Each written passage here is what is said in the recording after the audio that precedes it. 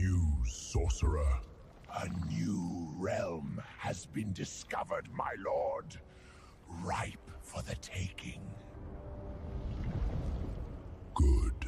Open the gates, sorcerer. When I conquer this realm, my shackles will come undone, and the ancients will tremble before my vengeance. Very good, my lord. The Shadow King demands the portals to be open to this so-called Earth. Begin the ritual!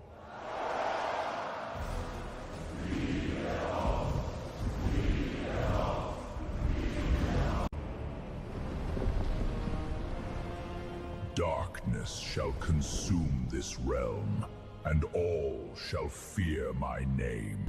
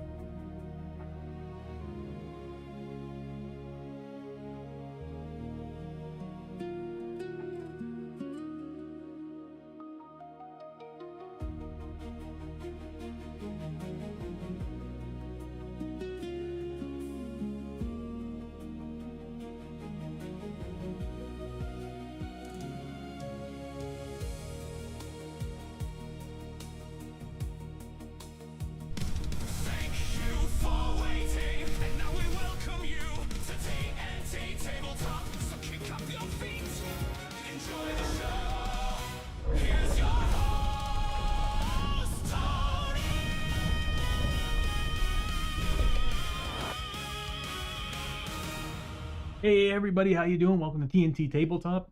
I'm your host Tony. If you're not familiar with the channel, we primarily play a board game called Shadows of Brimstone. There we go.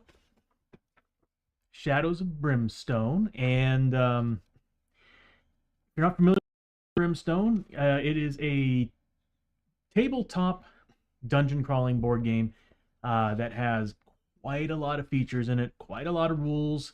But you get to play as, hold on one second here.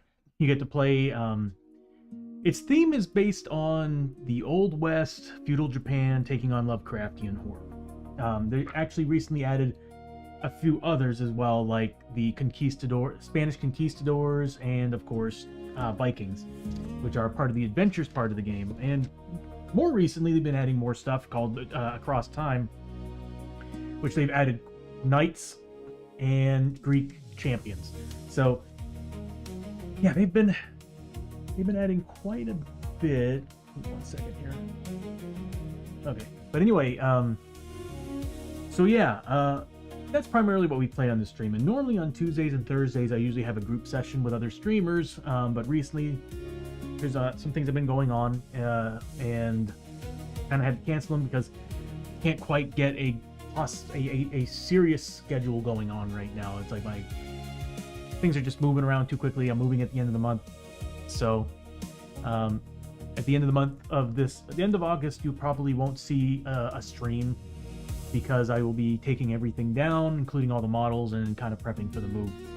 But anyway, so yeah, we primarily play Shadows of Brimstone, and there's like well over 50 classes in this game to choose from. There's skill trees, leveling up, you name it. Like it's Diablo, but in a board game in a sense.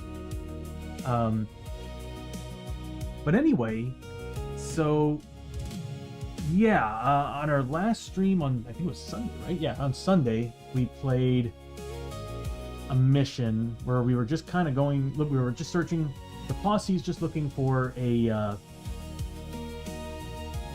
in a sense, they were just going through the Caverns of Cynder, which is basically hell.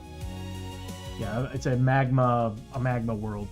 They found a portal. It led them to a magma world called Caverns of Cynder, and in there they were actually looking for the mission. It's really just they were looking for treasures, because apparently this location, the Caverns of Cynder, is a treasure trove of tons and tons of treasures from across time and space. But what our heroes were looking for is clues as to where this Heretic Preacher is. There's a preacher that we did a mission earlier where we had to roll and see who was trying to make a pact with a demon, and apparently it was the town, it was the village preacher, and we found him working with the demon. The demon escaped, leaving its minions there. We had to fight the minions, and the preacher escaped, and we're now searching for him. They didn't quite find what they were looking for. How we're working this is that every time we find clue tokens during a mission, we're adding that to a pool to where we roll 2d6, and if we get the number we're looking for, we found where the preacher is, and then we do the Heretic Preacher mission. So I'm pretty sure after this quest we'll probably have enough to find the preacher, this is actually kind of going along with what I'm building for the stream right now. So today you'll actually see some new features that I've added.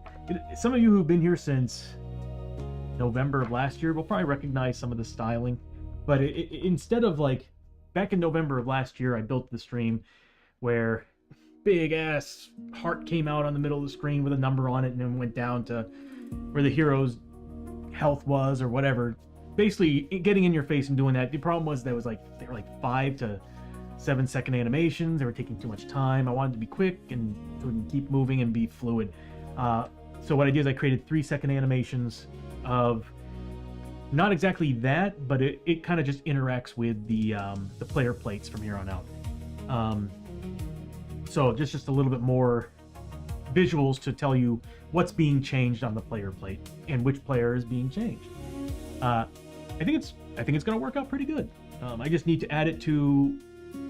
It's on everybody, but there's like some things like I have buttons for things affecting all players, like giving everybody gold, giving everybody XP, giving stuff that like when we're hitting end of the mission, I don't have to press every single player and make changes to them. But I need to factor that to that as well. So this way, it'll show that all the players got their stuff and all the animations happen. Pretty simple to do, actually. You'll also see a couple of other things that I've added to the stream. Right now, it's only on one character. It's on player 4, the green player, which is Lester. The reason why I chose him is because he actually does have several ailments, several problems. He's got a ghost that's chasing him around all the time. So you'll be seeing an animation in his profile picture. It's not quite where I want it, but OBS is kind of a pain in the ass with the move action plugin. So it's not playing it properly. I originally built it so that it would like kind of just fade in and then play for 3 seconds, then fade out. So this way it would just give us an idea that there's a ghost on him. And I have this whole thing programmed to basically look at all the possible elements, like being a vampire, being a werewolf, being bitten, all these different things. Bishop, how you doing, buddy? Just refresh, saw you here. Awesome, good to see you, man. Glad you could make it. How was your day? But yeah, so I created this new, just for player 4 right now, because I'm just kind of test running it. Basically an ailment, kind of like Looper. Actually, it's kind of what I called it in the system. But anyway, what's going on is it's looking at all the ailments and it's saying if they are triggered, like if one is turned on, like the Lonely Spirit, it'll factor that into the timer. And what it'll do is it'll add to the timer based on how many are actually at play on that player, and it'll just keep playing through them. And then also give like a little 5-6 second buffer so you can actually see the player portrait. It's awesome. I love it. It's just OBS kind of sucks. So I couldn't do it the way I wanted it. Totally good. Easy day, really. Excited to see the changes you made. Yeah, they're not huge changes or big effective changes or anything. Just visual cues for you and the viewers. So this way you can actually see, you know, whenever I sit there and press on health -2, I think all you saw was the wheel, the flame wheel, which that worked. But now I got something better. It's a lot more pleasing, in my opinion. So over the player portrait, you'll see like a little heart pop up, go down to the location, and then pop down to it, and it changes instantly the moment it happens. So this way, it directs your vision perfectly to what's going on. But yeah, right now my 4th player is the only one with the ailments rotation, which I'm thinking he wants to do that with mutations, injuries, and madness too, because I think it's super cool. The only problem is that if we have a Lester, where they have a Lonely Spirit, a Madness, and 4 mutations, it's going to take almost 25 seconds to cycle through all of them. But the nice thing about that is we don't have to cycle through all the ailments, and it'll just do it for us. Might not be a bad. But either way, I don't know, I still kind of want to factor in scrolling text on green, blue, or red for injuries and stuff. But anyway, so yeah, so I added that.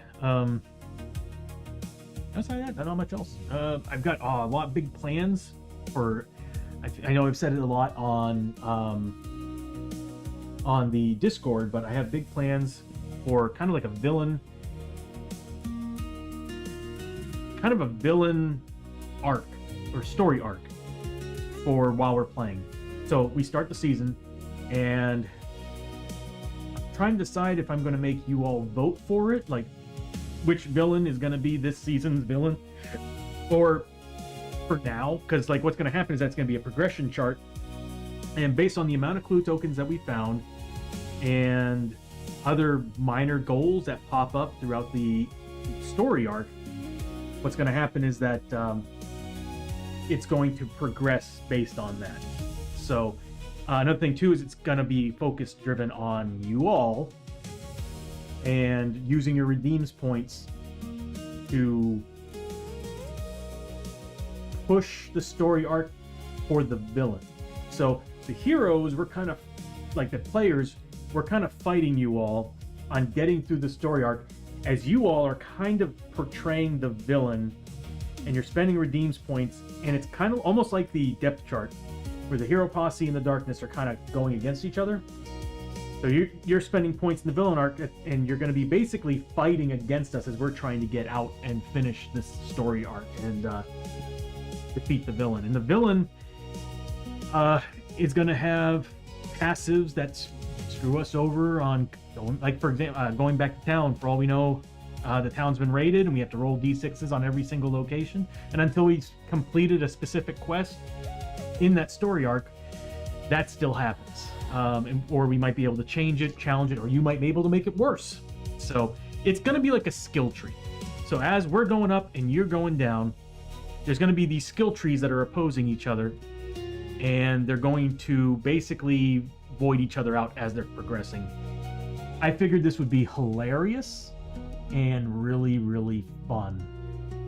The only problem is, of course, when we play team ups, and we have my thing for this, and I told this to everybody, this stuff people have to be on TNT tabletop stream in order to actually use it for reasons. So we don't have people, we don't, the dice bonuses and stuff, I didn't mind that. But this kind of thing, if we have 4 streamers running at the same time and people are throwing tons and tons of redeems points into their streams, we're always gonna be screwed. So I'm just like, you have to be on TNT tabletop to take advantage of the villain arc stuff. So that's how that's gonna roll.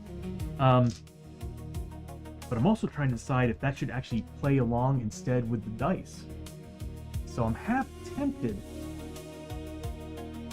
I like this better. So you're not actually applying points into the villain's version of the arc. You're putting points into the dice section, and when we actually finish the adventure and we do the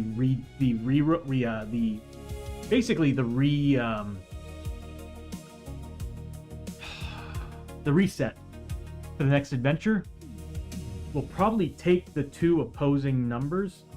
So like, you know, for example, we have 3 on the blue side that are still left over before the next adventure, the dice redeems, and 6 on the red side that we didn't use.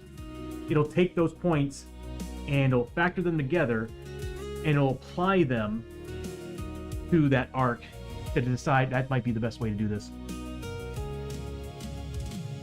So this way it's deciding whether or not the villain is actually progressing or not. And we actually have a chance, even though you all have a really good chance to progress the villain, we have a really good chance also to fight back. So I think this is actually a great idea. It'll be a lot of fun. More mechanics! Right? More! We need more! I'm just trying to make this more and more fun for you all. And I figured this would be a blast.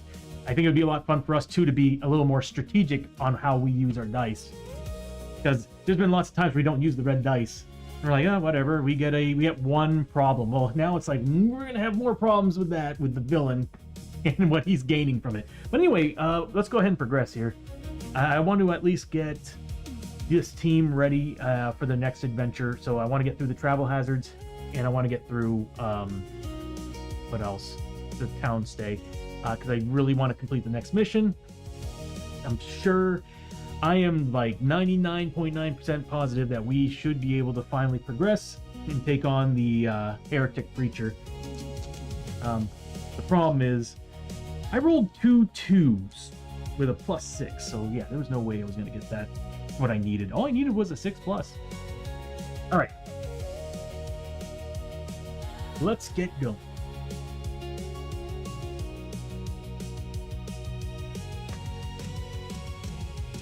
I gotta re-render that with the audio. Okay. Yeah, I found the cardboard pieces. I was like, yeah, you know what? Let's go ahead and use these. Why not? So there we go. We got our heroes. We got the donkey. Which, by the way, he's now got 2 XP because he completed a quest with us, even though he kept falling behind. That's nothing too. I'd like to level him up. I'm hoping we get the movement or the lantern. One of the two would be nice. So let me go ahead and give him his bonus here. I don't know if we've actually decided on a name yet. I'm also thinking about changing the note section. Yeah, there we go. He's now got 2 XP.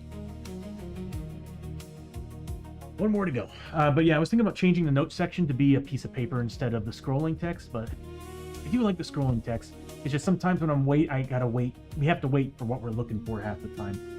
I kind of like the original one where once we finished the turn and it went to hold back the darkness, a little paper came out and gave us the reminders and everything. I might go back to that. I just hate the idea of pressing another button.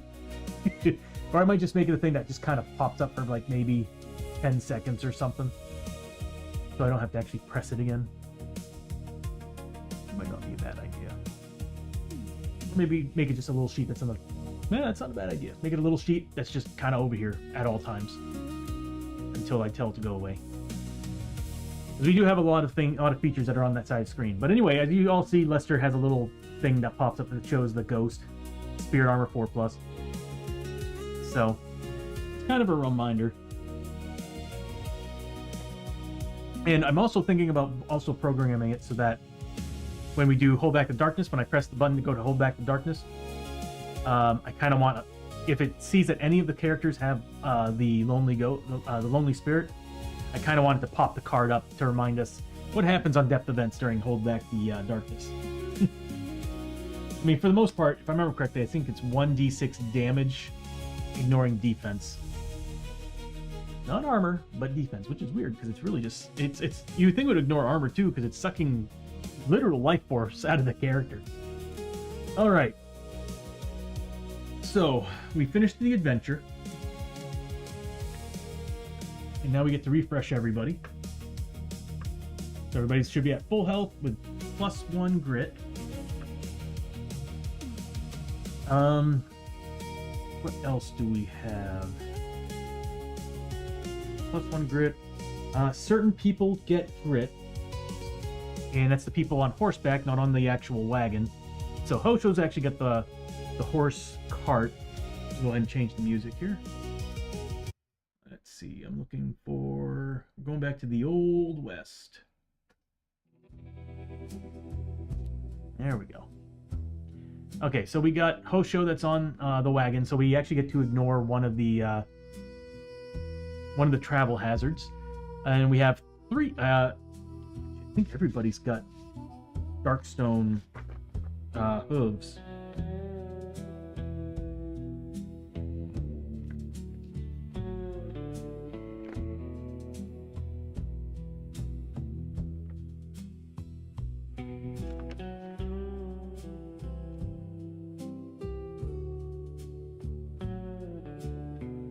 Yep, everybody's got Darkstone horseshoes. Good. So we get to roll twice on the hazard chart and choose 1. I did everything I can to ignore these damn things. You all know that. So we got 3 samurai horses. So that's going to be on Chiyo. Yeah, we're going to be throwing some XP around. Chiyo, Abbie, and Lester all have samurai horses. So they're getting XP bonuses for that. They're getting... Let's see, they're all getting 1 grit. So Abbie's at max, but Chiyo and Lester are now at max grit.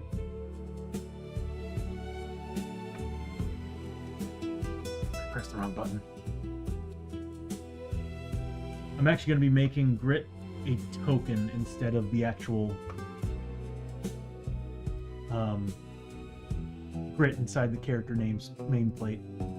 I figured that'd be a lot easier for me. So this way, if we don't have grit on the board, that's a free token slot. And I'm actually adding 2 more tokens because of the way I'm working with the different curses and everything. And then Lester gets a grit. Abbie's at max.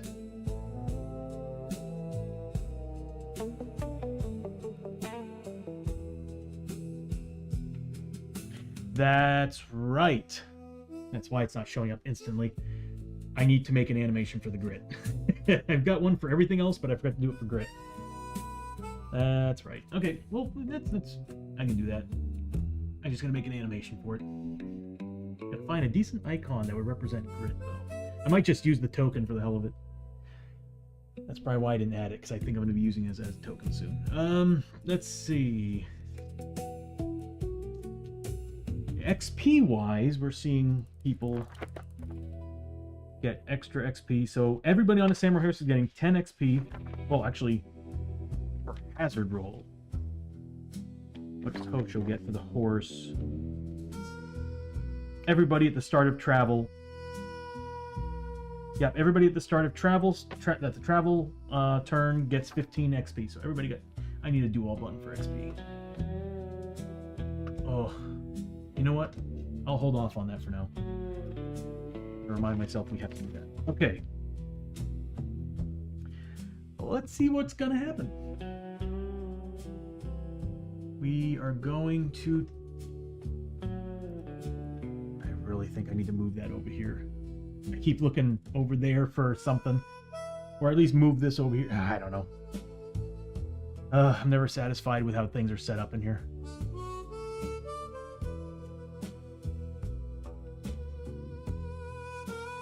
Yeah, so Bishop, so that's what I was talking about earlier with OBS. Originally, it was fading in and out. The problem is, it worked beautifully inside the actual sub scene for the player plate, but as soon as I went into the main scene, OBS was like, nah, you either loop it, or we're not going to let you actually use it. So what was happening is it was canceling half the animation inside. Yeah, it's just OBS just kind of sucks with certain plugins, and I'm kind of stuck with it doing this, unfortunately. Yeah, it was originally phasing in for like a second, and 3 seconds of the animation, and it actually showed like spirit +1 and then lore +1, and then it went out, and then it went on to the next one. Again, the problem was OBS was like, it worked beautifully. The system that I built worked beautifully inside. When I opened up the actual sub scene, it was running flawless. Then I tried to actually do something different, where I actually just had them constantly running one after the other. So there was like almost 20 seconds of portrait before the animation came up. Didn't matter. OBS just didn't like animations inside a subscene that aren't looping. So I was like, the only way to do this is that. So there's 2 options. I can either program it to zoom that in from the center and then zoom out, which is not a bad idea, but that's also a lot more processing required for that, and I'm kind of trying to save on that right now. So I'm like, I'm just gonna, this is pretty much what it's gonna be until I can find a way to solve that. But yeah, I tried all the different check marks and everything, all the different options to see if that would fix it. No, all I could do was set it to loop, and then it actually finally worked. But the problem is, it's not, like I said, it's not ideal. It's not what I wanted. But for now, I'm like, we'll just do that. At least it's actually playing them all properly, but I would prefer the fade in and out. Alright, so let's see. We gotta roll a d8 to see where we're going, per usual. On a 1, 2, or 3, it's a small town. 4, 5, or 6, medium. 7 or 8, it's a large. Okay. Alright, I like that. I mean, I'm not a big fan of a small town. I want more places to go to because we got all this Darkstone and all this money. We got stuff to sell, which we actually have extra room on our donkey. So we're doing good. We can sell everything we got.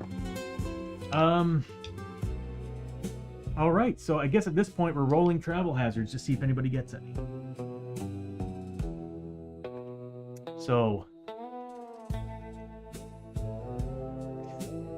look, Bishop, I expect like amazing things in this game, okay? Like, I put up with a lot in this game, and I want a large town. Actually, a medium would make me happy, to be honest with you. Okay, so we'll start with Chiyo. What does she get? Is this working? It is. Nothing. So she does not get a travel hazard. Hoshoryo does get a travel hazard.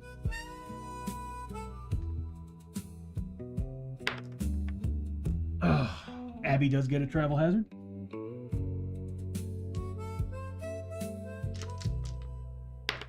For the love of God. Okay, and then at least we can skip one with the wagon, and we get the double roll on the other two. Well, I guess let's start with Hoshoryo. He does not get a double roll. So, per usual, that is going to be the tenths. Let's get these things ready. Did we do everything? Everybody got their grit back. We'll be doing the experience here in a second. Chiyo doesn't get a travel hazard, so she doesn't get the extra 15... No, she doesn't get the extra 10 bonus? What is it? Is it 10 bonus? 10 XP. So she doesn't get the extra 10 XP, but she does get 15 XP for the travel hazard using the... since we've got the cart. And here's your first show. Nice. All right, so here we go. What I like... Anyway, I heard someone knocking. What I like about the new animations was before, it used to come out in center screen right here. Nice and big with a big number and then go down to the bottom to a certain spot. The problem with that was that whenever I moved the player plates around, of course, everything's fixed. So it didn't really work out too well. In this case, what's nice about this is these are all built in on the sub-scenes that are the player plates. So I think it does a good job at kind of pushing your visuals down to that player plate. 65?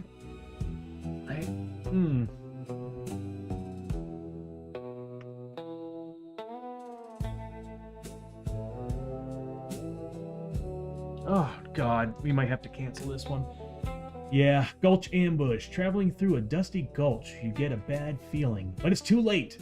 Feathered arrows whiz past your head as a savage group of Black Fang tribe Indians descend from the cliff tops, hungry for Darkstone. Dude, screw them. We worked hard for this Darkstone. Each hero must make an agility 5+S. I think we're actually good at agility. Or lower 5+ test. If passed, we don't have any potions. If passed, gain 25 XP, and you are able to evade the worst of the attacks escaping into the hills to meet up with the rest of the posse. If failed, you are knocked to the ground as the Black Fang scavenge your belongings for Darkstone, lose D3 Darkstones, or one item with a Darkstone icon. Also, due to your bumps and bruises, you lose all grit. Oh, that's bullshit. I don't know if I want to do that. I kind of want to ignore that. How are we on... I'm pretty sure we're good on agility. Oh, well then I looked at two characters and I'm like, no. I want to say we can make this. And we got the grit to reroll. I just wish we had flipping potions. We should be able to make this. We should be able to make this. The lowest we have is a 4. Because it's a lore or an agility. 5+. And we've got grit. This isn't the worst one, but luckily everybody's got Darkstone, so we can lose the Darkstone, and that's... yeah. I just don't want to lose any. We kind of need it. We got some gear to upgrade, y'all. We got that dragon sword. I want a void crystal in that baby. We have to be in the feudal village to do that. We got to go back to feudal Japan. All right, here we go. Matt, how you doing, buddy? Eat this! Woo, woo!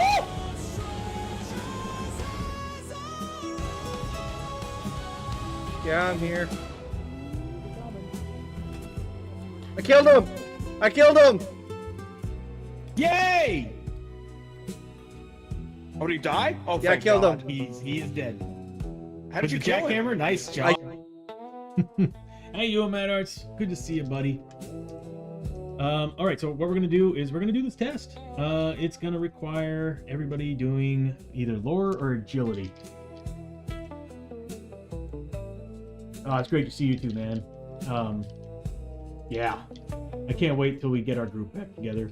I miss watching you guys play, especially when I take all your stuff and put it onto this version, which I'm still working on. I'm hoping there's some things I can solve.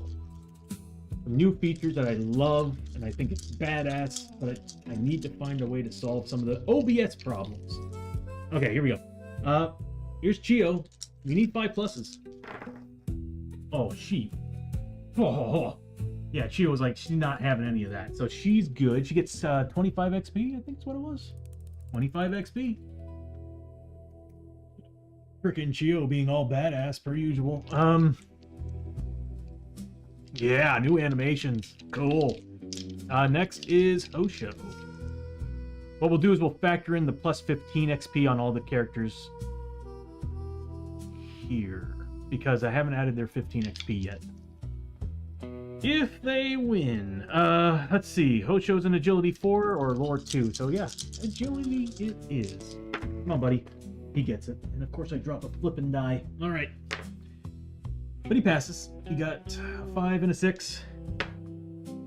He's gonna get another 15 XP because of the horse wagon. So we're looking at, what, 40 points of experience?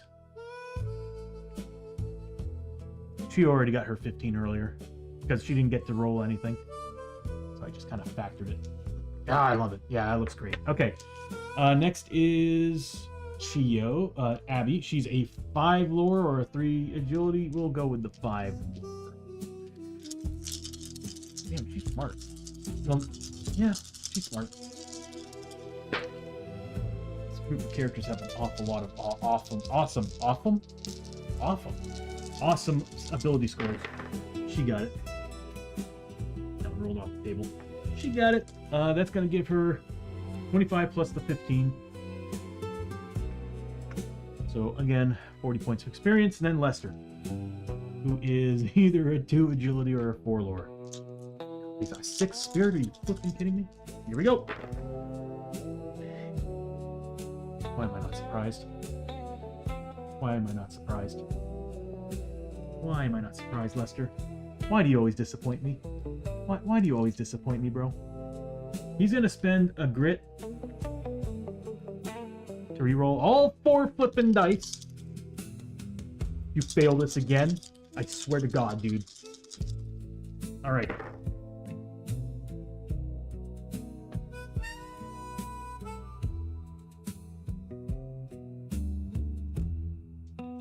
Just for that, I'm not giving you a Hero Forge model. I'm thinking about Hero Forging, going to Hero Forge and making models for like everybody's made level 6. You, Lester, you just, man, what the hell? All right. Well, that sucks. But he does get that 15 XP from earlier. No hero for you.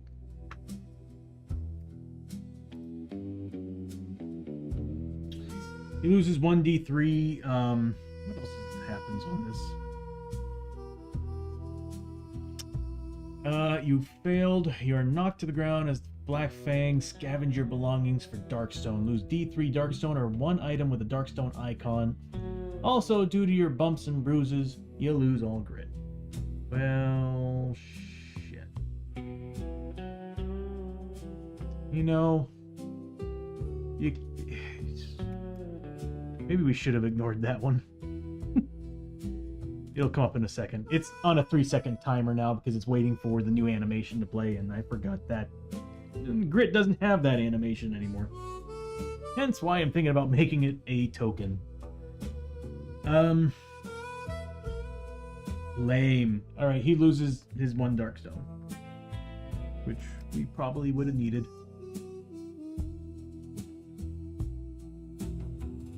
I like it. I like the new animation. It's cool. Well, that's it for Hoshoryo. Zoom down a little bit so you can see. You know what would be a smart idea for me? Because of the view and everything. There we go. There we go. Here's all the players, the characters. And the donkey, which we haven't named yet.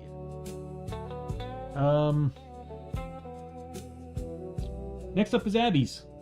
Now she gets to roll 2 sets of dice. And what we'll do is we'll use, again, gold will always be the tenths. And on this set, red will be the tenths, and the purple, which is the Darkstone die, will be the, the red will be the tenths. And there we go. Okay.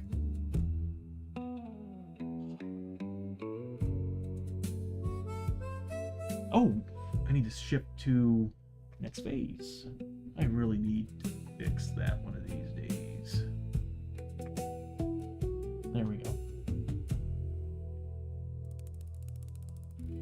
Don't know if you all recognize it, but that background is definitely the location inside the intro. I'm putting a post on Discord now to call for name suggestions. Oh, thank you, Bishop. Yeah, I keep forgetting to do that. I did put up a post, though, for like what you all want to see as the next villain that I'm going to put together. Because right now I've got 3. And I'm currently kind of deciding how I'm going to set them up. Alright, roll these together. So this is Abbie's. Since she is on a samurai horse, she gets to roll twice and choose one. And we still have the ability to ignore one. 31 and 21. 31 and 21. What am I looking for here? Grapple, Frontier, 31, 21.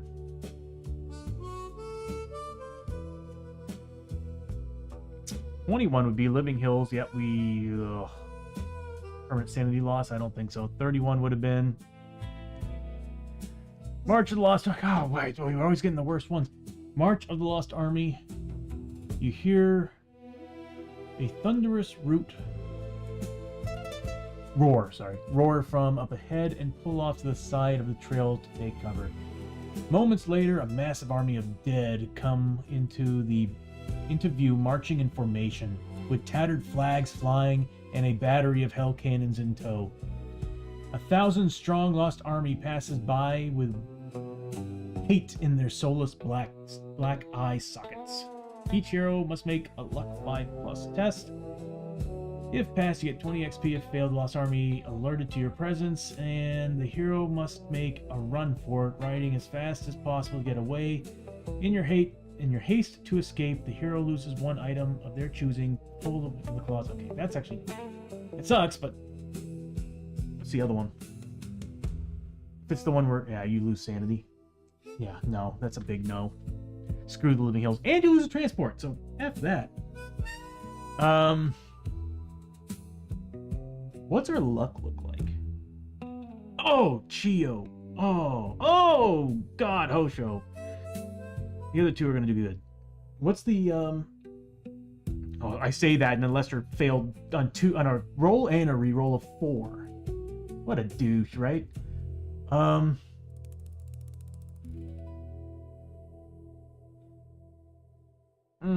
It's a luck 5+ test.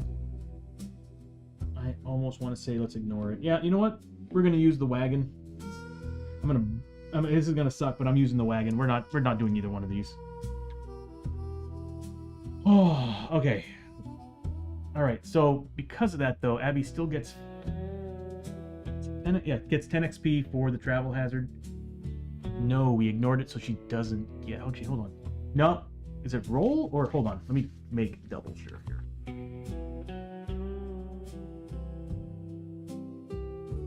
For each travel hazard roll, can we get on a technical level with that and say she rolled twice? No, you have to choose. But we chose to also cancel it. It would cancel the roll, so therefore she wouldn't get the XP. All right, we're just going to roll it that way. Next up. Oh, I hate it when I do that because I'm always like, oh, here comes the worst part of it, the one I can't avoid. All right, Lester.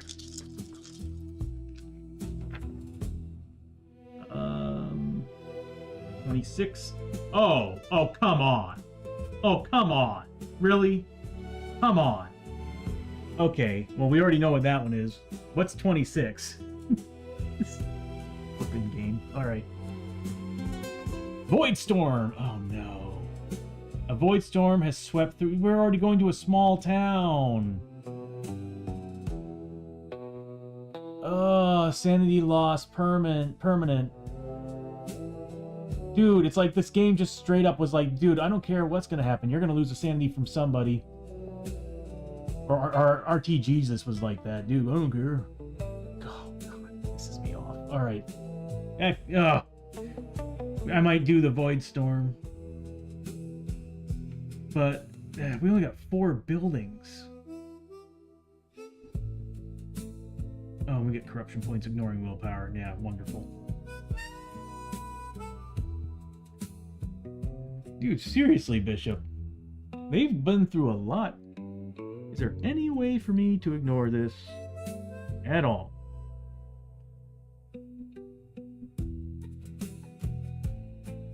Nope. Nope, I don't think there is. We already used our ignore or cancel. I hate to say it, but we might have to go with Void Storm because I refuse to accept taking sanity permanent sanity damage, especially if I roll Chiyo. If I roll Chiyo, I'm gonna lose. I will quit stream.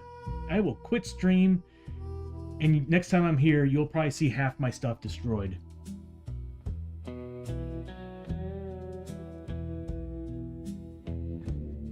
I'm pretty sure I did that in the last town, Mad Arts. And on a roll of 1, 2, or 3, he must also roll once on the madness chart.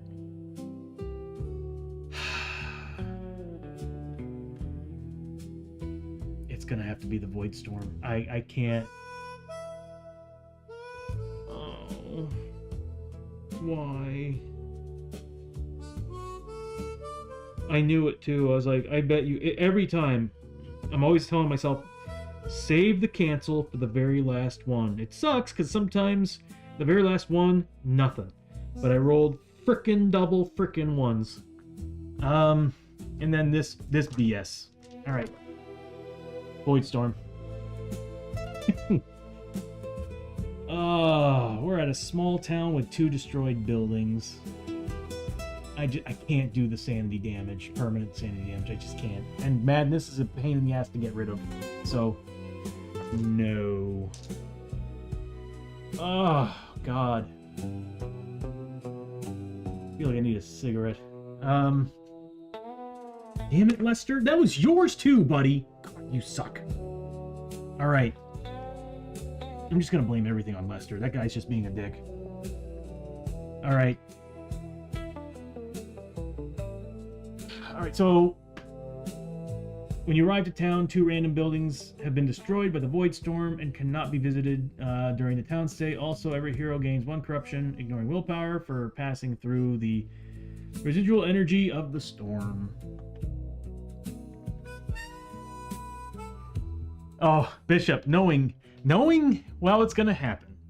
We're going to get everything we could possibly want. The doc's office, because we got to get rid of some we gotta get rid of some mutations. The doc's office, the what else? Doc's office, the blacksmith for sure. Probably the outpost for training and for selling some darkstone. and I guarantee you the buildings that I really want, like the blacksmith, is probably going to get destroyed. And the front, the docks often, it's always the ones you want. The ones you want always run away. There we go. Well, that sucked. Alright, let's pull up the travel. You in this game are in an abusive relationship. It beats you and keeps coming back. Yeah, I do. I can't help it. I love this game. And I love the abuse. Alright, here we go. 2d6, add them together. You know, that's just lame. Alright, here we go. 7. So it's standard town, so nothing special. Which kind of sucks. I was hoping we'd find another rail town. That'd be awesome. I need to rob another train. I want Abbie to rob another train. Okay, so we go to a small town.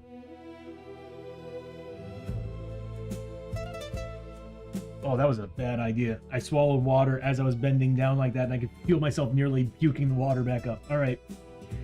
Here we go. And the donkey with 2 XP. I need to get rid of these. They're in my way.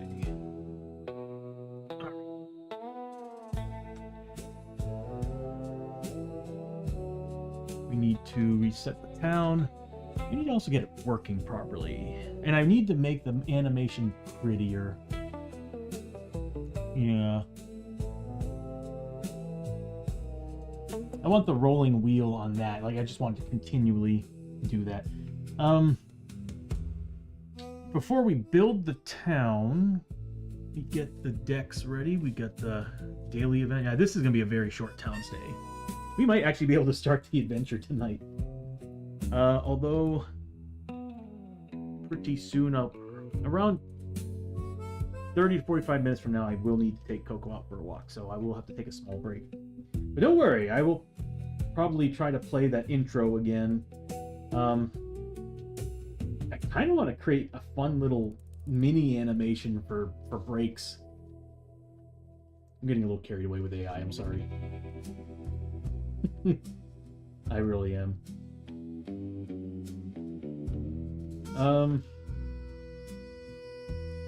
Okay, so we get that deck ready. It's a standard town, so we don't really have anything else here, so we can just put this right in the middle.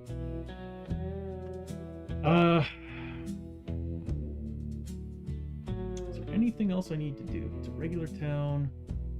We got the daily events. We got the donkey cards. Oh, I'm sorry. I'm tired.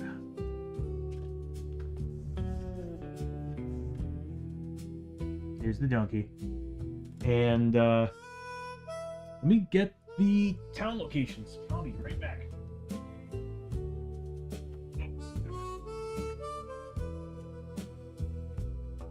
I am not making this easy on myself. Okay. Who wants to help choose the buildings that are probably going to get destroyed?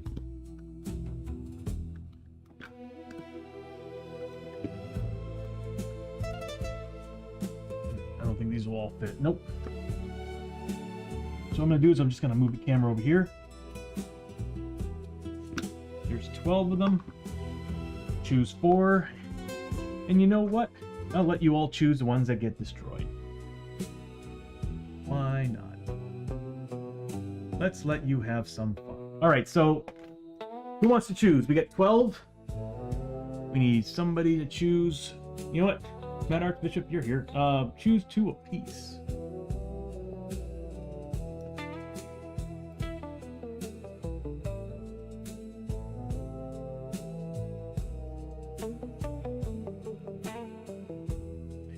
I'm not going to touch them this time, Bishop. 3 and 9. 3 and 9. So I'll put 3 at 1, 9 here. 6 and 1. So 6 will go to 5 and 6, and this one will go to 7 and 8. There we go. All right, there we go.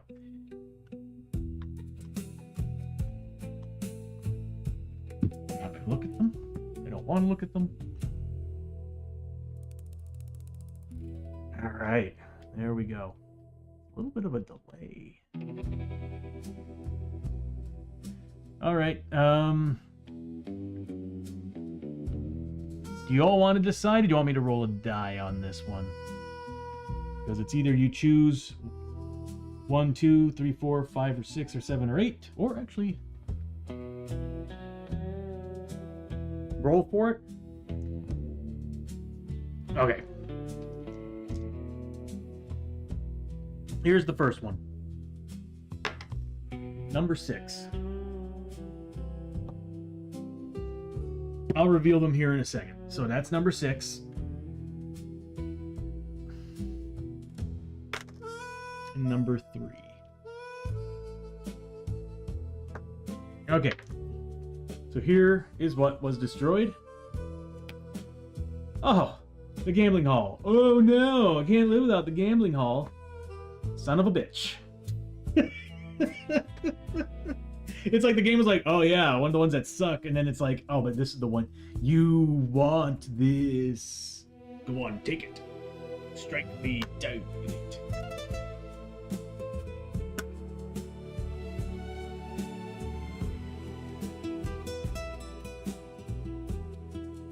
It really, really wanted that blacksmith.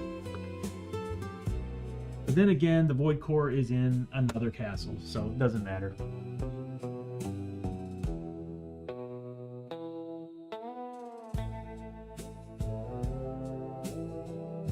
Off to a good start. Anyway, what did we get? Oh, well, we can stock up, although I think we're doing good. In a church. Do we have any madnesses? I don't think we do. It would help if I was in the right screen. There we go. Oh, we do have coming for you. Yeah, Lester's gonna go get some Jesus. Yeah, Lester's gonna get a little bit of Jesus, and oh, we need to do daily event. Hold on, standard town, so it's only one card. Neighbor probably trying to figure out.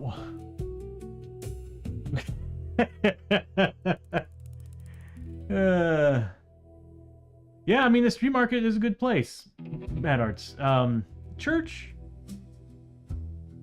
I mean, yeah, I mean we can get rid of a madness at a church. All right, well this is the daily event. Mob, oh god, why? The townsfolk, oh god, why?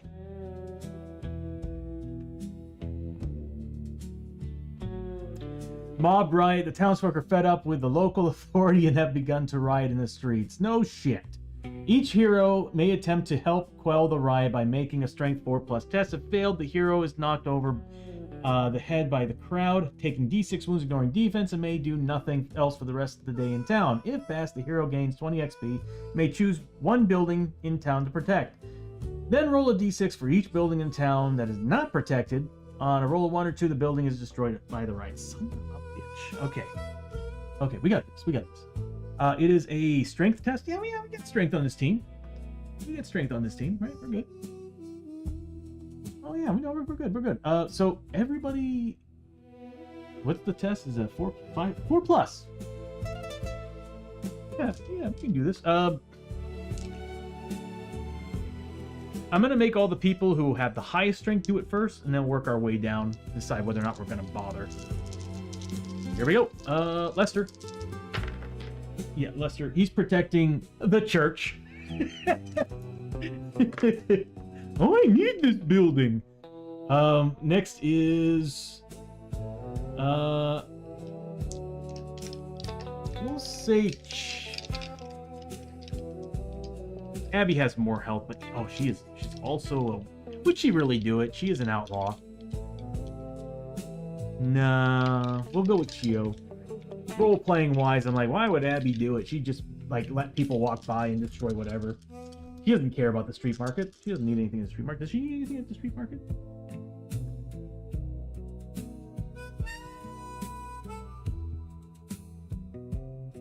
She's gonna protect the street market. She wants potions.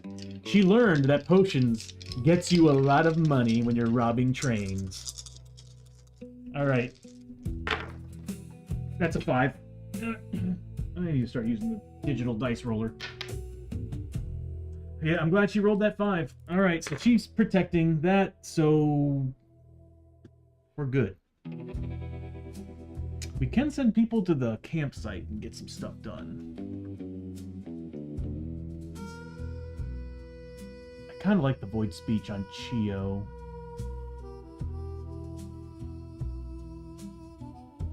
I do like the third eye too, but it costs 2 grit. And it's kind of a waste of grit to me. So we'll just have Hoshoryo try to get rid of it. Is that a good idea? Going to the campsite. Campsite sucks. God, we got a lot of mutations. Yeah, he needs to get rid of that. So he's gonna go to the campsite. Donkey's just gonna be hanging out over here. Abbie. Chiyo's gonna go to the street market, resupply the team. Abbie is going to try to get rid of either the what's the Void Child giving her? +1 lore. Ooh. +1 initiative in another world. Which I forgot to give her last time. She should have been a 7.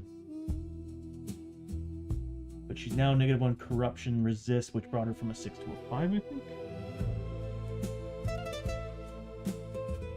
I don't think I factored that all in, so I think she should be a 4. Okay, I need that fan on me permanently. Hold on a second. Come here, look at me. And good. There we go. Oh yeah. Yeah. We've got a +1 die. I prefer to use that on the church, though. Better chances of getting a 6.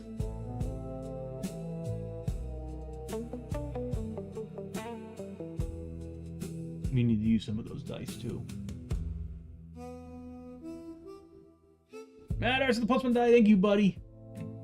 I need to get rid of that little thing at the bottom of the screen. I don't really want it anymore. And a roll. Thank you, bud.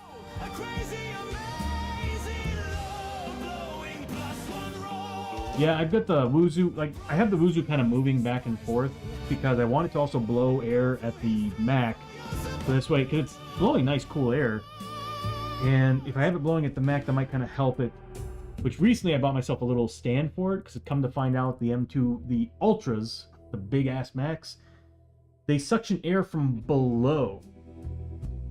And it's weird because it sits on that, and I'm like, how the hell is it getting cool air when it's blocking the entrance? It makes no sense.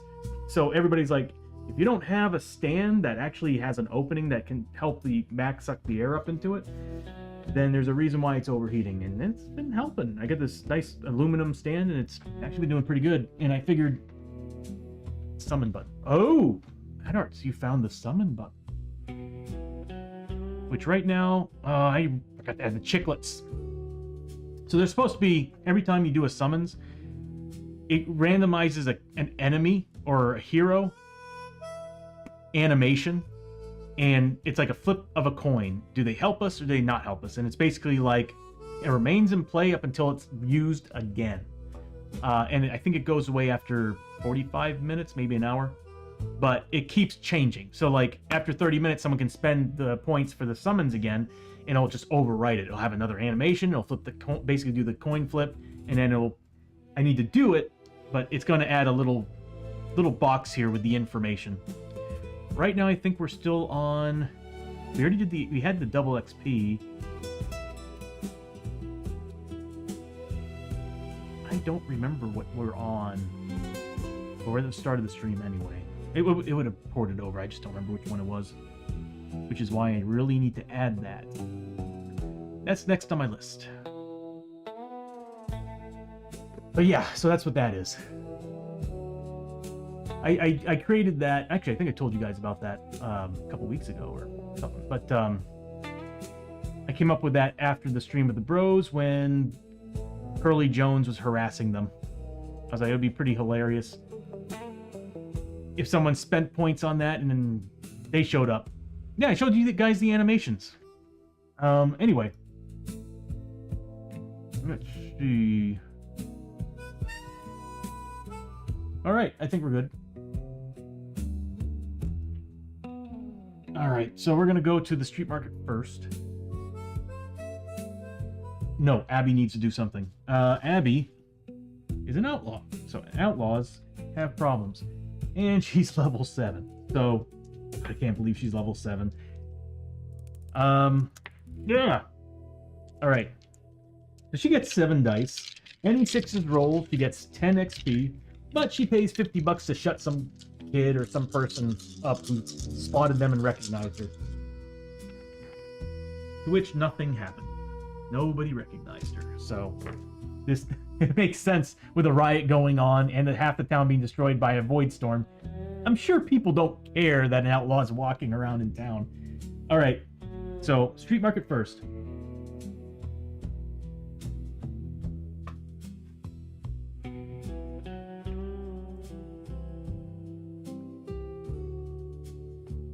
All right, 2d6 add them together for the town location event.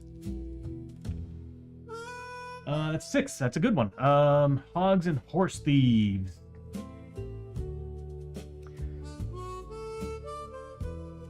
Dark and foreboding, the back alleys of the street market stink of fish and filth. Smells like home. No event.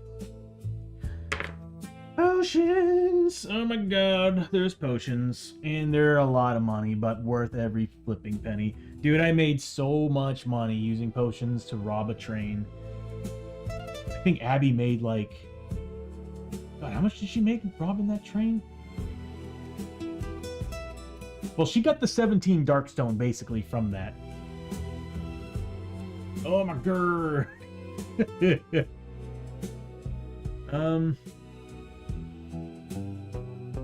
Yeah, let's see what we got on our characters here. If I can do the smart thing and put the pages to the side, there we go. All right. Dang it. All right, I need to create a button to do all this stuff for me. There we go. We go. Hosho's at max. Abbie gets 2 free side back at the start of the adventure, to which I'm gonna definitely get her more flashbangs, so she's basically got 1 slot left. Oh yeah, we don't have much. We do have 2 potions. Lester, you've been holding out on us, you asshole. He used that Darkstone, by the way, that Darkstone bullet. Which, by the way, I got Darkstone icons now. Darkstone bullet icons. Or Darkstone shot. Yeah. Here, I'll show you what it looks like. I added a couple of new icons before the stream. There, Darkstone shot. I like it. It's got a bullet, a shotgun, and an arrowhead. And it says Darkstone shot. I should just put +1 damage. Let's just make it easier. Put +1 range damage. I should just do that. That would make more sense. Because either way, I mean, it doesn't really need to say Darkstone shot. It's got the bullet icons on it.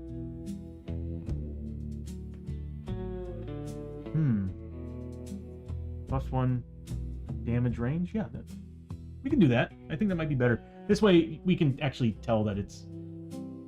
You know what? I think I'm overthinking this. So he doesn't have that because he already used all both of the shots that he had. Oh, we had the blacksmith. He could have bought more. Dang it. All right, that sucks. He can hold 5, so he has 1 slot left. Chiyo can hold up to 5 bandages on top of her side bag, so she's got 2 slots left.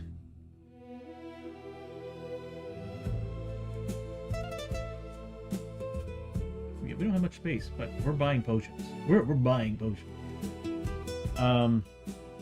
We got too many bandages. I think because of Chiyo, we've been constantly stocking up on bandages. I think we can get rid of some. And then I say that and we're going to need them. I think we need more. No, we're good on whiskey. Oh, we're good on whiskey. We get ways to heal our team up. Well, she's going to be getting a whole bunch of bandages anyway at the start of the turn. I don't know what to do. I kind of want to... How much are they worth? I think they're $50, right? Yeah, bandages are $50. So we'll sell 3 bandages from Hoshoryo's side bag. That'll give us $75. Because we don't need 6 bandages on Hoshoryo. Chiyo's going to be at 5 at the start of the next adventure. Abbie will have her 3 flashbangs at the start of the next adventure because we only used 1. That's also true, Bishop. That's true. We actually end up getting extra side bag bandages. Yeah, I think that's what it was, the bandages. We found some pretty cool stuff too. Just can't, a lot of it, you know what, we're gonna go ahead and sell it. We're here. We don't need this.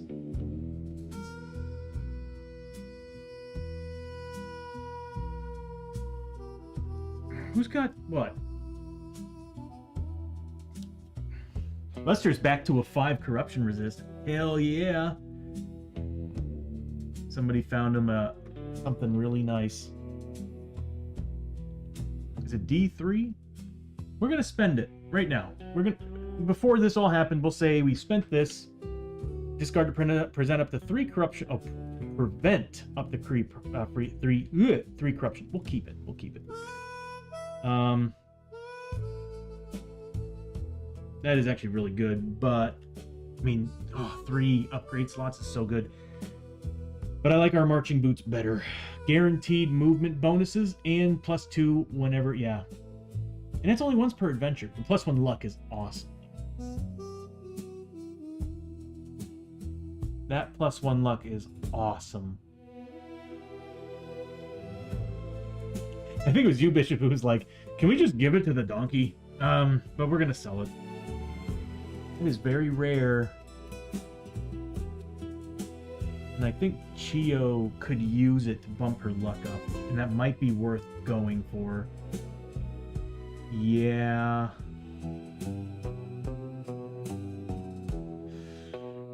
Yeah, we're gonna keep it. And we're gonna sell the marching boots. So we're gonna give that to Chiyo. So she's no longer a 6 movement, she's back down to a 5, which is fine. She's as, quick as Lester. So she's a 5 movement. We're gonna sell the marching boots. They're worth 150, so we're gonna get back $75. New animation. Ching. Oh, I should add sound effects. Ching. Like heartthrob. Heartthrob for the damage. Ching for that. Maybe like a light scream for the brain. But I could actually program it to where if it's negative results, it's the sound effect for taking the damage instead of the sound effect for healing and whatnot. That'd be kind of cool though. All right, so marching boots are gone, which kind of sucks. Oh. No, the antlers are on the shoulder. That's right, the antlers are on the helmet. I forgot.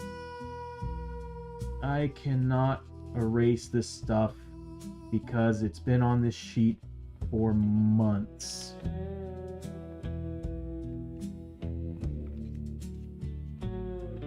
Yep. I can't. It's like permanently on here now. So how am I gonna do this? Sand boots. God.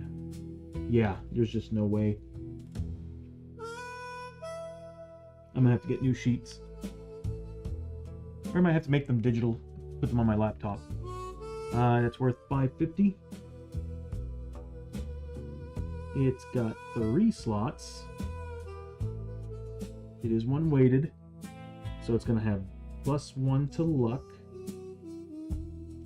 And once per adventure, double your movement. once per adventure, double movement. That is pretty sweet though. So yeah, I'm actually kind of happy with that. Always good to change your sheets every once in a while. Oh my god. Bishop.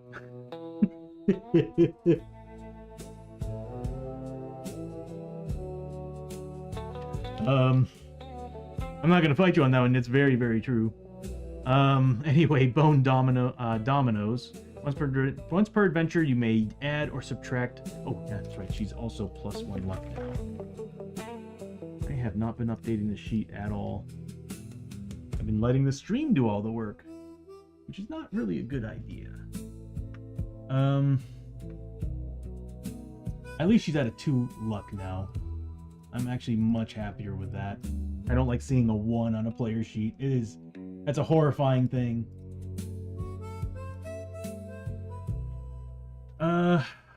Alright, so we're good with that. We got dominoes. Once per adventure, you may add or subtract 1 from a single one of your dice rolls.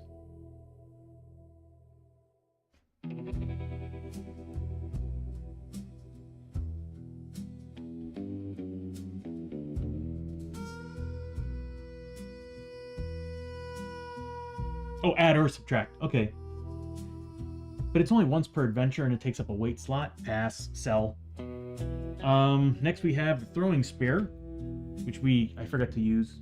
It's only worth $100. Might be worth keeping. The only problem is it does take up a weight slot. I'm kind of running out of weight slots. So, sell. Pickaxe. Sell. The Fallen Gunslinger's Pistol. Once per turn, you may take 3 wounds, ignoring defense to add +2 damage to a hit with the Fallen Gunfighter's Pistol. If it wasn't for the fact that the Outlaw Pistols give me bonuses for Abbie in general, I would go for this.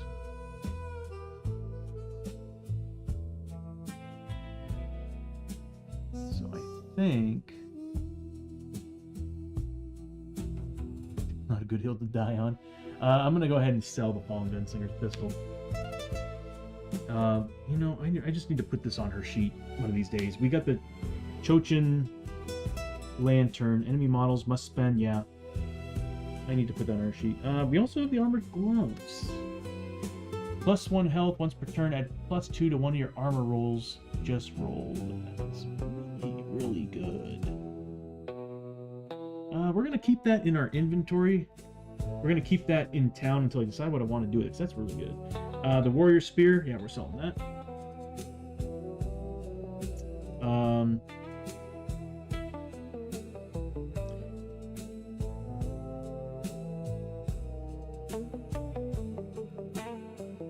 That is pretty sweet.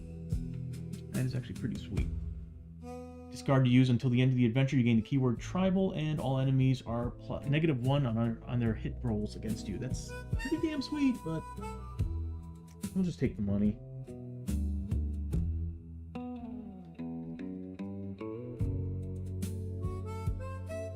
Now I know I applied this to someone.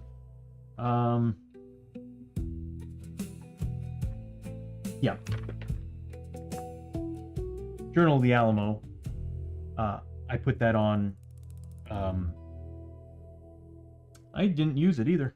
I put it on Abbie. I should have used it. This stuff is currently in our town inventory, our town box, whatever. I really, really want the Scorch Pistol. I want to use it so bad, but we need to find... before we use it, I want to make sure we have full tanks. We need tank tokens. I don't want to, like, use it and then lose it, so... what's crazy... we need to go to Tradera to find fuel. I hate going to Tradera. Actually, I love it and hate it. And of course the Dark Gun. Oh, it's basically like a grenade launcher. Costs Dark Stone, but it is sweet. We do have the chain helmet. We don't need it. We'll sell it. These stick around. Song of Ragnarok. Once per adventure, each hero may take an amount of sanity damage with normal willpower. For every 3 points of damage taken, they recover a grit. Yeah, we need the money. That is pretty sweet, but we need the money. And then, of course, the rest are stuff that I definitely need to put on characters. Like the long arm of the law, we need to get rid of the... Can we buy tonics here? Okay.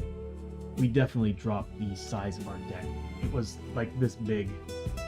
Like, that much bigger. So, we're selling all this. We're gonna make some money. Although, if we were at a port town, we would make a ton more. So we're making half of what the value is on the card. Which again, if we were in another town, we'd be making so much more money. What time is it? Okay. Getting closer. In about 10 minutes, I'm going to take a short recess to bring Coco out for her walk. There isn't a bank or something in there. Someplace old Darkstone or money. Whenever you go to town, you can leave your Darkstone. You can leave Darkstone and gear in kind of like a town box, like Diablo style. So you can actually do that.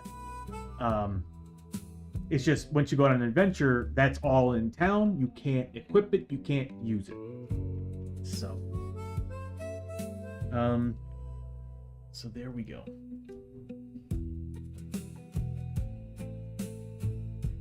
I need to read up on some of the weight rules again, though, too, because I'm think we're missing a couple things. Let's see. Yeah. Just want to see all of them. And let me get Mr. Calculator out here. Because this is going to be a short stay. I think we're just going to spend one day here, and that's pretty much it. So we're looking at 425 for the Song of Ragnarok. 325, so that would be what? 162. Rounding down, it'd be 162, wouldn't it? Yeah. So 425, 162, 75, 150, 275, 150, 50, and then finally, oh come on, 4. No, not 4. 212. We made 1,499. You know, we'll just make it an even 15. Because it kind of, there are some numbers that were rounding down, so we'll just make it an even 15. So 1,500, 4 ways, it's $375 a person. I don't have the animation added to this part yet, where it's do all. Get out of here. 375. There we go. So we sold all that gear. This is all still ours. Now, let's stock up.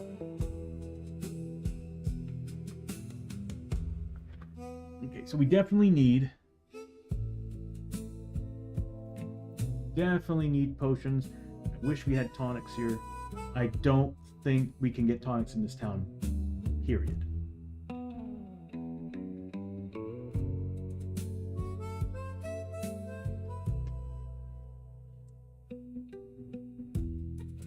Check out the bathhouse. Street gambling.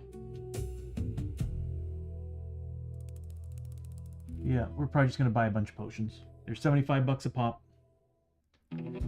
So what were we looking at here? She can currently hold 7. She can hold 2 items. We'll buy 2 for her.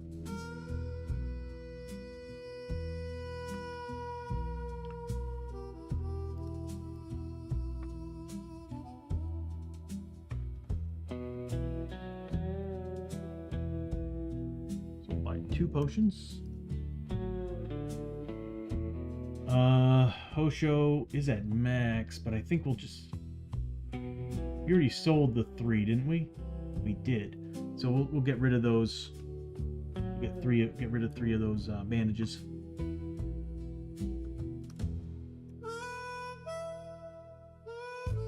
And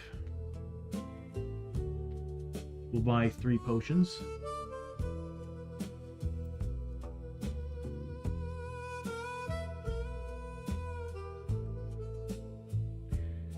Abbie can hold 9. She's currently at 6, so she can hold 3 items. She's getting 2 free items at the start of the adventure, so she can buy 1 thing, so we'll give her a potion. And then... Oops, that's the wrong character.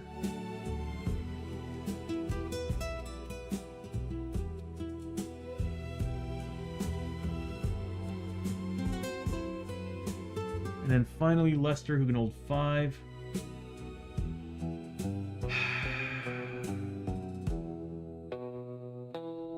Yeah, we'll buy him another potion.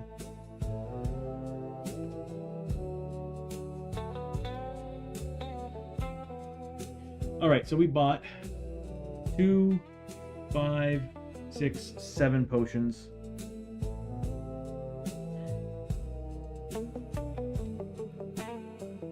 I can't math right now.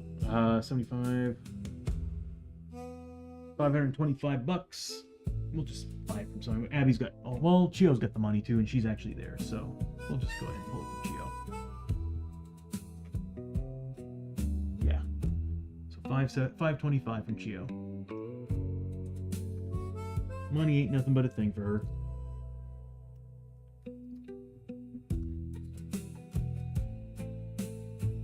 I love it. What else? The only thing is I do kind of wish, I think I'm still going to animate the number I typed in. So it'll be like 525, like negative 525 with the money that comes in, and it'll just kind of go away. So this way you can actually see the number I typed in. So this way, if I screw up, you can be like, Tony, you screwed up. I expect that out of you. All of you. Put me in my place. That could lead to some weird shit. All right. We're stocked up, but what else can we do here? Always. Bathhouse, heal wounds, sanity, any mix. And also gain 10 XP. You can also spend 1 grit to attempt to remove a parasite.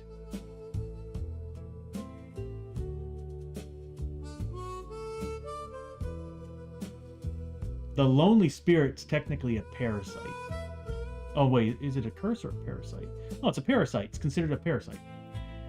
You could get rid of the Lonely Spirit here, but I like the Lonely Spirit. 4+ spirit armor is amazing. Lick the boot. Let's see, limit 2 ice during this visit. Roll 4 dice to try to get a straight set.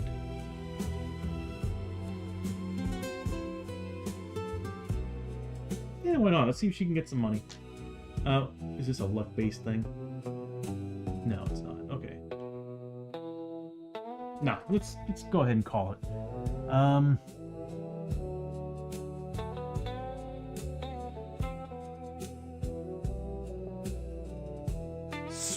Hold on, you can get a swamp slug.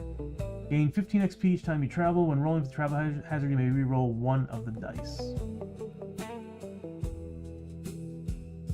That's actually pretty sweet. But I like our double rolls better.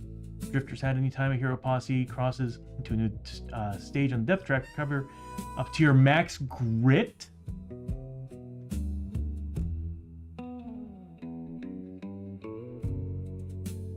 That Drifter's hat is hot. Maybe someday. Tredaran Stallion, use 1 grit to personally ignore the immediate effects of a travel hazard. That's pretty sweet.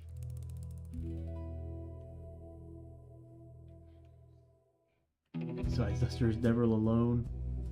Yeah, he never is, man. I think he's actually grown attached to that. I pressed the wrong button. I think he's grown attached to the spirit. I have. I love the Lonely Spirit on him. I think it's great. Give some character. Chiyo's done. We're now going to the campsite. Oh, I can't believe I'm doing this. I always told myself never, ever do any medical at the campsite, and here I am going to the campsite for medical because I'm that desperate. All right. 2d6 location event. We have 2 characters there. We have Hoshoryo and Abbie. So here's going to be Hoshoryo's first. Oh, 9. That's good. Dirty poker. Campsite is filled with drinking, laughing, and games of cards over a rickety table or barrel head. You may make a luck... Oh, who is this? Hoshoryo? He's a 2 luck. You may make a luck 4+ test. For every 4+ roll, gain 25 XP. For every 1 roll, yeah, let's do it. $25 or lose 50.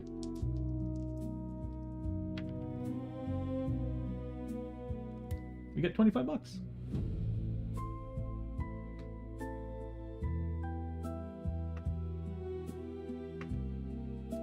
Yeah, I think it would be nice to have the actual number pop up. That's actually really easy to do. Is it? Yeah. Yeah. Advanced scene switcher. I need to update it. But if I update it, I actually have to build the stream from scratch because it just does not like this stream at all. The new version of advanced scene switcher has too much stuff in it, and it's not compatible with older versions. I am learning that.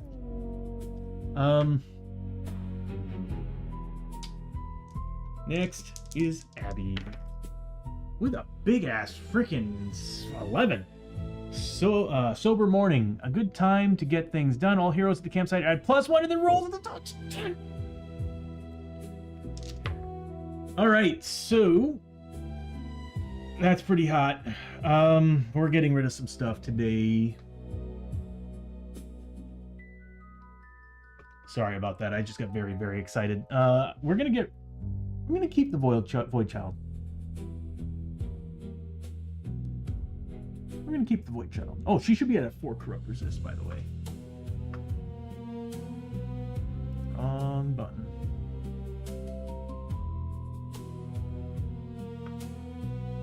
She should be at a 4.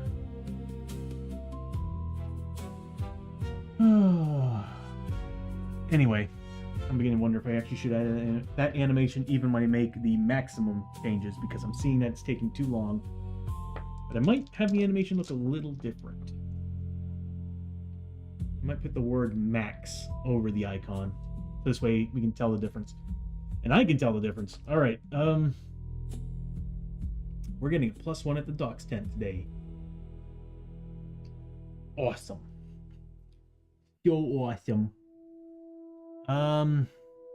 So chances of us getting butchered is not going to happen.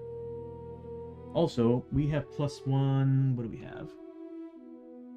We have +1 dies and a +1 roll.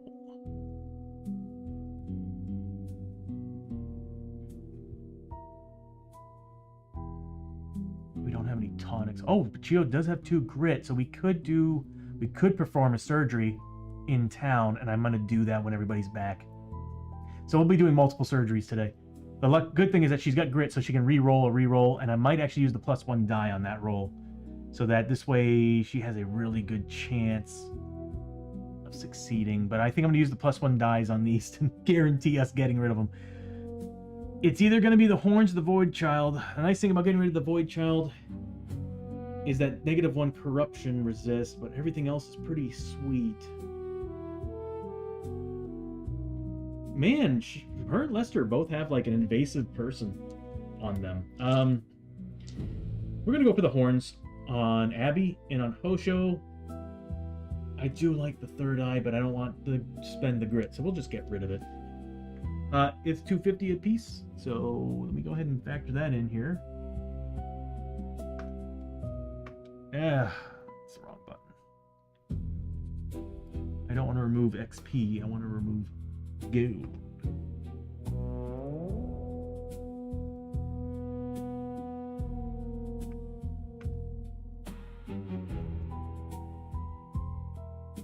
I like it. What do you all think about the animation? I think if I add the number to it popping out and then going back in, I think that'll actually be a little bit more interesting for you all, so you can actually see the numbers. I mean, it shows you the difference when it goes to that spot, but I think that would be a nice little thing. But I need to work on the summon stuff. All right, here we go. So we'll start with Hoshoryo. It's going to be +1 to the roll. We'll add the +1 die. We're going to use both of them. One on Hoshoryo and one on Abbie.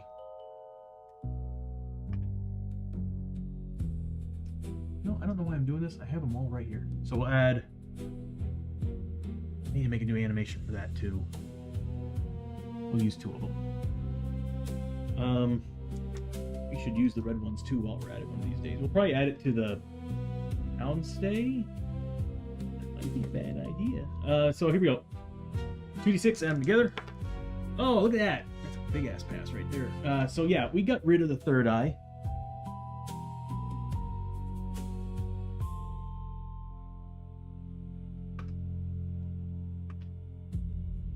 Slot 1. Deem it null. He is now free. Next up is Abbie for the horns. She got a 6. Too bad this wasn't an actual doc's office. We'd be getting so much extra help.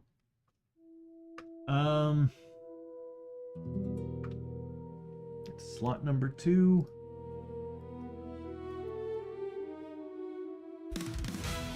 We are being freaking raided, everyone! D&D Bros in the raid! Nasty raiders to TNT tabletop! Tony, it's the bros! It's Devin and Dustin! Quick! Quick, Tony! Quickly whip out a shouty! Shouty all over the bros! Cover them in shouties! Thank you for stopping by! I haven't played well, I played on Sunday, but I didn't do anything yesterday, and I'm trying to find time and a decent schedule for this. But anyway, everybody, welcome to TNT Tabletop. And there we go. You're not slow, you're there. Oh, once again, the pillar saved you. Can you guys just stop for 2 goddamn seconds and let me think? Ah! Dust, I hate to tell you, man, this is your 3rd attempt at this. Only. Where is fucking Skatey Boy? But yeah, everybody, welcome to TNT Tabletop. You all know me, Tony. But yeah, so we play a game called Shadows of Brimstone. It's a dungeon crawling board game, and as you see on Tuesdays, on occasion, the bros, me, and Ranger Green are usually playing our Viking characters. On this stream, I'm playing as my Season 2 characters, and they're almost level 6, almost all level 6. And I'm just trying to get them through this current campaign, and then after that, I'm moving on to another season. But bros, thank you so much for the raid, and everybody, if you have to raid and run, it's totally understandable. There's no hard feelings or anything like that. If you gotta go, thank you so much for the raid, and thank you so much for stopping by. We're just gonna, I think I got about 2 hours in me on this stream, and then we're gonna be good. But yeah, I hope you all had a good stream, and I'm pretty sure we'll be playing Space Marine. Yeah, you're playing Space Marine too? That's awesome. You gotta let me know when you guys start playing the co-op online stuff, because I have it, and I love the game. But anyway, welcome. So, yeah. So we got rid of 2 mutations. As you can see, we got several of them. Oh, Lester, he's at church. I think that's all we're going to do with those 2 characters. They're going to go back to the hotel, which we needed to spend $10 a pop. I forgot about that. Is it $10? It's $10 each. So everybody had to have spent $10 to use the... help if I actually use the right button. There we go. So everybody should have spent $10 to stay at the end, so this way we didn't have any issues. Okay, we're going to church with Lester, who desperately needs it because he thinks things are haunting him, and actually they kind of are. He has as you can see on his portrait, he's got a lonely ghost that's harassing him all the time. She's gonna stick around, but his madness is gonna go. So let's pull up the chart for that.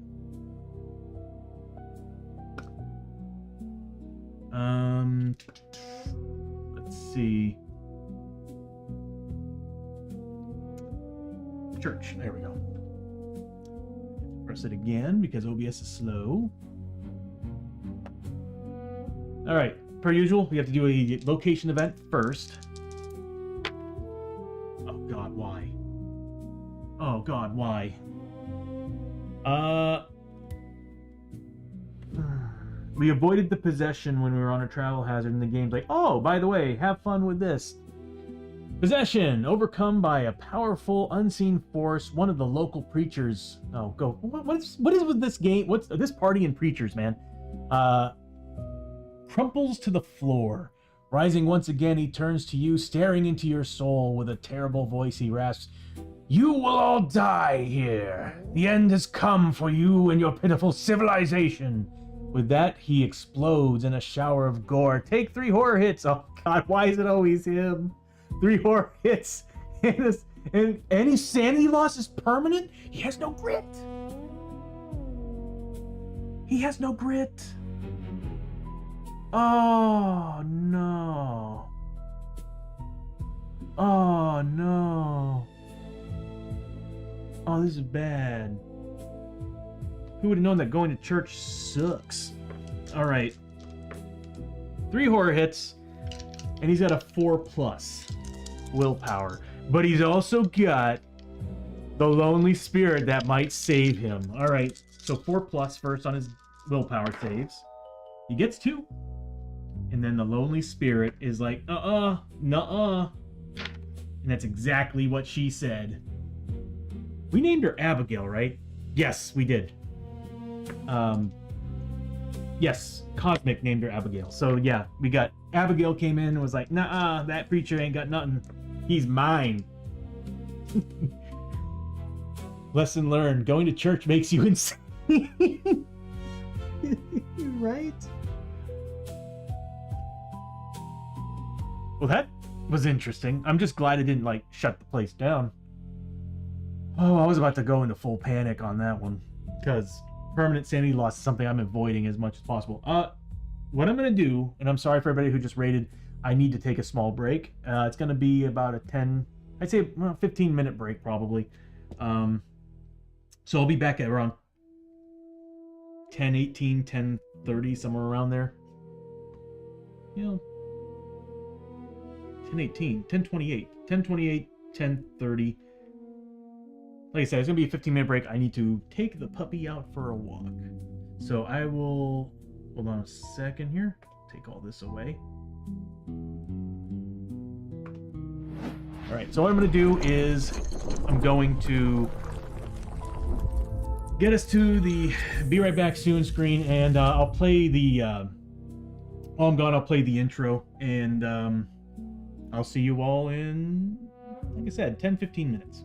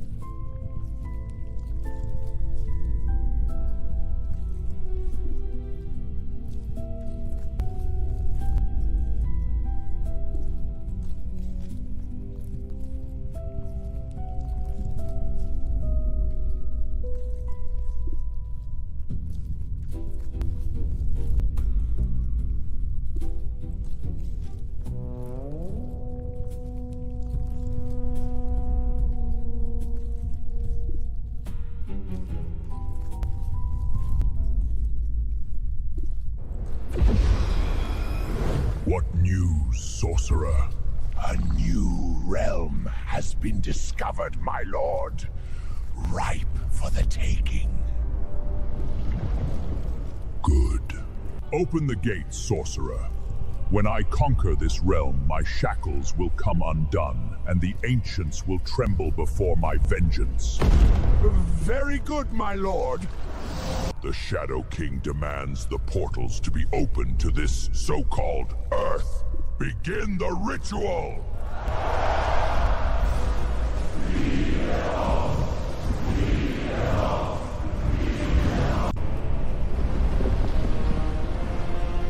darkness shall consume this realm, and all shall fear my name.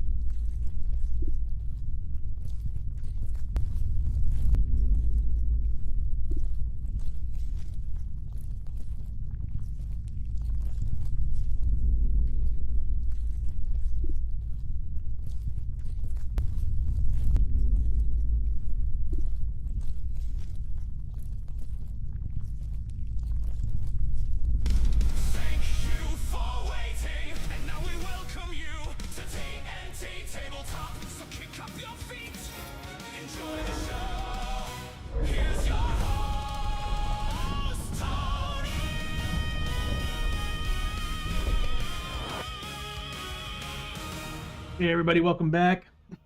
God the Cowboy, how you doing, bro? It's been a while, man. Hope your streaming has been doing well.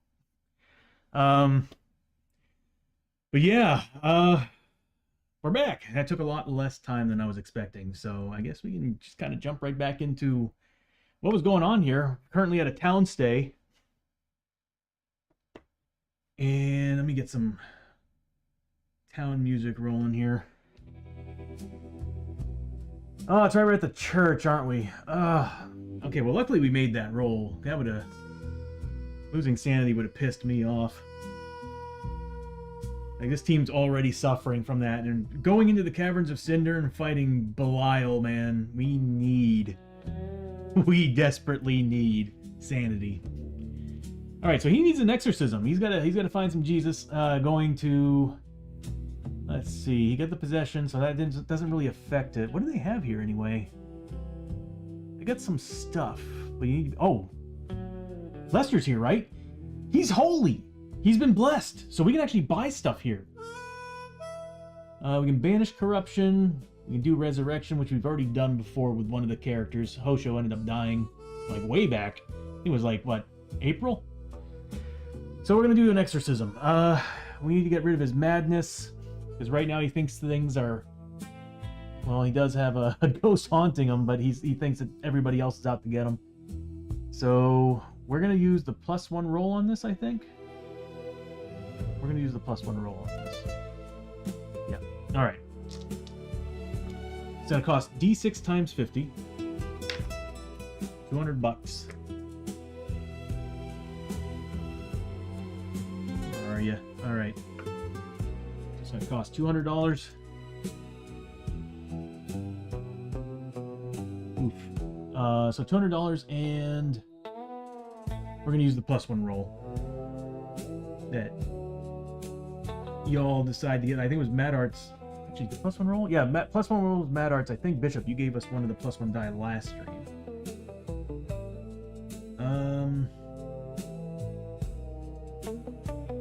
+1 roll. We'll go ahead and use that bad boy. And alright, we're getting +1 to the roll. We can't re-roll it because it's a flippin' chart, but that's okay. At least we can't botch it. Yeah, we can't botch the roll. We can just fail it.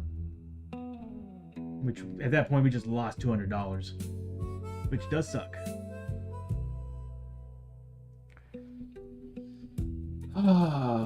But at least if we roll a 3+, he gets rid of the madness. If he gets a 6, I should have held on to that +1 die for this. I'm dumb. Alright, here we go. +1 to the roll. Is there anything else I can do for this? Nope. Okay, well, we failed it, and that's pretty much it. We didn't get that +1. Yeah, we failed it. Yeah, well. We lost 200 bucks. I think that's all we really need here, but we can take a look at the other page. Endurance, blessings are nice. He's already got spirit armor. He's already got really good spirit armor. An armor 5+ would be nice right now, instead of a 6.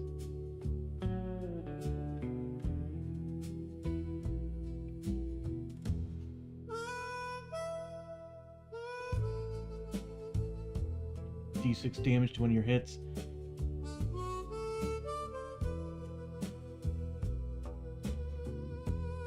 Okay, Bishop. Thank you so much, bro, for coming out and hanging out. I hope you get some good rest for tomorrow, man. I'm gonna try to get in a stream tomorrow for painting. If not, maybe Friday. But I want to get some paint streams in. Book of Armageddon. Holy crap, +1 to your casting roll. That'd be great for a preacher. Alright, bro. I'll catch you next time, man. Start adventure with D3+1s. D3+1s. Hey. Ooh. Some of this stuff would be awesome for the Thursday stream, Preacher. I think Geek Out would love to have the Chalice of the Holy Light. But there's really nothing here for my character.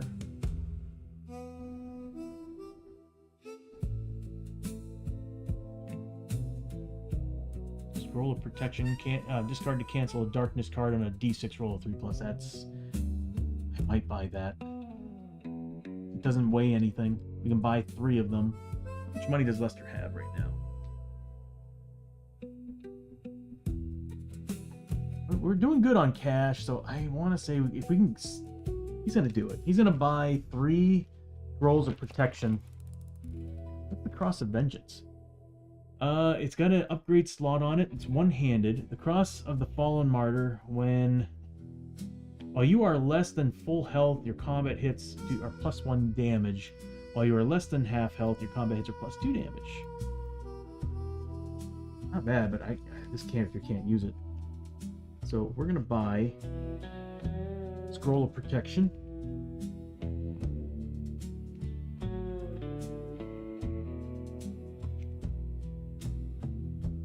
So ignore darkness on roll of, was that 3+? 3+. It's pretty sweet. Damn, I bashed my hand on my way outside.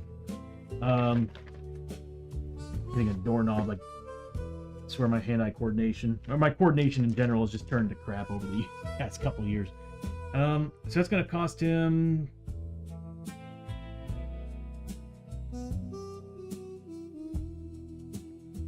$750? Yeah, $750. I don't know why it took me so long to calculate that. Alright, so $750 from Lester. At least he got something out of this place. Yeah, I'm gonna add a money symbol to that. And I think that's all we're gonna do here. Is that half the town got destroyed before we even got here.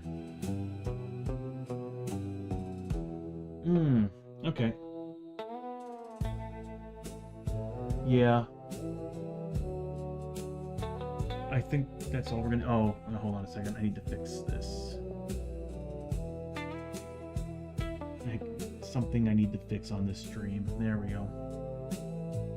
Alright, so what we're gonna do is we're gonna end the day. And what that means is we need to advance the day. We need to make a 2+ roll.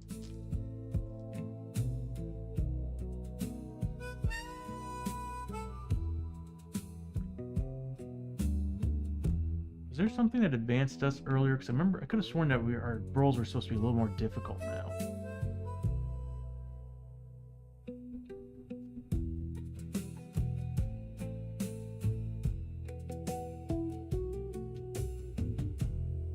I think we're good.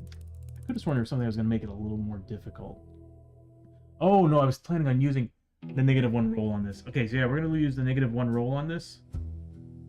Might be a dumb idea, but let's get rid of some of these, because if we don't use them next adventure, we're going to be kind of screwed. Alright, so here we go. -1, we need a 2+. Rolled a 3, so -1, it's a 2, we made it. That's it, we're done. We're not doing anything else in this town. Screw this town. Screw the mob riot that's happening. Screw the sheriff. Place sucks right now, so we're just going to leave. And we're going to take our donkey with us. Oh, that slow-ass donkey with a 3 movement. Alright, you know what? We got plenty of time. Let's go ahead and start an adventure. What do we want to do?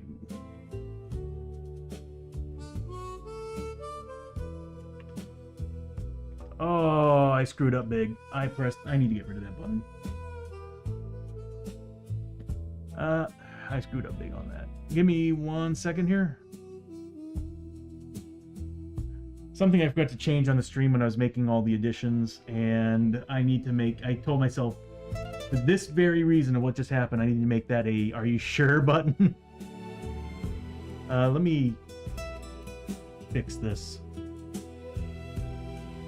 So you're gonna see a stream probably freak out for a second, well, for a little while, because I need to actually reattach the correct module.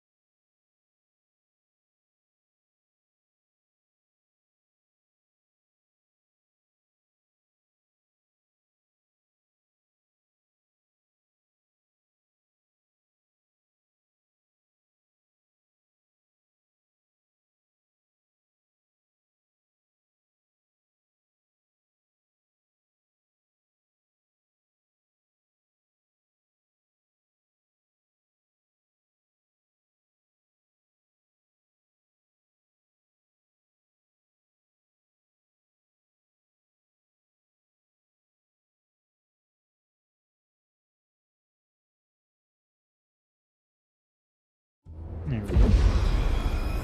What news, sorcerer? There we go. Sorry about that. Yeah, so what happened is that I have a little button here to change the different versions of the stream. Because the original version of this, there's 4 different game modes. There's Classic Shadows of Brimstone, which is using this version of the depth track. And then there's 3 other versions for team play games, like, for example, when we play with the bros on Tuesdays, which is the Vikings, Conquistadors, and the Tredarans strike team. I have yet to build an interface for that, so it kind of sets it to the old version, and it screws everything up. So I really need to destroy that button before I press that again. So I think I'm just going to do that right now. But anyway, so, alright, let's go ahead and choose a new mission. So, let's see what the Caverns of Cynder has, because we still need a few more points to find Belial. Or at least his prophet, and then find him. So let's see what we got for the Caverns of Cynder. We're missing the 5th mission. Yeah, we're missing the 5th mission. I need to find out where that is. Oh, it's right here. Okay, there we go. Hunt for liquid darkstone.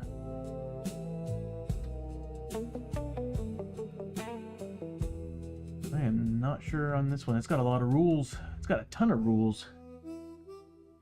While visiting the local blacksmith to browse his wares, which he... the blacksmith was destroyed. Son of a bitch. Alright, you overhear him telling a group of miners about a new material brought back from another world. He calls it liquid darkstone. It is the most pure form of darkstone yet discovered. I think I have that icon actually scanned too. It is the most pure of the darkstone yet discovered, and thus far has only been found in the inhospitable lava world of Cynder. He offers the men top dollar to find their way into the world and bring back a load of the liquid darkstone for him. Laughing at him, the miners simply say there ain't no reward big enough for us to get burnt to crisp in some crazy fiery hell pit. You're out of your damn mind. As the miners leave, the blacksmith turns his attention to your group with a smile and probably gives us the same spiel that he gave the miners. What are the rewards for this? Every hero gains 50. Welcome back from the ad break, everybody. We're currently looking at the mission called Hunt for Liquid Darkstone. Every hero gains 50 bucks, 50 experience. Also, every hero gains $100 for each liquid darkstone brought back by the hero posse. Note that the tomb, does it say jars, are returned to the blacksmith, and the hero does not need to roll for corruption hits from the liquid darkstone. Okay, so we don't have to worry about taking corruption hits from the darkstone. That's good. Oh my god, D6 hits of corruption? That's horrible. The rewards really aren't all that great.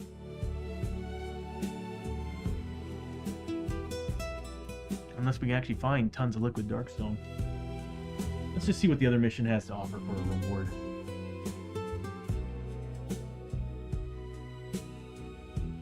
You know what, we'll just do the hunt for darkstone. It is kind of a progressive mission thing, so we'll just check it out. Let's see. Setup. The mission uses the standard setup, and all heroes start on the mine entrance map tile as normal. Mission goals: find a gate that leads to the smoldering lava-filled Caverns of Cynder, and search the fiery world for liquid darkstone to bring back. Once in the Caverns of Cynder, the heroes must collect at least 1 liquid darkstone for every full 2 heroes in the posse, and then return to the mine. So we need to find, what, 8 pieces? 1 liquid darkstone for every 2... Oh, for every 2 heroes in the posse. So we need to find 2. Okay. So 1 for every 2 heroes at least. All gates lead to the Cynder. All gates in the adventure lead to the Caverns of Cynder. Even gates found in the Caverns of Cynder. So it's just like the last mission. If we were in the Gates of Cynder and we found a gate that actually just sends us to another section. Mine clues, add a gate. Okay, so Any clue icon the heroes find in the mines automatically has a gate in the room, in addition to any other doors. So again, just like the last mission, dread of fights. For this mission, all growing dread cards in the stack are revealed and played at the start of any turn during a fight. Oof. Extra scavenging, Cynder 3. Each map tile in the Caverns of Cynder may be scavenged up to 3 times. That's pretty cool. That's pretty cool. That's good for two-player. What it should be, though, is it should be +1. So this way, when you're playing 6-player, it would be 3 no matter what. At least here, it'd be 4 chances. It would make more sense if they did +1, but that's cool. Scavenge 3. Collecting liquid darkstone. Each hero has been loaned a special tomb jar by the blacksmith that can carry up to 3 liquid darkstone markers in it. While in the Caverns of Cynder, any hero that's... Oh, so we do need to scavenge. Oh, they found a way to force us to scavenge in this game. You'll see what scavenging is about if you're not familiar with Shadows of Brimstone. It's good, it's great, but it can also be a pain in the ass. Any heroes that scavenge while standing on a lava space has a chance of finding liquid darkstone. For each Nothing Here card discovered while scavenging on a lava space in Cynder, the hero may collect 1 liquid darkstone marker into that tomb jar. So we need to keep moving around, and we need to go into a lava space? Really? When a hero successfully scavenges on a lava space, whether or not the dark liquid stone is found, place the scavenge marker on a particular space. Each individual lava space may only be successfully scavenged once, even if the map tile. Then what's the whole point of extra scavenging? Oh, that's for the room. So the spaces are also scavengeable. Okay, so lava spaces can be scavenged on top of the regular rooms. Dangerous to handle. Liquid darkstone is very pure, but also very unstable. While a hero has 1 or more liquid darkstone in his tomb jar, anytime the hero rolls a 6 for movement, the jar is jostled and may explode. The hero, oh god, so that means our grit rolls. We actually reverse it, so it'd be on a roll of 1. The hero must immediately make an agility test based on the number of liquid darkstone in the jar to prevent an explosion. Yeesh. Well, all we need is 2 darkstone. But we get a lot more stuff for every liquid darkstone we find. If the test is passed, the hero is safe. If the test has failed, the liquid darkstone explodes, destroying every marker in the jar, as well as doing paradise damage to the hero and every other hero within 2 spaces. Any other hero wounded by this is also has their jar jostled and must immediately... Oh my god, it cascades. It's the minefields in Tradera all over again. Getting back to the mines. Once the heroes have decided that they have enough liquid darkstone, they must head back to the mine. At the start of any turn in which all heroes are in the mines, and there are no enemies on the board, the heroes may leave the mine, ending their adventure. So we just need to get back. Okay, pretty simple rules. So the whole thing is we got to go to the Caverns of Cynder. Every single room we're allowed to scavenge up to 3 times without going on an actual lava tile, but if we find a room that has a bunch of lava tiles and we just don't want to leave it, we have to go on those lava tiles in order to actually get more scavenging in that room. Otherwise, we have to go to another room, which we don't want that. First Caverns of Cynder room we go to, we want to make sure that's the room. Oh, this is going to be crazy. And then after that, of course, we have to at least get back through the portal into the mines. If there's no fight when we get back to the mines, we can finish the mission. Okay. We got the rules down. This is actually a pretty fun mission. So I guess, considering what time it is, we can go ahead and start this. I'll be up till probably for another hour and a quarter. Okay. Give me 1 second here to do some checks. And we'll change the music. We're going to the mines. We'll also change the location.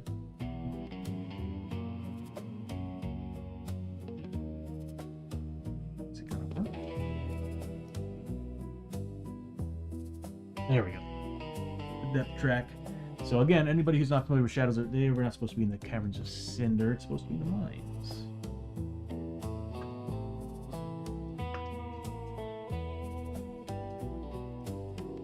There we go.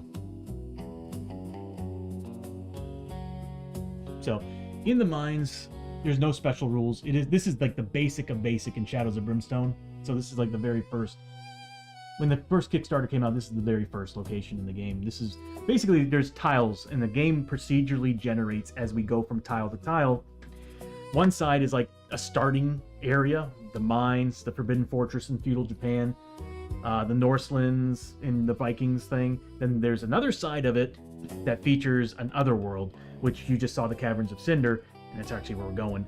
But there's some that are Caverns of Cynder, the Swamps of Dragano, Targa Plateau. There's so many. You know what? This is how many worlds are in the game. This is a huge flipping game. So I would show you all the models. I don't know if I can get the camera over there. That one's covered up. Let's see if I can get the no, that's not a good camera to show it. It would have to be that one. Well, either way, I have a whole bunch of models over there that we use for this game. Some of them are painted. I'm hoping to get more of them done. But yeah, there's all these different worlds in the game to go to. A lot.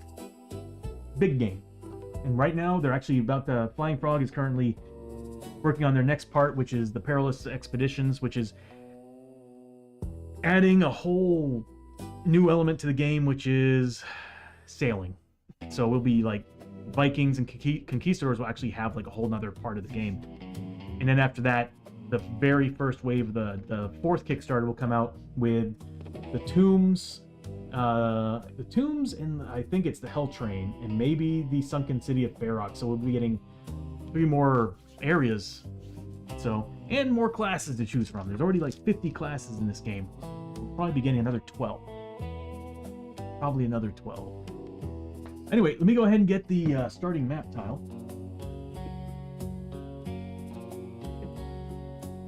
Starting in the mines. That's the nighttime tile, but we'll go ahead and just roll with it. Now we got our donkey. We've got Abbie, our outlaw. We've got Lester, the U.S. Marshal, with his shotgun. The shotgun that's attached to his hand because it mutated to his arms. We got Hoshoryo, our sumo samurai, and our frontier dog. Oh, we forgot to do that. Before we left town, I wanted Chiyo to heal somebody. Let's just go ahead and proxy that right now, because it's worth doing. Because you can do this in town and while on adventure, and it looks like the one who should probably get this is Lester. He's got a tail with a mouth, which hurts people. I want to get rid of that. Yeah, that's the worst one. Oh, also, he did not get rid of Coming For You. Oh, no. Failed Darkness roll. He takes D3 sanity, ignoring willpower, but he does have his spirit armor thanks to the lonely spirit that's on him. Oh, and we need to reset. We'll do that here in a second. Let's see. So Chiyo, this is back in town before we go here. She's going to spend a grit to do field surgery.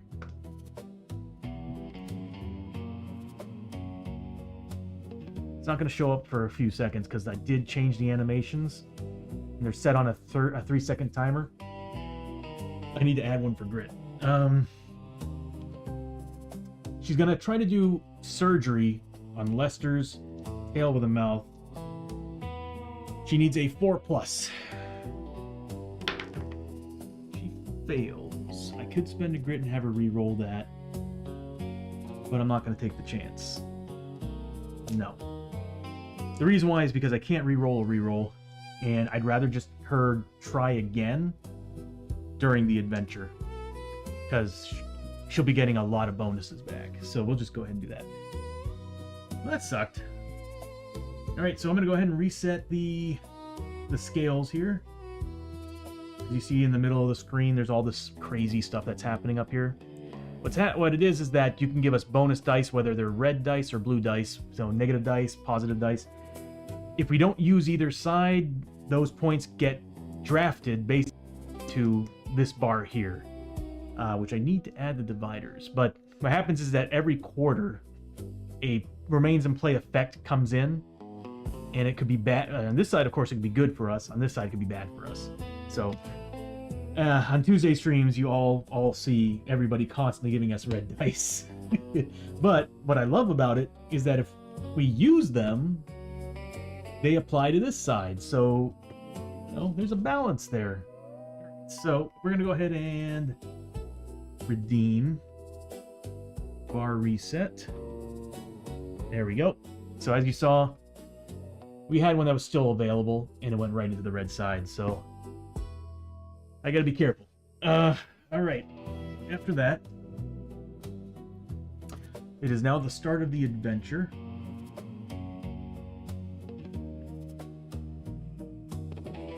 People get free items right now. Let's see, who gets free stuff? Chiyo gets some bandages. Everybody's pretty much capped except for Abbie, but she gets 2 free items too, but it's not going to be that. But we'll put Chiyo at her max, but her doctor's bag can hold, because she can hold 5 bandages in her doctor's bag, and then of course she's got her side bag, which she's currently got 7, so she's full. Abbie's got 2 slots left. She's going to be getting 2 free items at the start of the adventure. She gets, per usual, I'm always going to choose the flashbangs. Those things are amazing, so I'm just going to give her 2 more flashbangs. Those have saved us in fights so often. You basically drop the enemy's initiative by 2. After that, that is it. I think that's all the upkeep we have at the start of the adventure. Oh, we do need to give people... We have 3 people with canteens. Chiyo's got a canteen. Oh, no, she's got the Sacred Bell. So we'll give her the Sacred Bell. And we'll give her a canteen in her inventory for her side bag. She gets 2 shots of it. This is why I'm trying to create more icons for the top row, because all that stuff shouldn't be part of the side bag. I'm trying to separate them. Then we've got Hoshoryo. He actually should have 2 canteen. Is that reset? Abbie should have, let's see, she should have Deadeye shots. Yep, she gets 6 Deadeye shots as a gunslinger. I think that's all she's got. Yep. We don't have any Darkstone rounds, so no more +1 damage. And then there's Lester. He's got the Marshal's badge.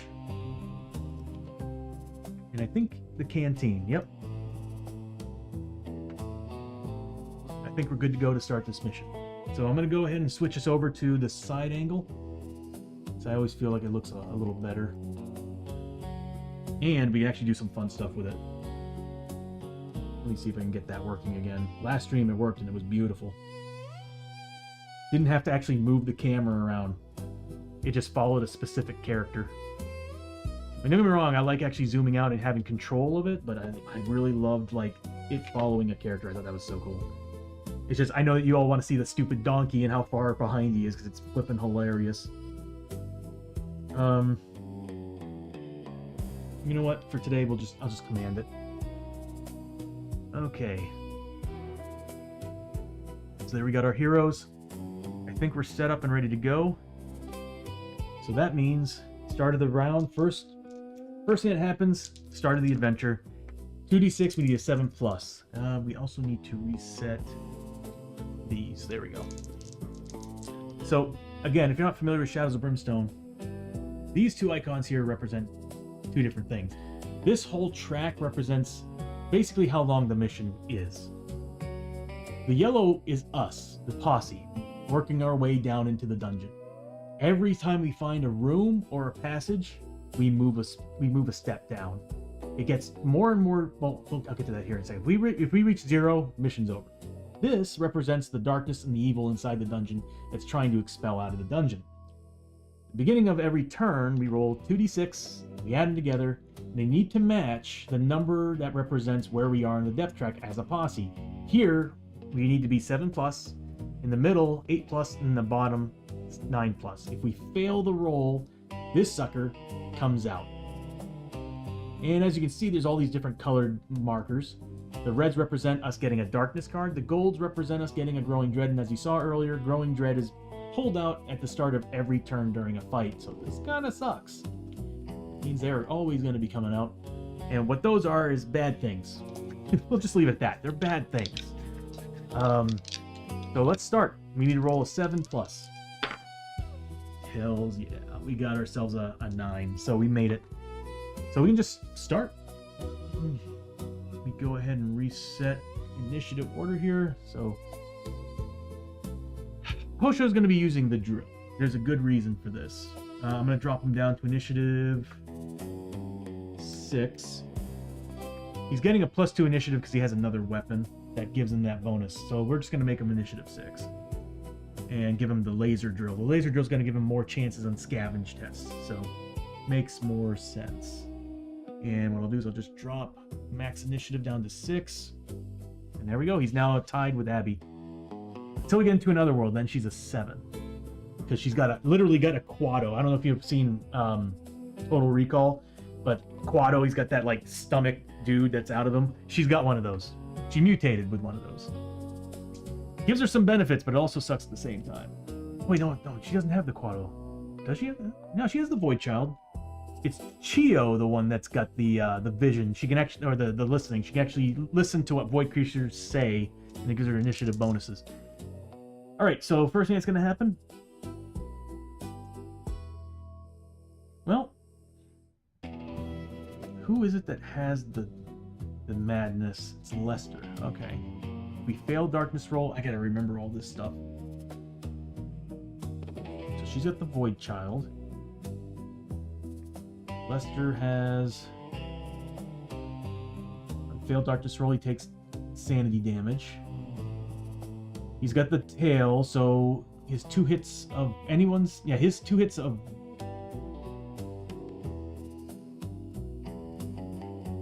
One damage, no defense. I need to look that rule up. I did not set it up correctly. Hoshoryo is clean. And Chiyo, who is that has it? Void Speech. That's right. I think we got rid of the one that was bad for somebody. Okay, so we're good. All right. First thing that's gonna happen, we'll have Hoshoryo go first. He's a movement 5. No, he's a 6. Get the walking stick. So he's going to roll for grit first. He needs a 6+. He's at max grit, but he'll give him extra movement. Oh, look at that. Yep. He's going to move up. I could spin that on movement, but that's as best as he can do. He's going to move up, and he's going to search that room. I'll be right back. I need to get the deck of cards for the mines. So give me 1 second.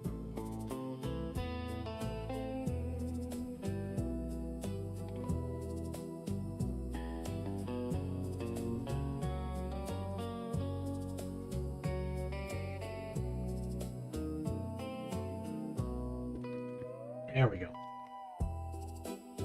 So there's all these different decks of cards in the game. There's the encounter deck, which is what I'm shuffling right now. Did I just tear a card up? I sure did.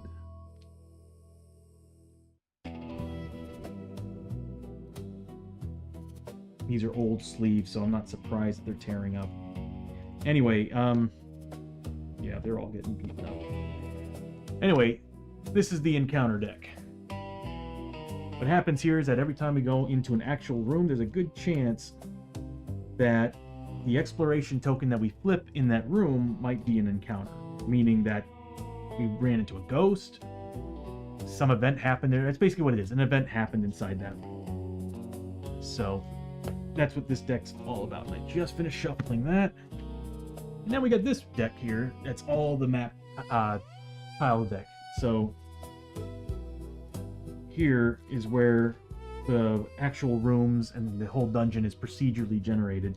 And once we go to the Caverns of Cynder, I have to get those decks out as well, because those represent different things that happen there. Yeah, like I said, this is a pretty damn big game. if you've been collecting it throughout the year since it came out in 2013-ish, 2014. That's quite a bit. So he's gonna move up. He's gonna spend his action to look through that doorway. That's gonna give him 5 XP. And it's gonna find him a boiler room. So that means we have a really good chance of already finding the portal. Just keep that over here. That boiler room is in the base game, so I just need to... We've been using that one often.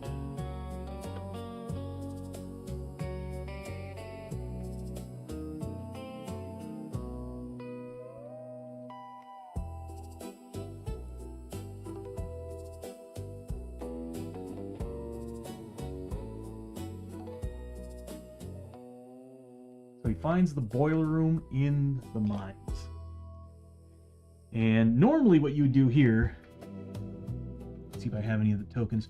I don't have them on me right now, but normally, without all the stream elements that I built here, you would normally have a token that would be a exploration token. One side would just say exploration, the other side would actually have like what happened in that room. And you would have it here on the side that face side up, no, not face side, but back side up that says encounter for exploration.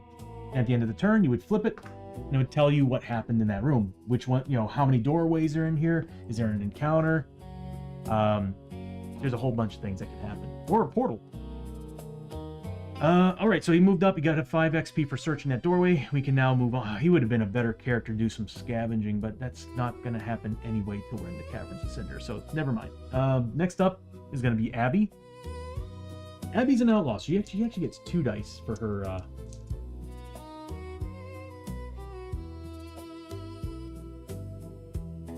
What was that from?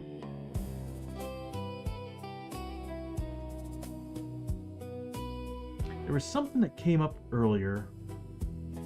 If we rolled a 1...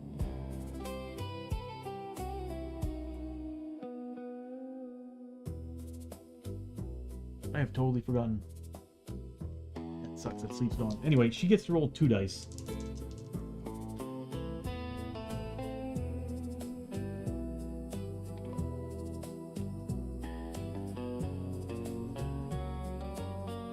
It wasn't that card, it was something that happened in town, wasn't it? I have totally forgotten. Alright, I could have sworn there was something that bad that happened on a roll of 1. I just don't remember.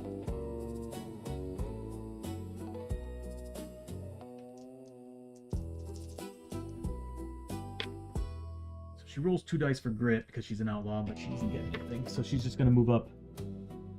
1, 2, 3, 4. Is she still a 6 movement? Yeah. She's a 6.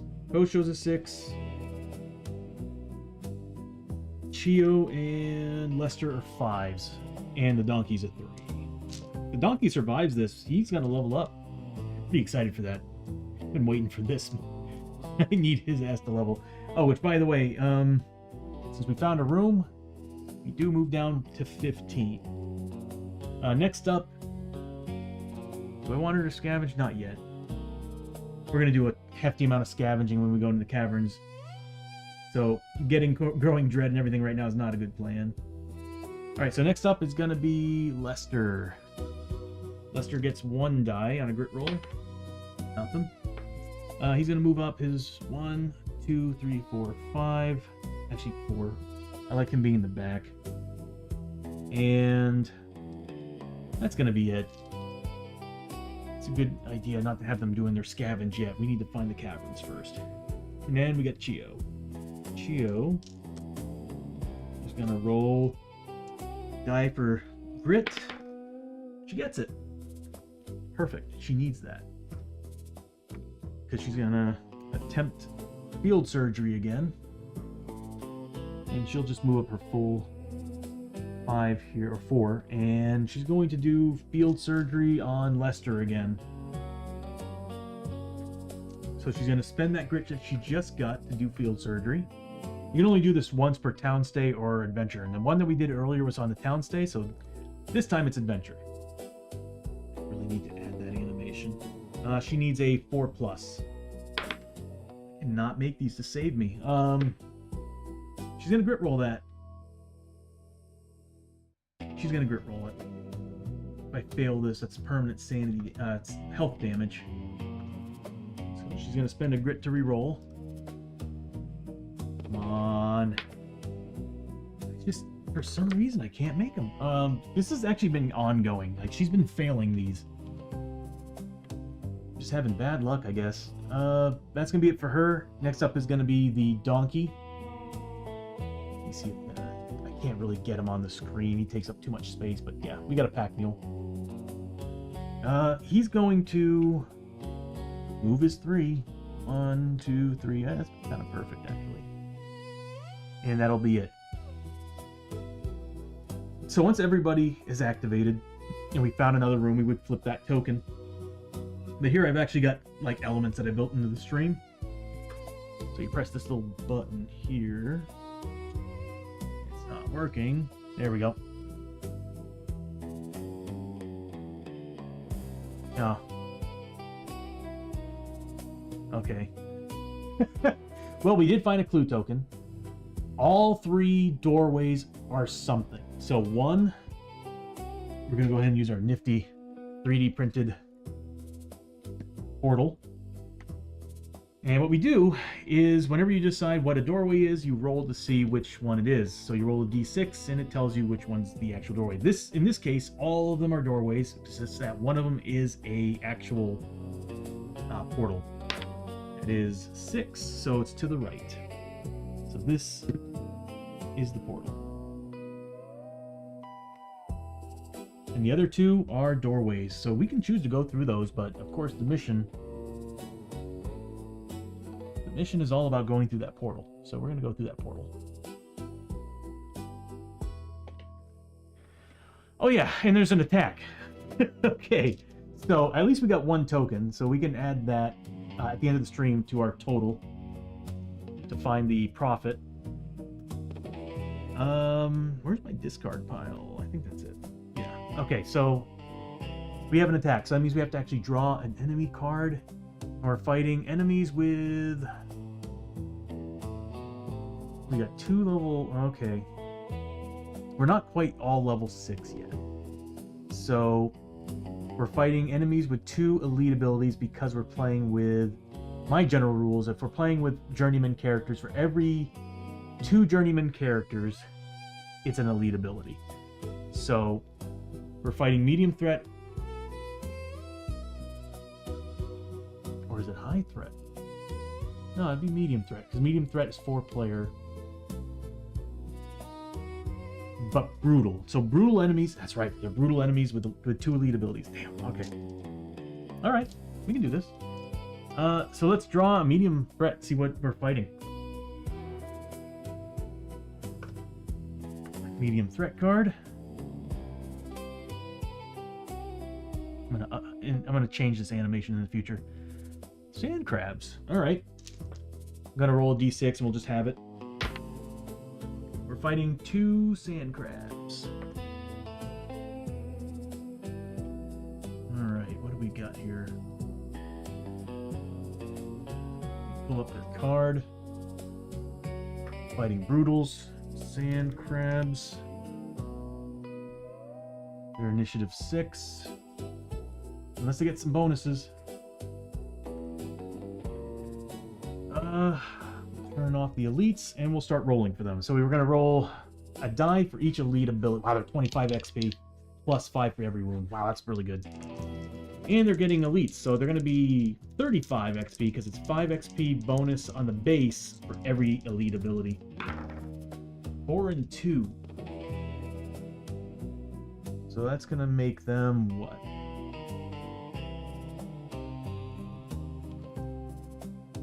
Razor sharp claws. Sand crabs combat hits are now +2 damage. And then 4 crusty shells. They're +3 health. May be increased multiple times. Okay. Alright. So they're also +3 health. Not bad.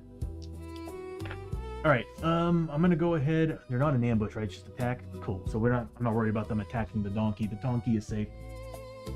So that's what they're getting for bonuses. Plus 2 damage on their combat hits and plus 3 health. So they're at 13 health a pop. Ooh, they're fear 3. So there's 3 different tiers of horror checks in this game. So what this is that your character is standing next to them in the same room, or maybe even the other room, hearing them. They're freaking out and they're taking horror checks. So the 3 degrees of it are fear, which is the lowest one.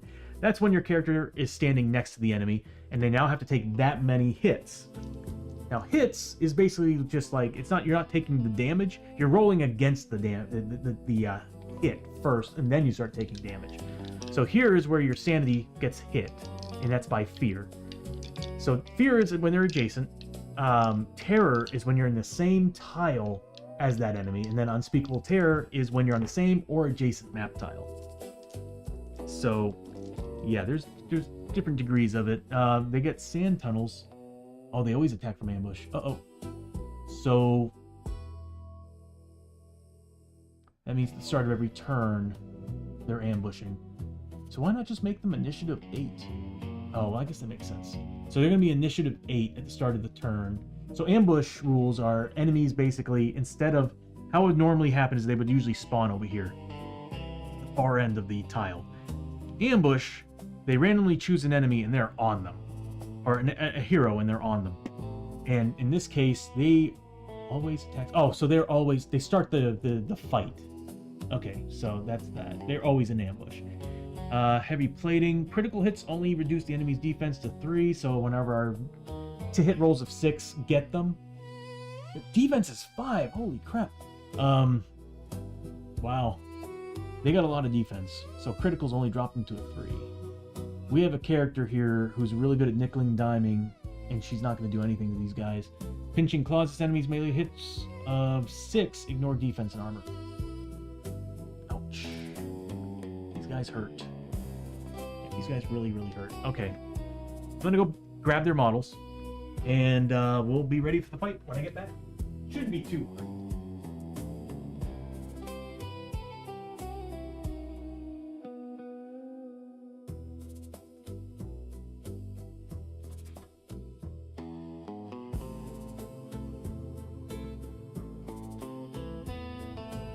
We do have like one character that will just wipe the floor with these dudes.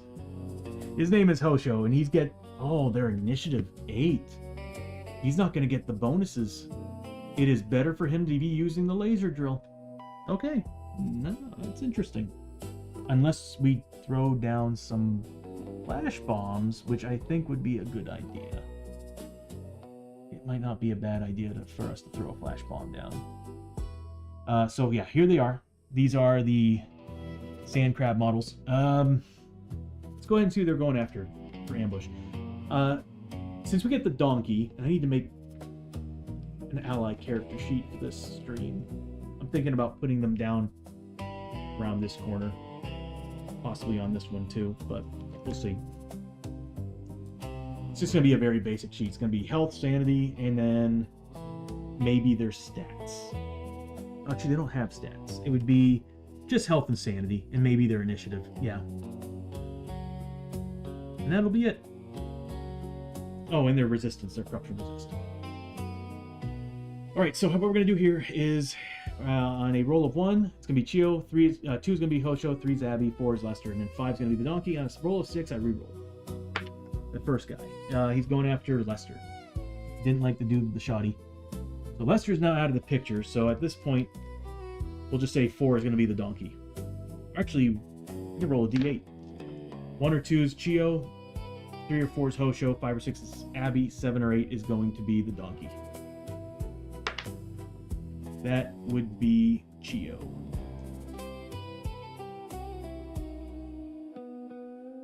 Cool. Alright, let's start this. I would go to the top view, but there's only 2 enemies, so I'm just like, we can just roll with this. Let's start this fight.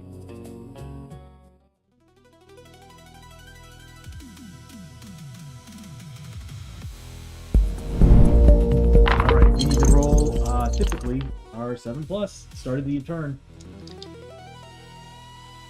We fail, bad stuff happens to people. Kinda wish I kept that. Oh my god, this kind of luck is scaring me. We rolled double sixes. Alright. For anybody who's fresh to Shadows of Brimstone, here's a good way to learn some stuff. I mean, you're getting quite a bit already. You already saw some of the town stake. You saw the start of the adventure. Hold back the darkness. We're getting into a fight, and then this happened.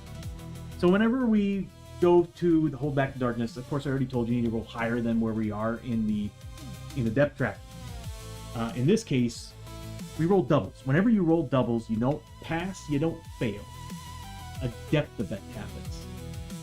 On a roll of 1, it's the worst one. It's an ambush, and it's like this on every single world.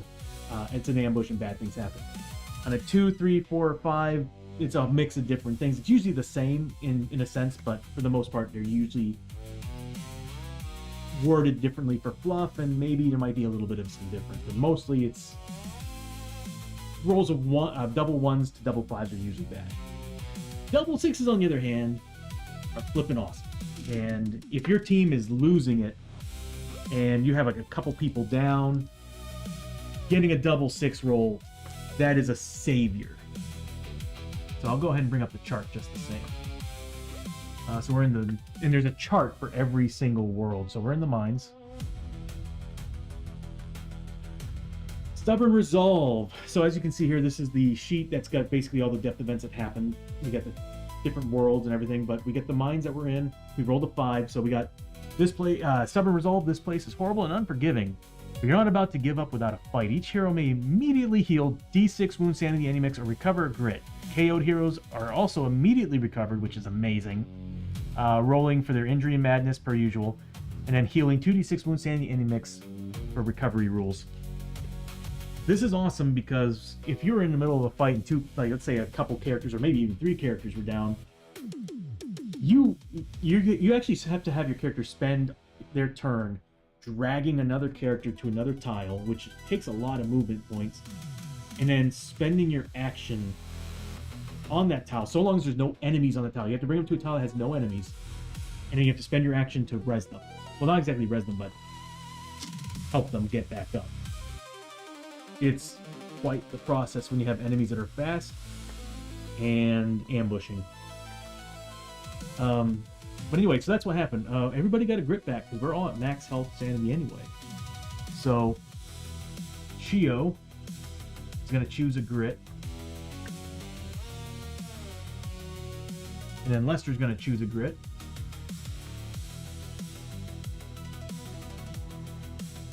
Abbie and Hoshoryo are at max, so nothing they can do about it. And they don't really have any damage, so we're good. Yeah. Hoshoryo has a lot of health. Okay, so what we're going to do here is we got the depth event. Now we're going to start the turn. This is typically when you decide what gear you want your characters to wear. Abbie's going to be wearing her dual outlaw pistols. Lester can't change any weapons because his vampire hunter's shotgun is embedded in his hands from his mutation. Hoshoryo is going to be using his laser drill because he's not getting any benefits whatsoever unless we use the flash bombs. Technically initiative 8 right now. If we use the flash bombs, it'll drop them down to a spec for their 6.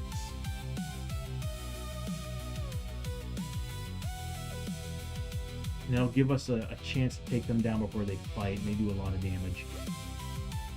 I'm thinking we got 3 flash bombs, why not? Hoshoryo's going to go back to initiative 8. He's going to be using his Suragama. So that this way he's getting bonus damage based on initiative levels. So they're back down to initiative 6, so let's go ahead and spend those points here. Who's got it? Is it Abbie that's got the flash bombs? She does. We'll go ahead and spend 1 flash bomb from Abbie. Need to add an animation to show that we're making changes instead of it just being a simple change of the number. But anyway, Abbie went ahead and did that, and they're now down to initiative 6.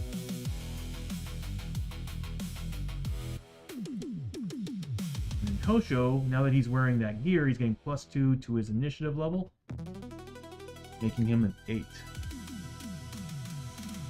That means I'm gonna have to actually increase the initiative. There we go. Hoshoryo's now max initiative. Also, because Abbie's a gunslinger and she's got her gunslinger ability, she's technically, I'm not going to bother doing all the changes, she's technically initiative 10. Because at the start of every fight, she's always initiative 10 with +1 shots. So Abbie's going to get to go first. Problem is, she can't do much damage against these guys, especially without Darkstone rounds, but she does have her Deadeye shots. But she has to fight the guy behind her. Alright, we'll start with her. So Abbie is going to get two... Oh, these guys are Fear 3. She's taking 3 horror checks. At the start of the turn, since she's adjacent to one of those sand crabs, she needs to make 3 fear tests. She is currently willpower 4+, if I remember correctly. Yeah. You need 4 pluses on these, but she also has spirit armor, which is the same as armor, which we'll get into that here. Actually, you know what? I can go ahead and explain that if you all need that information. I thought she had spirit armor.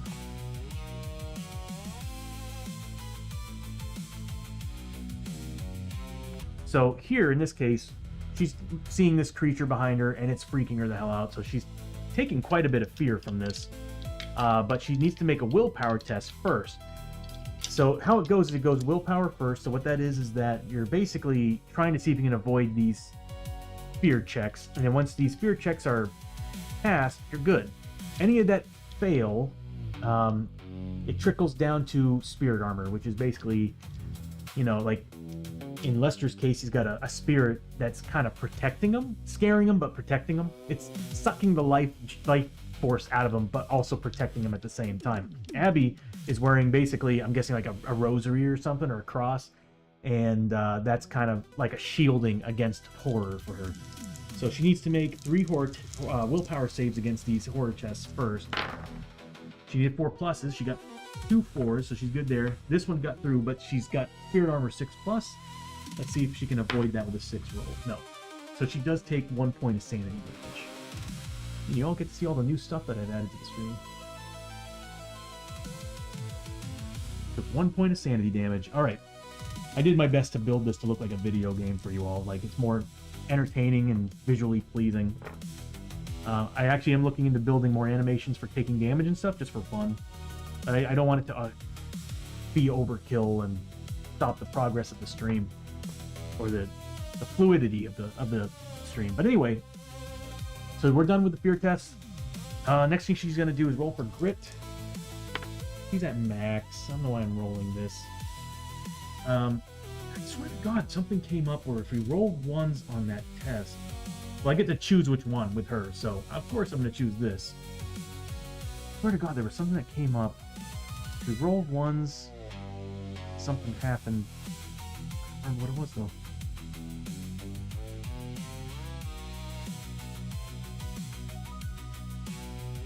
Anyway, I don't remember. I wish I had wrote it down. Anyway, so after the grit roll, she would normally get to move, but she's kind of blocked in. I mean, she could move past Hoshoryo, but she still needs to make an escape test on this guy of 5+, but he's fine where she is.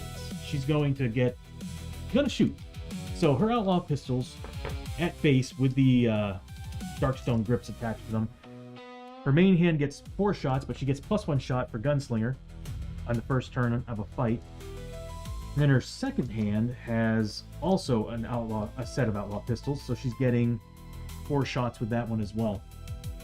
Problem is she can't get more than 8 hits, but she's got a lot of benefits. She needs 3 pluses with these bad boys, 4 pluses with these bad boys. Normally an outlaw would only get 5 pluses and then 6 pluses, but she's a gunslinger outlaw, so she's getting much better rolls. Any rolls of 6s, she gets extra hits. She does have grit to reroll any of these if she needs to. I'm just going to reroll that because it fell off the table. Those are some bad rolls. That was a 4. Those are hits. These are all fails. Yeah, I'm going to be re-rolling these. That's a bad roll. She's gonna spend a grit. And she's going to re-roll those misses. Still some bad rolling. She got 7 hits. Damn. All that, and I couldn't get a single 6. She's got a special rule that whenever she rolls 6s, she gets double hits. That would have been very helpful, but either way, whatever. As far as damage is concerned, defense 5. I really need to kill some of these guys, so I might have to actually use all our Deadeye shots. She's getting +1 damage because she's got laser pointers on her pistols. She's got +1 damage for Yeehaw. No, they're defense 5. +2 damage because any enemies that are 4+ on their defense, she gets a 2 damage instead of 1. So 3 damage already. And you know what we're gonna do? I hate doing this because I really want everybody else to get some experience, but she's gonna beat the hell out of these guys. We're gonna spend all 6 of the Deadeye shots. So that means that out of these 7 shots, we'll do them one at a time. So that'd be the smart thing. For the first shot will definitely be a Deadeye shot, so let's go ahead and spend 1.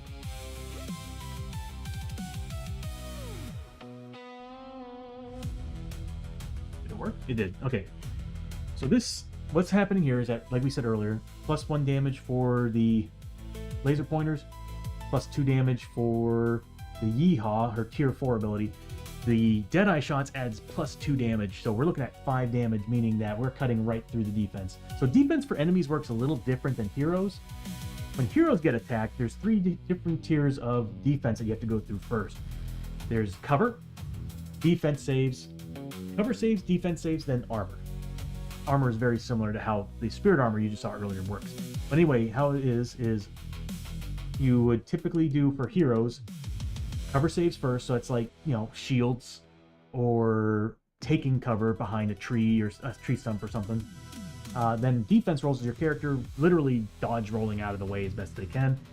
Then after that, it is the armor saves, which is once those hits actually get through the dodges, then what can your armor actually save? But you're not actually doing saves against the hits, you're doing saves against all the whole total damage.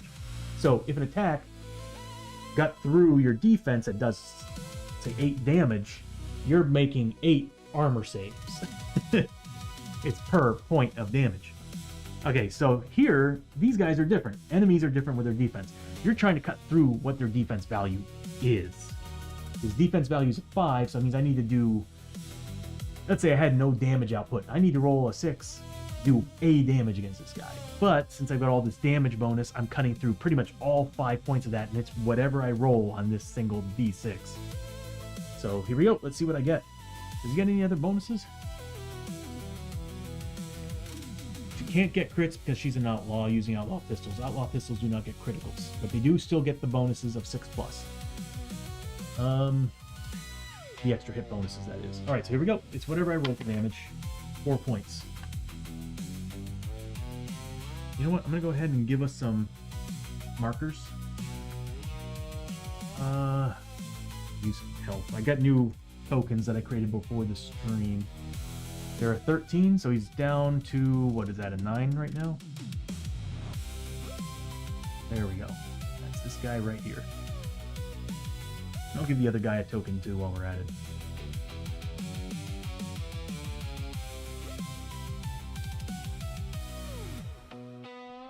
Okay. Alright, so looking good. We'll go ahead and spend another Deadeye shot. We might actually spend a couple of them. Yeah, we'll spend 2. I hate doing this, but the first one, again, whatever I roll for damage. Oh.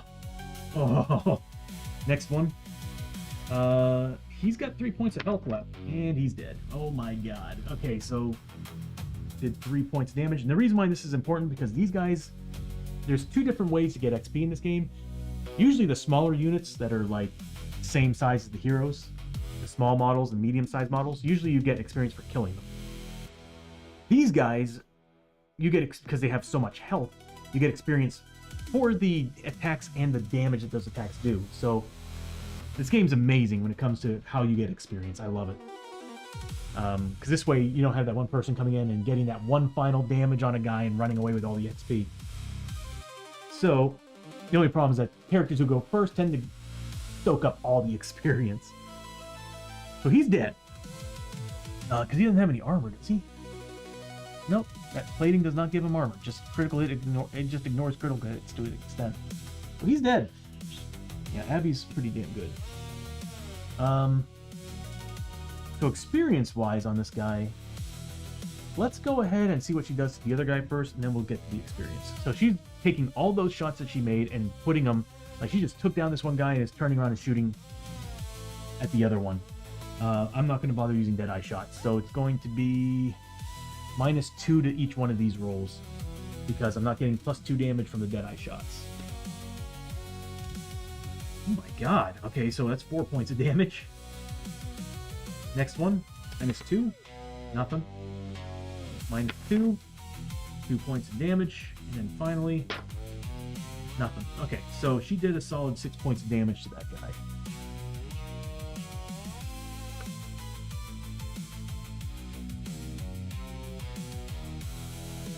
And the other guy is gone. He was taken out.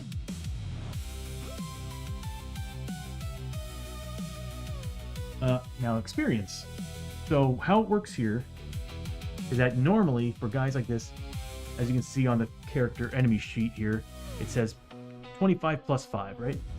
But that means that it's a 25 base plus 5 for each point of damage that you did on that hit. That's per hit. In our case, we fought elites. They're double elite, so that means that for every elite ability, they got 5 extra points on the base. So we're looking at 35 plus 5 for each. So what I'm going to do is I'm just going to add them all together here. Let's see. Actually, it might be easier if I just do this. So I'm just going to do, I'm just going to add the base together. So when we get to these high experience enemies, right now we're looking at 175 base for just base hits, and then it's 5 for each, so plus 20 for the first, plus 30 for the second, plus 15 for the third, plus 20 for the fourth, and then plus 10 for the last. So she just gained 270 points of experience. That's a lot. If you're playing as a level 1 character, that's already half your level. But she is also level 7. She needs a lot of XP to get up to level 8, which is the final level in the game. Yeah, I love the new animations. They look awesome. That's it. That's how XP works for large monsters. After her, they are initiative 6 right now because we did drop a flash bomb. So it's Hoshoryo that's next, and he's right next to that guy. And Hoshoryo gets a lot of benefits. Problem is, we need crits from him. All right. I think Hoshoryo uses D8s. Yes, he does. Because we recently leveled him up. He's getting the bonus of controlled discipline. While using two-handed blades, you may use D8s for combat hits. But first, he needs to make a fear test. He is standing next to one of those guys. He is a 4+, and he has a... Does he have spirit armor? Yes, he does. If I remember correctly, he's got that Hearthbone, the Hearthbone necklace. So he's getting a spirit armor of 5+. And it makes him tribal, too. So, he did good. Saved 2. Only does 1 point of fear damage, or horror damage, so he needs a 5+ on his armor save, which he got with a 6. So he took no horror from this thing at all. He's gonna roll for grit. Doesn't really need to, but gotten it. Gone. Next up is combat. So he's using his he wasn't gonna use the laser drill. That's right. I switched over. He's initiative 8, so I switched over the Katsurigama. So he's getting 2 combat base. He's getting +1 combat for the flashing blade. He's getting +1 combat for the Katsurigama Darkstone attachment. That is the grip. So he's getting 4 combat. He's gonna do pretty good on damage. We got a Void Core. I forgot something. Chiyo should be at key 1. Because you only get 1 key per turn, and then Hoshoryo should actually be at D3 plus 1 Fury at the start of a fight. So 3 Fury. And these are what are called focus points. What you do is you use these to actually give yourself benefit, like these specific classes, which is the Wandering Samurai and the Traveling Monk. They get some bonuses. Remove 1. He should be at 3 Fury. The Fury lets you get extra attacks. The Key gives you extra damage or health bonuses. Health bonuses for healing. Alright, so let's roll these out. Hoshoryo's getting 4 attacks at D8. He does have a grit to reroll. He does have a dark stone inlay too, I think. Yep, so he can reroll a miss. He does get a crit. All of them hit because he needed a 3+. As you can see on the character sheet, sorry I failed to show you this, but we have these different abilities here, melee and range. That's his melee to hit roll. So we needed 3+. We got like a 4, 2 5s, and an 8, so we're good there. But he did get a crit, so it's on that hit, its defense is going to drop to 3 instead of 5. Damage-wise, we're going to put everything into that 1 crit. So he is initiative 8 against initiative 6. All of his abilities give him bonuses based on initiative. So his Flashing Blades is going to give him +2 damage.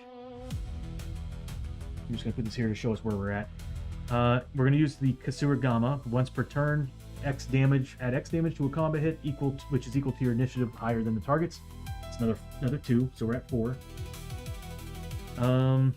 We got a Void Core, so that's 5. Void Cores add +1 damage to your weapon attack, your combat hits.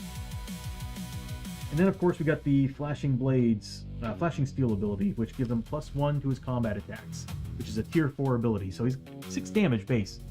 So what we're looking at here on this hit is going to be, let's see, he's a defense 3, so it's going to be +3 to the roll on this combat hit. Do I have anything else I can do with this?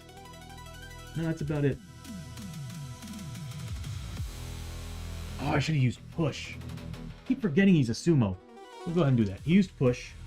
Needed a 4+. Yeah, he needed a 4+. Am I sure about that? I could have sworn it was a 3+ at a certain point.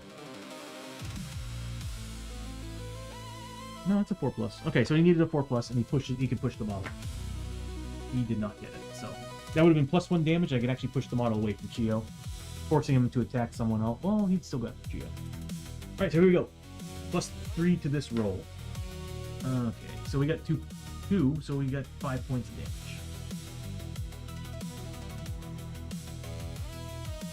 Alright, we're losing the +2 from that from our damage because the Kasuragama gave 2+2 to that first attack. So we're looking at +1 to these rolls now from here on out because, oh, actually no, -1 because these aren't crits. So, yep, we're -1 damage on the rest of these rolls. All we need is 2 damage. That's sufficient. So that's 7 points of damage. Yeah, I think this team, we might have to actually bump up the difficulty. But then again, yeah, we might have to bump up the difficulty. I might do one more elite ability. I might. Yeah, I might do it. Hoshoryo killed him. That's going to give him, let's see, 70 base plus 25. So we got 95 plus 10, so 105 points of experience. Don't really need a calculator for that one. Some good XP, but I just feel sorry for the rest of the characters because the first 2 characters are always XP hoarding. That's the only problem with this game, is that you really need to brush up on your... If you're not support, you need to brush up on your initiative to try to compete with everybody else. Otherwise, you're going to be lacking in XP.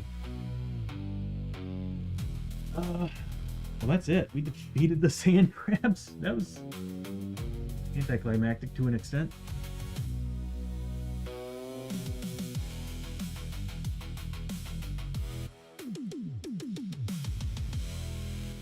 All right. We'll get rid of that icon. And I think we actually might call it a stream here. Or actually, what we'll do is we'll find the next room. We still got some time. So, that's the victory music. But anyway, what was I looking for? Game tokens. Go ahead and remove that one. That's number 2.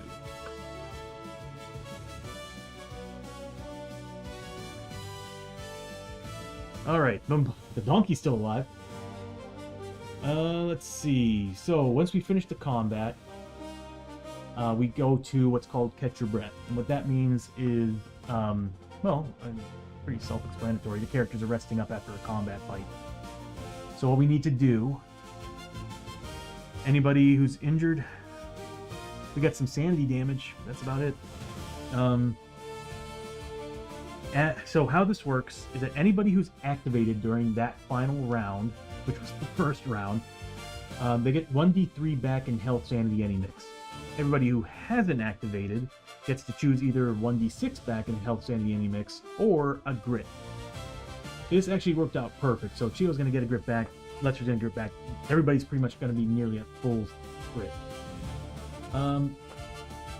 If I rolled a 1, Abbie would still get her 1 sanity back. So I'm just going to give her 1 sanity.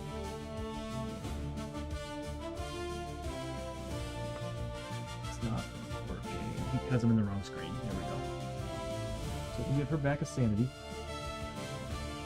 I want to animate that more. Next is, let's see, Hoshoryo's maxed on everything. So yeah, we'll just go ahead and give Chiyo 1 grit. And Lester a grit.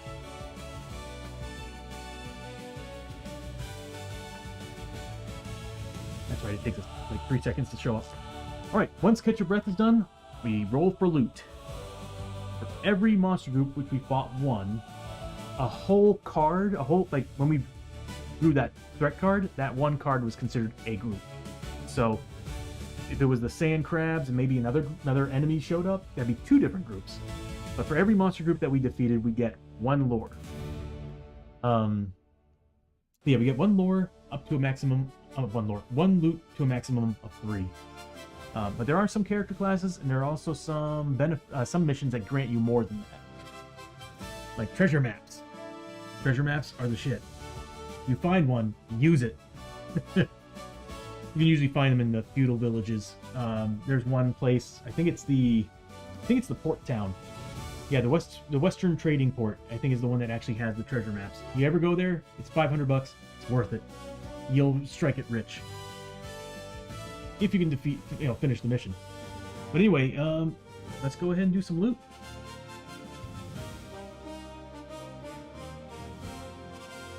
What I'm going to do, since it's one enemy that we fought, I'm going to go ahead and just draw 3 loot cards.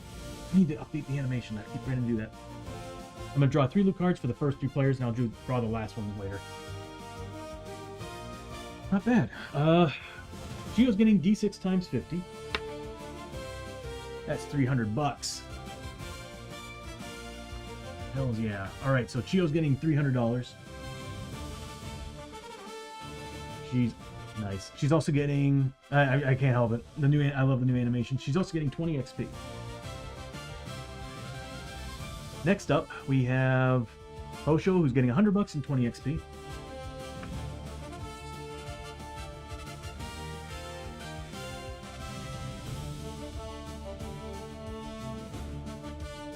Then we got Abbie with another Darkstone and 30 XP.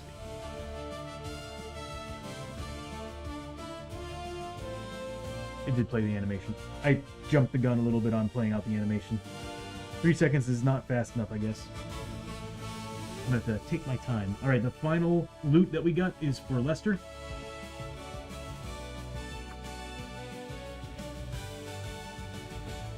Yes! Okay, awesome. He gets 20 XP, which he desperately needs.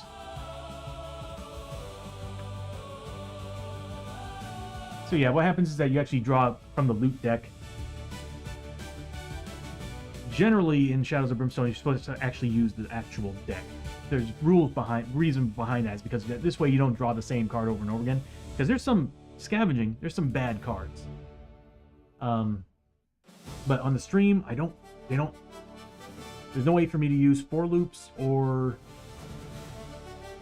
in Advanced Scene Switcher, there's no way for me to use for loops and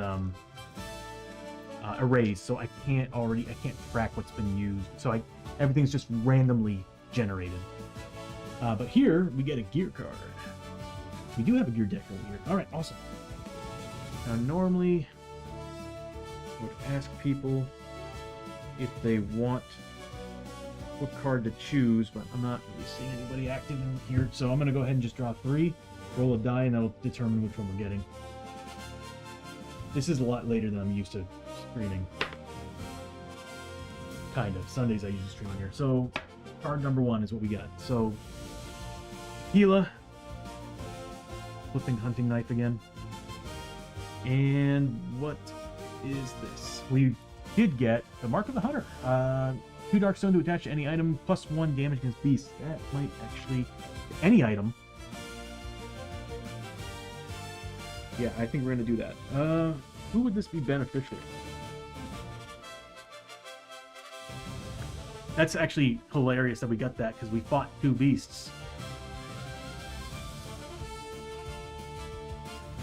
I'm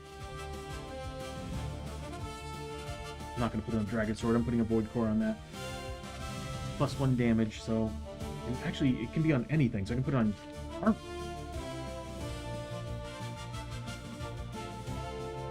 Lester? What has Lester got? He has no slots on any of his armor. Who's this? Chiyo. She's got a slot left on her Takobake armor. We could give her a plus 1 damage with that if we wanted to. Is this Hester? Hosho? Yes, it is. Hosho does have nothing. Abbie. Didn't somebody already get, like, there it is. Chiyo's the only one that can really wear it.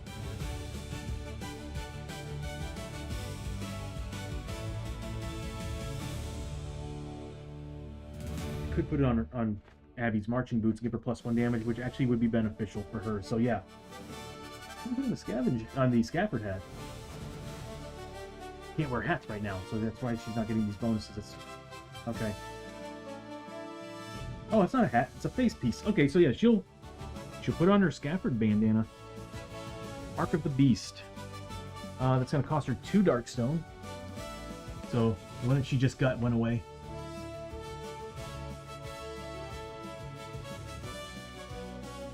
So she's going to spend 2 Darkstone, and that's going to give her plus 1 damage against beasts, thanks to her bandana. If that ever gets stolen, I'm going to be pissed. Mark of the Hunter. Where am I going to put it on this? We'll just put it over here in this section. Bandana.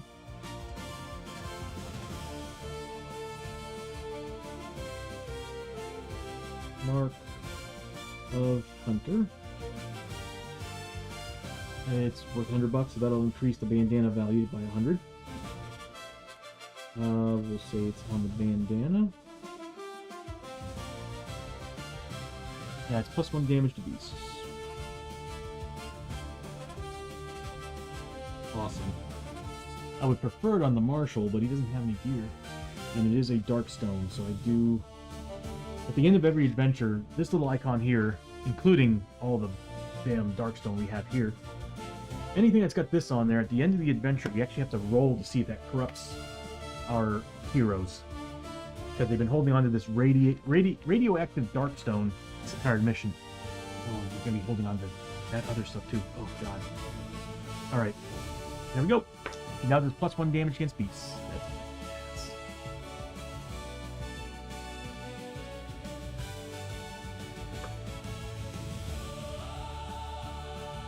Alright.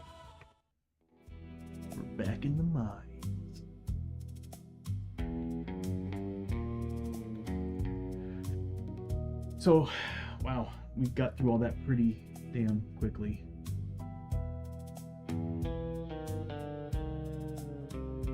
Didn't even get to use the other characters. All right, in the round we have to use. I'm gonna have Hosho go back down to a 6. Then we have his laser drill again.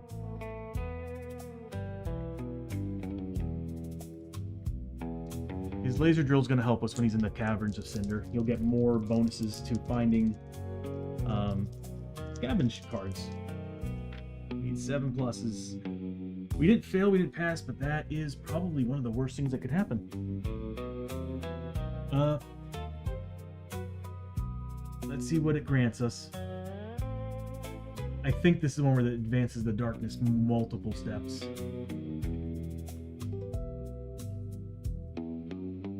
Creeping... son of a bitch. Alright. Creeping darkness. The darkness is always searching for a way out. Move the darkness 2 steps forward in depth track. We're not going to do that. I'm going to use... We have an item for this, and I think it's Hosho that's got it.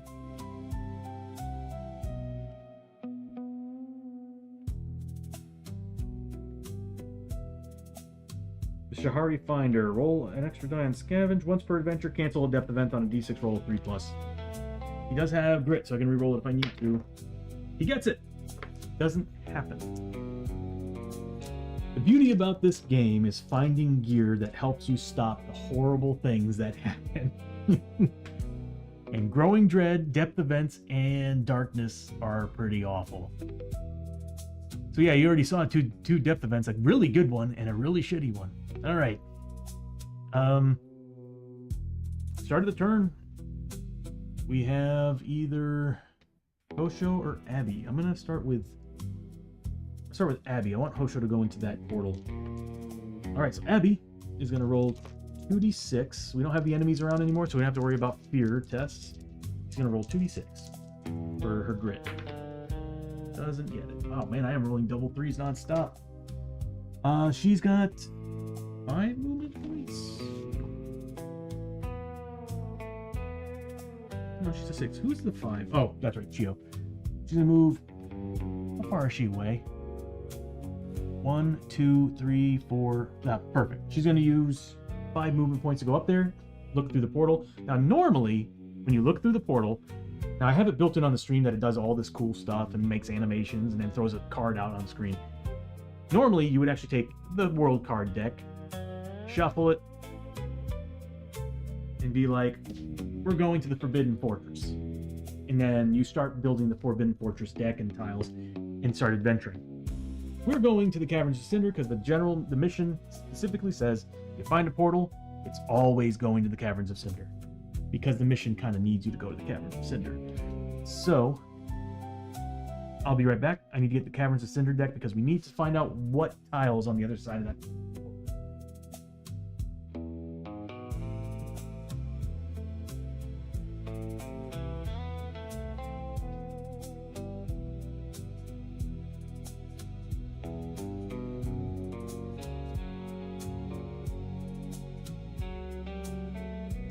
I sometimes wonder if I'm missing cards.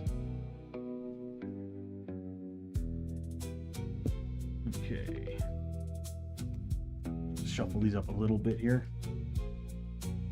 These other world decks are a little bit smaller. The main decks are huge because many of the other worlds' other side, main side, are either the mines or Forbidden Fortress. So that's why, you know, when you look at the deck, the map deck, mines, Caverns of Cynder.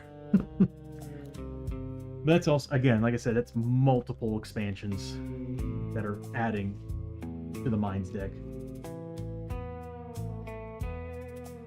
Now, if I remember correctly, we can scavenge 3 times per tile, and lava spaces we can scavenge on as well once, which sucks because that also means you're at risk of getting burning markers, and burning markers suck.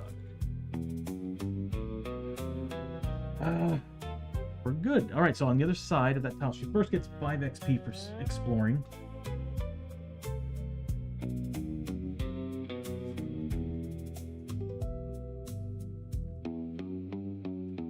And what does she find on the other side of that portal? short passage. All right. Perfect.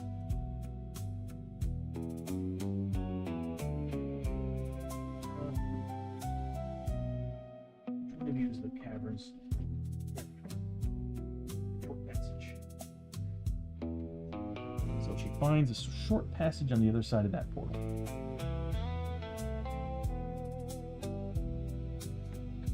Pretty cool, right? The scenery and everything changes. It goes further than that. The card for the other world also has a bunch of remains in play effects, which in this case, when a character activates inside, well, I'll bring up the card, I'll show you, and you'll see the scenery change as well. Oh, I need to use the mine card. Okay, have yet to build that into my stream deck. All right, so let's see. Caverns of Cynder.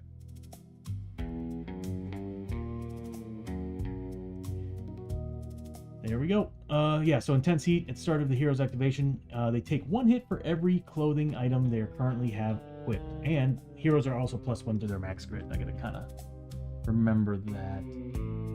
Because everybody's had max grit. I'm gonna use dice for all the bonus grit that they're getting.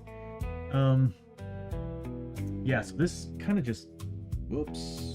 This kind of just lingers on the side, and at the start of everybody's activation, when they're on an actual tile in the Caverns of Cynder, they have to take a hit. Hit doesn't mean you're taking the damage, it just means that you're actually rolling against it to see if your defense can avoid it. And if you have armor after that, great. Alright. So Abbie moved up, did that. That means Hoshoryo can go in there and start drilling.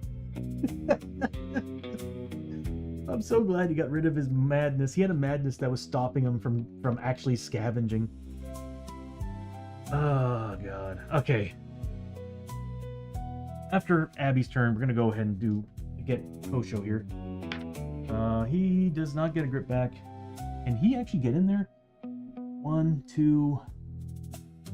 He can't cross that. 3, 4, 5, and yes, he can. 6. He's on the other side of the portal. He's going to scavenge. He's got a lot of good scavenging rules. He has the Shahari Finder. He rolls... So typically on scavenging, you roll 3 dice.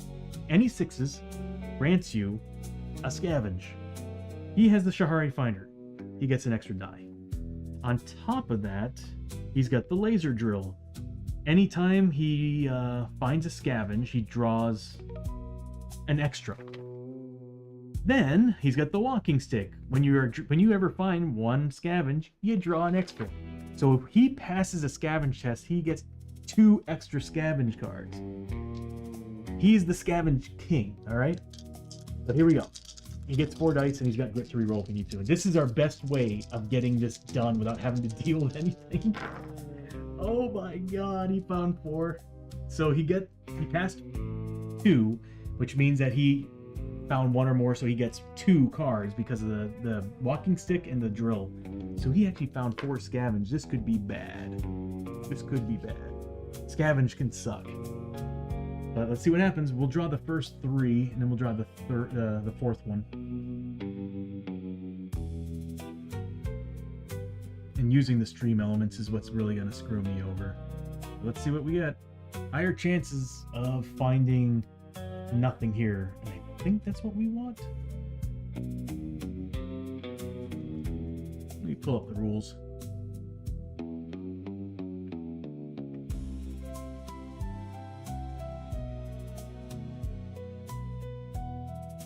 So we're in there now. Every hero has a tomb jar. They can hold up to 3 liquid darkstone. Okay. So we need a nothing here card in order for us to find a liquid darkstone.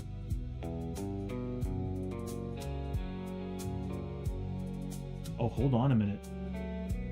For each nothing here card discovered while scavenging on a lava space in Cynder. Oh, we need to be on a lava space.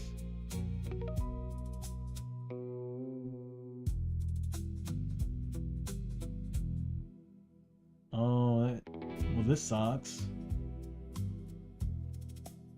You really got to be on a lava space for this? Damn.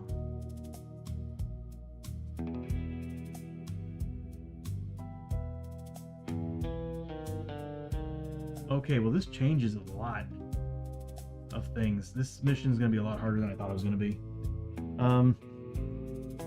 We might be in trouble after what I just did. Okay, so... Alright, here we go. I'm not taking it back.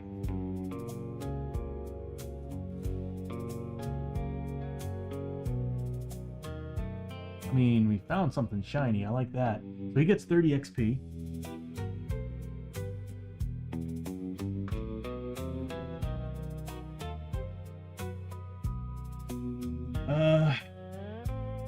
Darkness card. Do I really want to? Let's see what it is first. If it's really bad, we'll try to get rid of it. So, darkness cards. There's a lot of ways to get them. As you can see, scavenging is one of them. Another way to get them is on the depth track. When this darkness marker keeps moving down when we're failing our hold back the darkness rolls, every time this is going up, Chiyo didn't get to activate. Every time this goes up and it hits a red space, we draw a darkness card. So in this case, the scavenge forced it, so we have to draw one. Now we have ways to get rid of it. Thankfully, these characters are near the end of the season, and they got a lot of gear to stop it. Also, we bought 3 scrolls to stop some of them, so...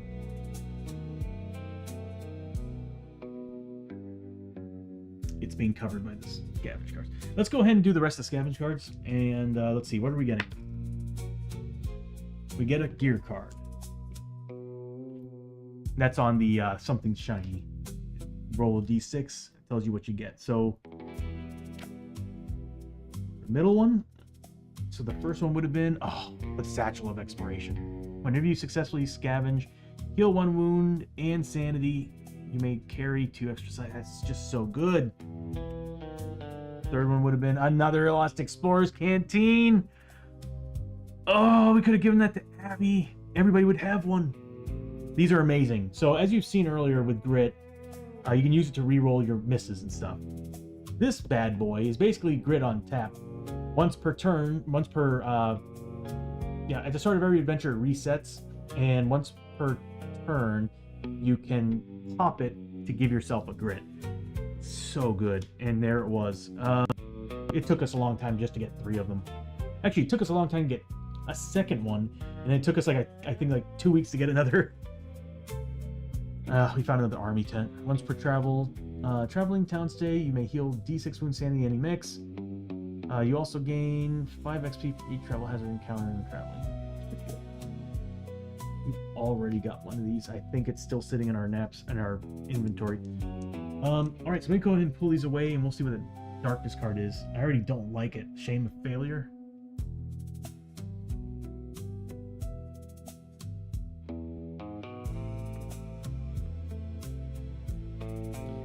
If the current mission has failed, every hero gains... Nope, we're ignoring that. As soon as I saw Dishonored, we have a... which we failed to do, by the way. I need to do that here in a second, I forgot.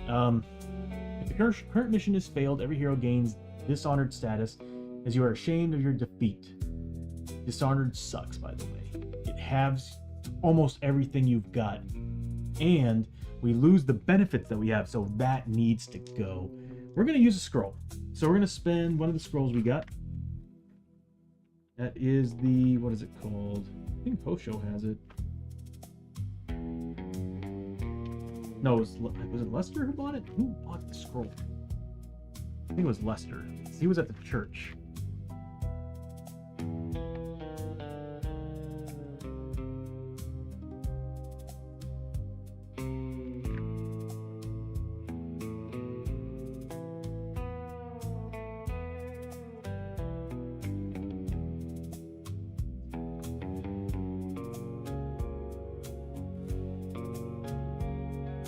Who has it?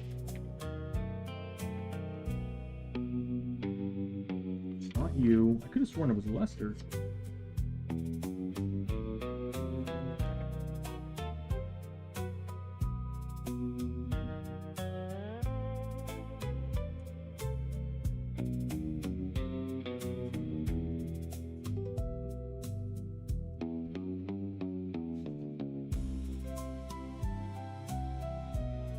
I swear I know we bought this.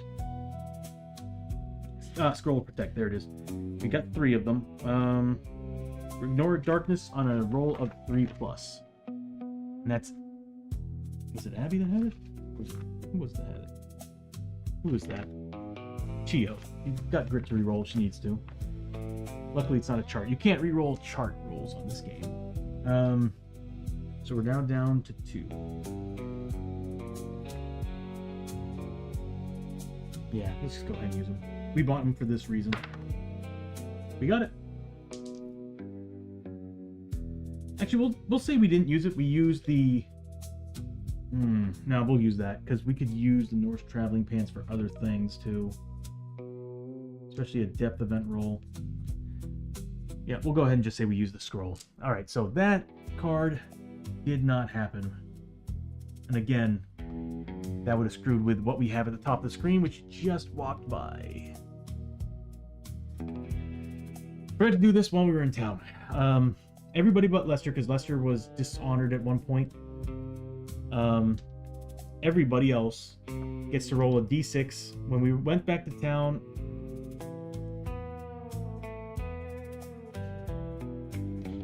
I'm going to house rule it that it's only in the feudal village. That would make perfect sense. Feudal village, because that's where it all happened. So we're not getting it in the Old West. Yeah. I'm going to house rule that. Since that's a feudal village thing, or feudal era thing, we'll leave it on that. Alright, so let's see. We got one more scavenge, I think. Did we do it? We did not. Did we? No, we didn't. Alright. Something shiny. So he gets 10 XP and something shiny. He finds another gear card. Alright. So 10 XP and another gear card.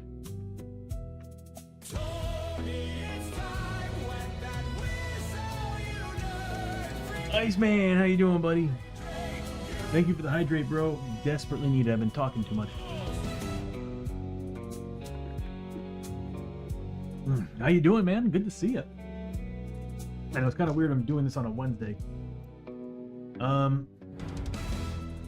Alright, so he got that, and he got a gear card. So let's go ahead and roll some gear cards. On your new TV. Ooh, what'd you get for a TV, bro? So we get the first card. More flash powder would have been pretty cool. Oh, what's that? The Wound of Darkness. Anytime a darkness moves on the depth track, heal Sandy. That's pretty sweet. Got a straight razor. 50-inch TCL. Yeah, dude, I picked up a TCL at Costco. My brother and I picked up an 80-inch. Is it 80-inch? Yeah, 80-inch TCL at Costco. I think it was like $800. Thing's badass. I always used to be the one that would buy like LG and stuff. But I have to admit, TCL makes a really good. They make a really good television. And on top of that, for gaming, they're pretty damn good too. Once per turn, you may take 1 corruption hit on yourself to ignore a target's defense. Basically, that's a free crit. Not a crit. Free crit. But congrats on the new TV, man. And 50-inch TV is, like, in my opinion, amazing. I've got one right now that I use for my display for, you know, not exact. I'm 43, so it's like my vision's not exactly getting better. So looking at this small screen is a little difficult for me. Having it on a nice big 50-inch, really nice. Although I'm using a Samsung, and honestly, I'm not really a big fan of Samsung anymore. I used to love them back when they used to make like old LCD monitors back in like the early 2000s, mid 2000s, when they had the Sync Master. But once they started really pushing televisions, I hated the tech they put in them. I hate the tech that they put in them. The software just is a pain in the ass. Best part is it was only $350 with the protection plan, so it's just like, yeah. That's what I love about buying it at Costco. You already get like a manufacturer's you get the manufacturer's, but you also get like a warranty through Aspian or something like that. Spirion, which is the Walmart. I think it's the Walmart, the insurance that covers Walmart stuff, and they're actually usually pretty good. And of course, I don't know, whenever I buy from Costco, Costco is usually pretty awesome about returns, so.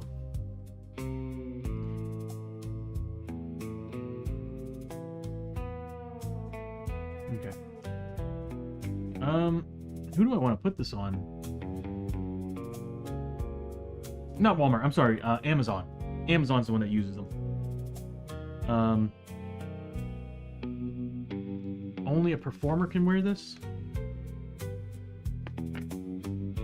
I do have a performer, and his name is Hoshoryo. That is actually a really good item to have on. Can he wear it, though? His strength is only a 3? I need to bump his strength. So that means he can carry 8 items. Right now he's not wearing that. He's got 1, 2, 3, 4.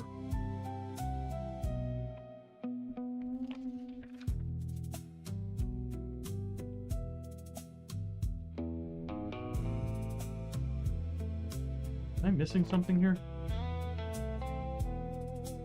He's not wearing this.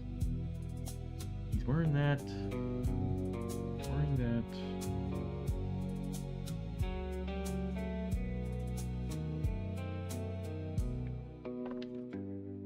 He's not wearing that. He's not wearing that.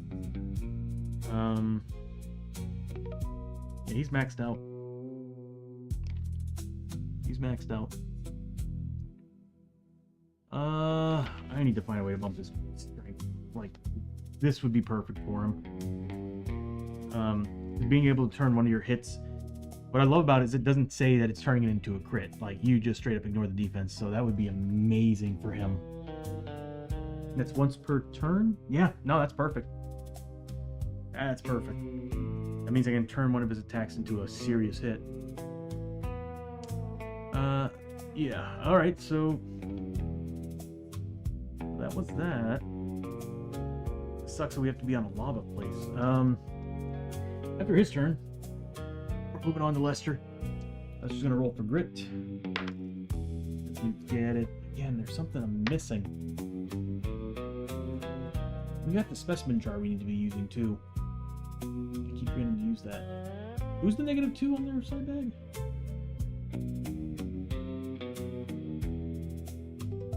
Chiyo.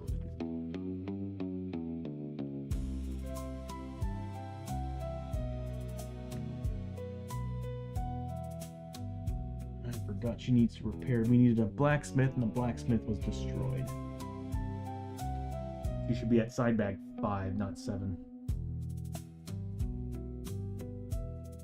That sucks. Alright.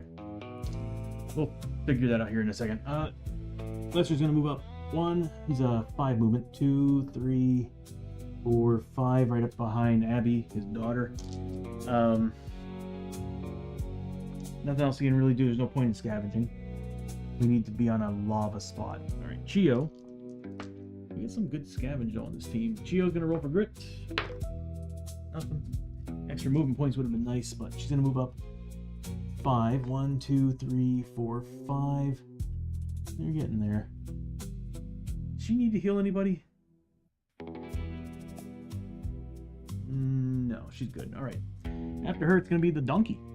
It's going to move 1, 2, 3.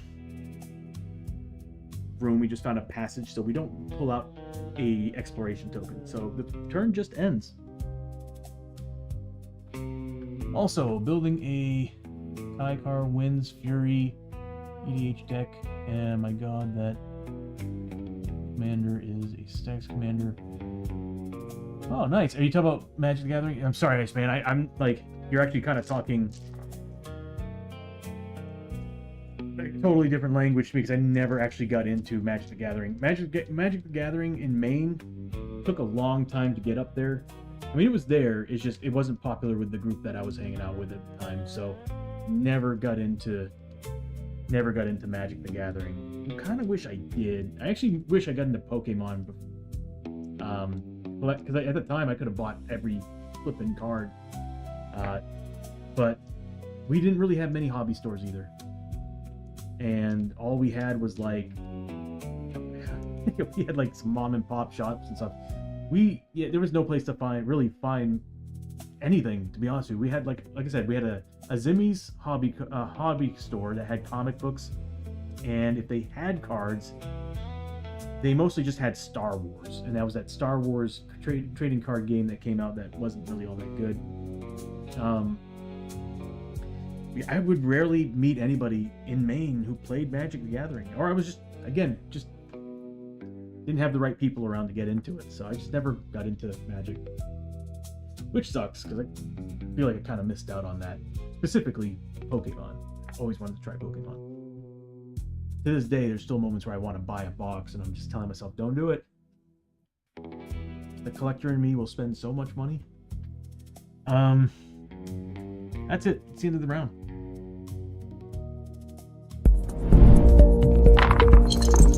The number keeps nudging over.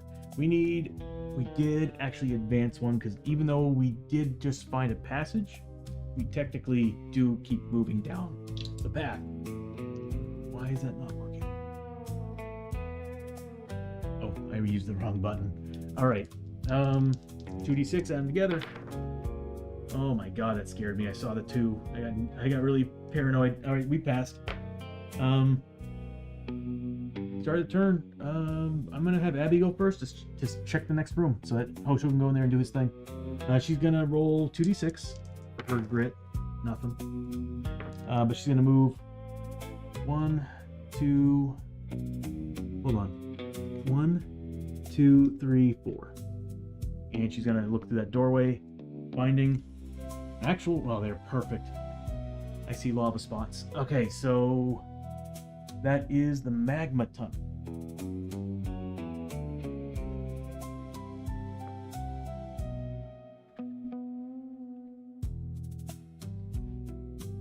We should be changing the music by now. Hold on. So we find the magma tunnel.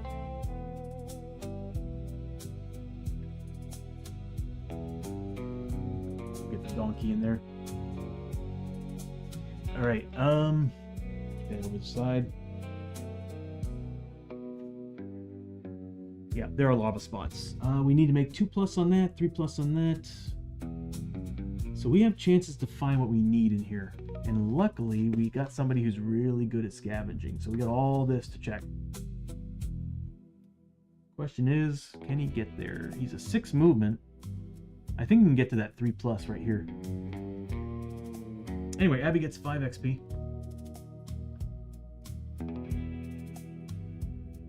I'm going to see if we can actually finish this mission tonight.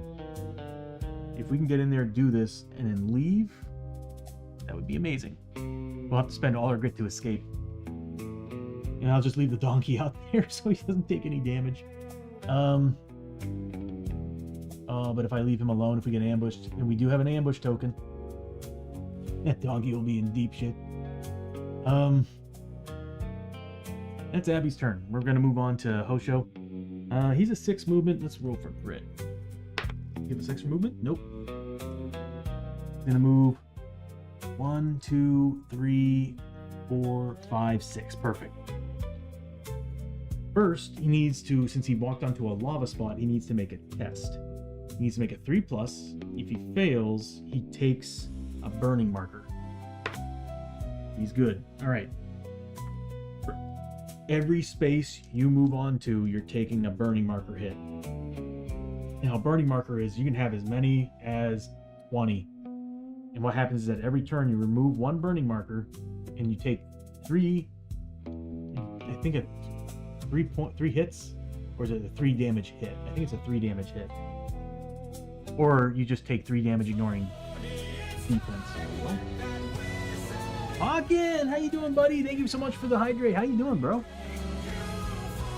Currently doing a mission. We're in the Caverns of Cynder, which is basically hell. And we're trying to find liquid darkstone, which is a material that's used for upgrading gear. We do need to change the music though, because we are in the Caverns of Cynder, not the mines anymore. There it is. But thank you so much for the hydrate, man. Alright, so Hoshoryo walked over there. He started in the cavern, so he does need to take hits. Alright, so he actually was wearing 2 pieces of gear, so he needs to take 2 hits. He's a defense 3+. He gets them both. Nothing happened. He was able to pad it off all the fire and flame of hell. Now he's going to make a scavenge test on that spot. And remember, the rules for this area is for each space that is a lava space, we can actually scavenge it once. Successfully scavenge it once. And Hoshoryo, typically you roll 3 dice for scavenge. He's got a laser drill. He gets... Actually, this is Jahari Finder, gives him +1. The drill and his walking stick give him +2 to what he finds if he actually successfully scavenges. You just need a 6. I'm gonna have him grit roll that. We need to get out of here, so I'm gonna have him grit roll that. You know what I'm gonna do? I'm just gonna pop his. I'm gonna pop his canteen, giving him a grit.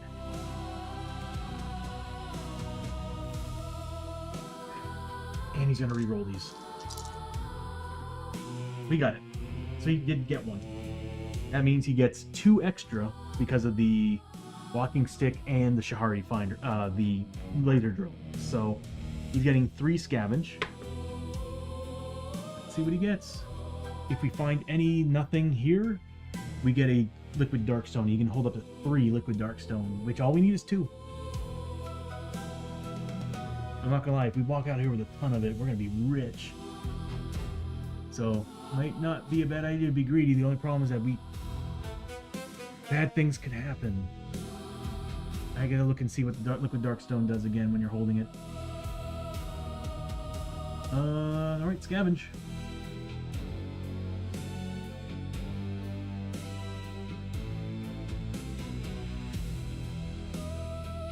Can I ignore that growing dread? I can't. So we're getting 30 XP. Not a single one. So he got 30 XP for that. Not a lot of goodies. So for the something shiny, he found a darkstone, a piece of darkstone. He's got some darkstone out of it. Man, we got a growing dread. That sucks.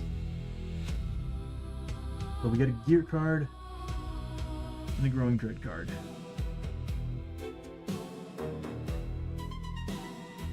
Alright, so for the gear card, let's go ahead and pull out some gear cards. I was feeling great, so I took a day off myself, doing some more planning. Yeah, I'm sorry if you're not feeling good, man. I hope you get better. Hopefully it's just something very simple, like, yeah. Sorry, I might have just totally lost my train of thought for a second there. Doing some planning. Kinda. I'm just kind of like testing out some of the new features that I added to the stream, and I'm still trying to plan for Friday stream or Sunday stream. Sometime in September is when I'm going to start picking things back up with streaming with other streamers. So, because I got D&D Bros and Ranger Green on Tuesdays. On Thursdays, I have Mad Arts Treasures, Rancy Lance, Ranger Green, and Geek Out Corner that are playing on Thursdays.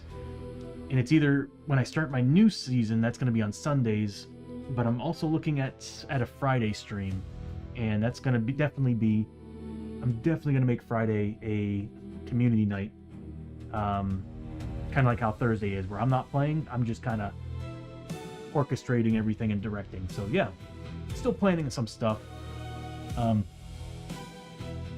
we'll do, if you're still interested, we will be doing character creation live on the stream as well. So this way people kind of follow through with us on how the characters are created. Number 2. So we're going to choose that one. We would have gotten the bugle. Once per adventure, you may blow the bugle to cancel. Oh, that would have been perfect right now. Blow the bugle to cancel a growing dread card on a d6 roll of 3+, or prevent a darkness from moving on the depth drag. Binding Lantern. Once per turn, use 2 grit to re-roll the hold back the darkness. That's pretty good. But 2 grit, that's a lot. Yeah, I'm still down. Seems like a good time. And yeah, you'll love this board game, man. I have yet to meet anybody who hates it. And to me, this is like the perfect game for like, I don't know, just a group session. And I'm working, once I'm finished building the assets for the stream, which probably will never happen, I'm looking at trying to make this a 6-player, because I would like to try to make it 6-player setup with 2 slots for allies. That's going to be in the distant future, though, when I complete this. Very distant future. We found the Akuma mask. You are immune to the enemy abilities Fear. Oh my god. Fear and Terror. And +2 Sanity. Oh, that's amazing. That's amazing. I need that on Hoshoryo like yesterday. Yeah, I'm going to be putting that on him when we get the chance to, because it's for Samurai, and he is a Samurai. Hold on a minute. Yeah, he is. I was going to say, he's a Wandering Samurai. He doesn't have Samurai as a keyword. Yeah, awesome. We'll put that in our pile of items, which is increasing again. I also got to keep tabs and make sure that we actually are at weight limit. A lot of this stuff is actually in town, so from here up. Yeah, the donkey's holding on to this, so we're good. If he survives. So that was the scavenging. So that spot has been scavenged completely. We'll just put a little token over it. Dang, we didn't find nothing here already. After Hoshoryo, it is Lester. Lester's not in the caverns, so he's just going to roll for grit. We're going to use that for movement points. So he's going to be getting, he's a 5 movement. He's not wearing any boots, so he's a movement 10. 1, 2, 3, 4, 5, 6, 7, 8, 9. Everybody, I'm going to have to take a small break. I need to take the puppy out for a walk. So I will be right back. I can hear her barking, and it's midnight. We don't want that. Alright, so I'm going to be right back. Again, I'm going to go ahead and play the intro for this current villain. And I will see you all in probably 10 minutes. 8 to 10 minutes. Last time I didn't take much. So I'll see you all in a second. I want to get this mission done tonight, so I'll see you all in a little bit.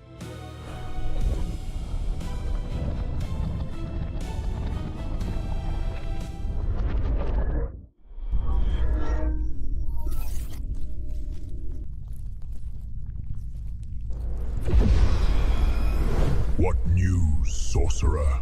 A new realm has been discovered, my lord. Ripe for the taking. Good. Open the gate, sorcerer.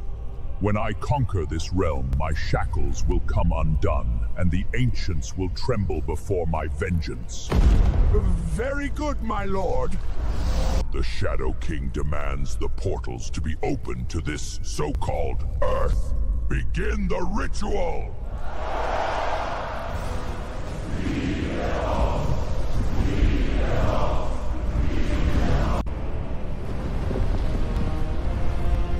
Darkness shall consume this realm, and all shall fear my name.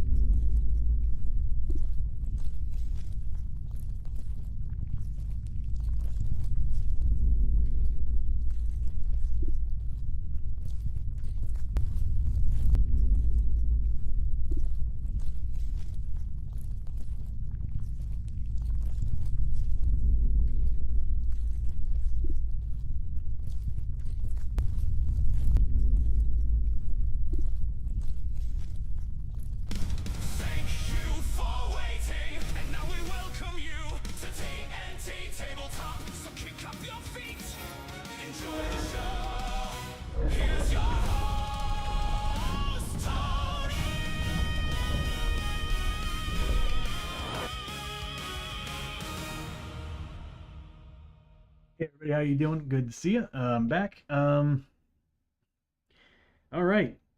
So we are in the Caverns of Cynder. Where is it?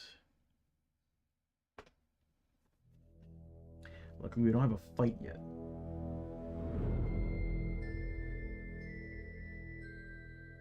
Right. Okay. For a minute there, I thought we didn't do exploration, but we haven't finished the turn yet. So after... Oh, so Lester moved up. He is now on... I really want the cameras to auto-lock on characters. It just doesn't do it like it's supposed to. You're supposed to be able to use this pointer, and it's supposed to lock on to something.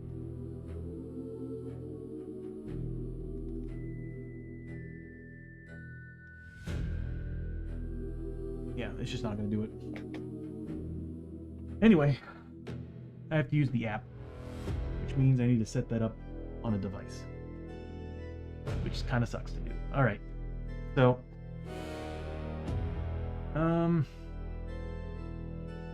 so Lester moved up to this tile here, which is a lava tile. He needs 2+ to avoid getting burned. We got a 3, so we're good. And he's got grit. He's got to make... I don't think he gets any bonuses. I think it's Hoshoryo that's got all the bonuses. Yeah. Our marshal, all he has is just a bunch of guns that he can't use because his vampire rifle is mutated into his arms. He does have the Drifter's hat.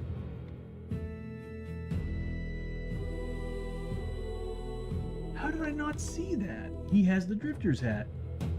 He did go down a step. I forgot about that.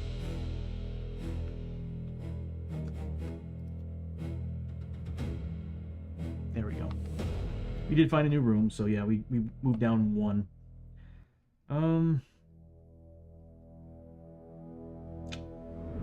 Buckle, +1 damage. And then he's got so many good bonuses. The unfortunate thing is, wow, he's a strength 5. Holy crap.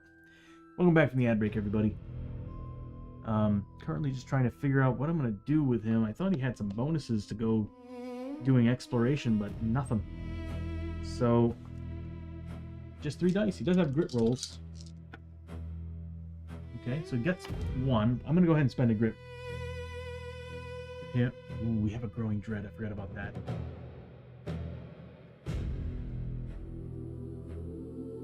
We need to add a growing dread card. Ugh. Those are bad, and I'll explain them later. When we get into a fight, it's gonna suck. They usually show up.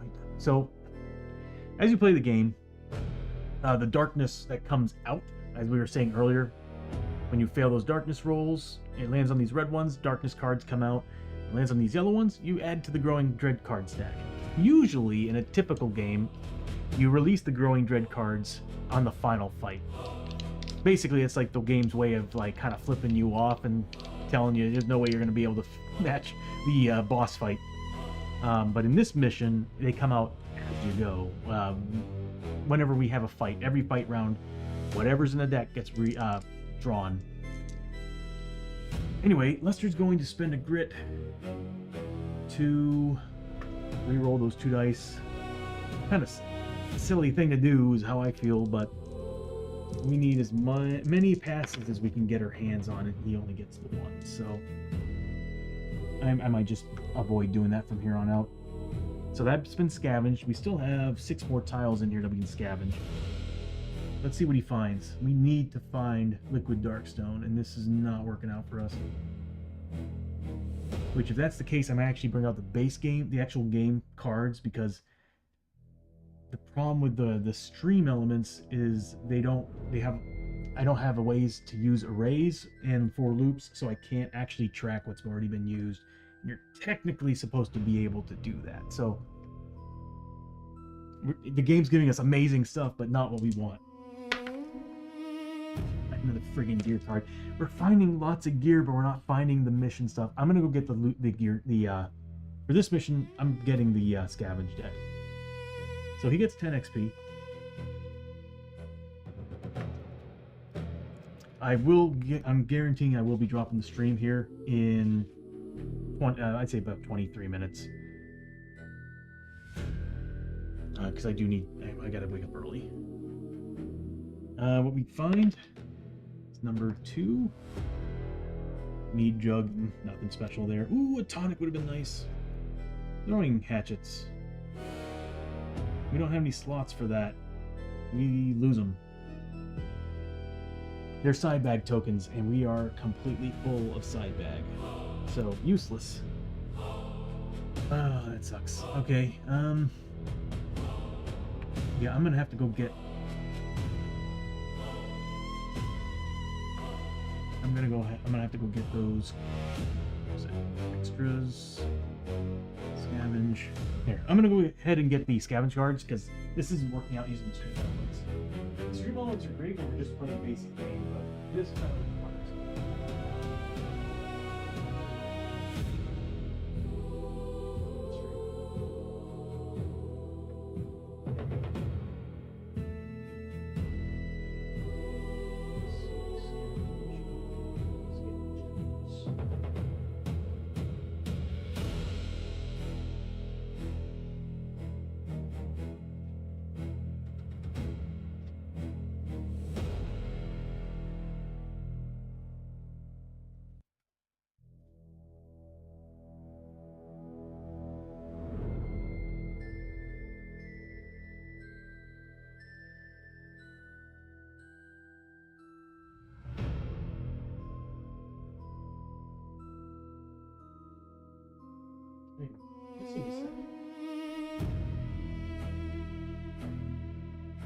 Okay.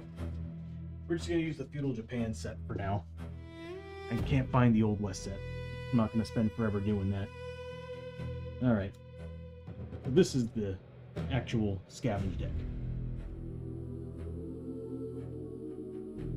But this is this is the Feudal Japan set. This is for the Forbidden Fortress stuff, but it's pretty much the same as the Old West. So that's Lester's turn. Next up is Chiyo. She does not have much in the way of movement points. She's gonna go for grit. She gets it. I'm gonna spend that on movement. She's gonna make... She's at 5 movement, so she's 10 now. So... that poor donkey. He's gonna be in trouble. Because she's got the lantern. 1, 2, 3, 4... I can barely see it. 1, 2, 3, 4, 5, 6, 8, 9. We'll put it here. We're going to try to rack up as much as this we can.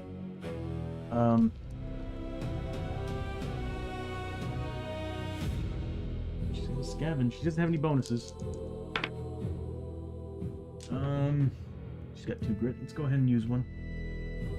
I don't like using grit for this, but this is definitely the kind of mission we need to do this on. Nothing.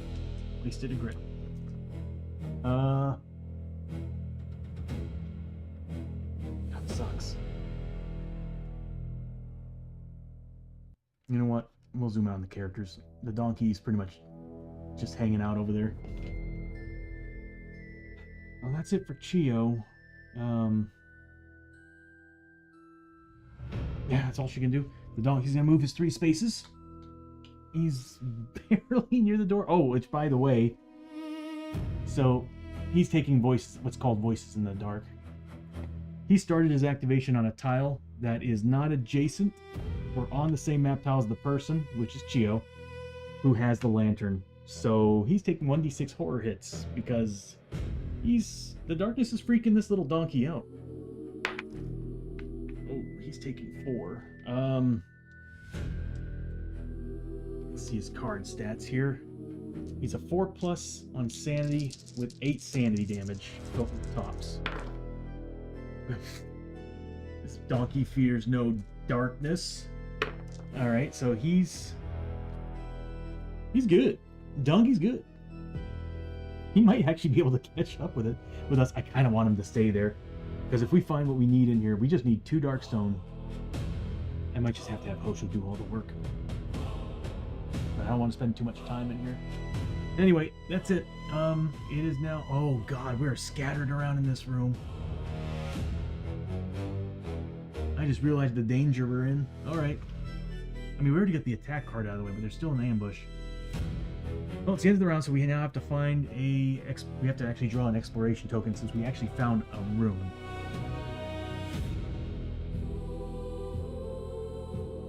Oh, shit. So, 2 doorways. So both both entrances are doorways. But we get 2 encounters in here. In the Caverns of Cynder, we get 2 encounters. Alright, here we go. First one. Crumbling crust. The crust beneath your feet begins to give way as you step across the ashen floor, revealing a flow of molten magma below. Anytime a hero moves out of a non-lava space on this map tile, roll a d6. On a roll of 1 or 2, place a lava fight. That's actually really awesome and shitty because lava 5+ sucks. Yeah. Is it an agility test? Am I doing this wrong? No, I think it's just 1 die per roll. Yeah, roll a d6. On a roll of 1 or 2, place a lava 5+ marker in the space the hero just left. Okay. Alright. That remains in play. So we have to deal with that. That does kind of suck, though. If we try to escape and this room doesn't have anything in it, we're in trouble. And we are trying our best to find Darkstone. But now that we're using the actual scavenge deck, our chances are much better. Alright. A lot better.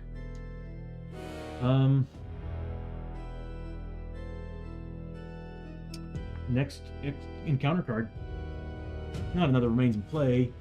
Point of no return. You can feel it in your bones. This place, this hell, will be your downfall. This is the last chance for redemption. Until the end of the adventure, all corruption hits ignore... Oh, shit. Ignore willpower, but at the start of any turn, any hero may spend 2 grit to remove D3 corruption points from himself.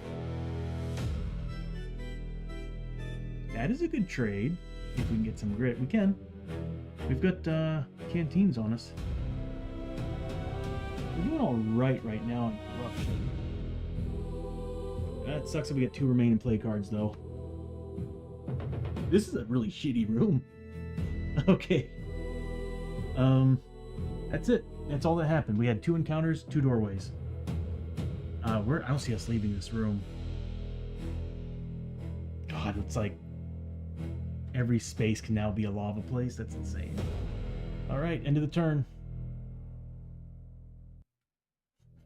We're still at 7+, and we have a room that we can pretty much just keep scavenging in. We can just create our own lava place, our own lava spaces. I think we got this. That's a failure.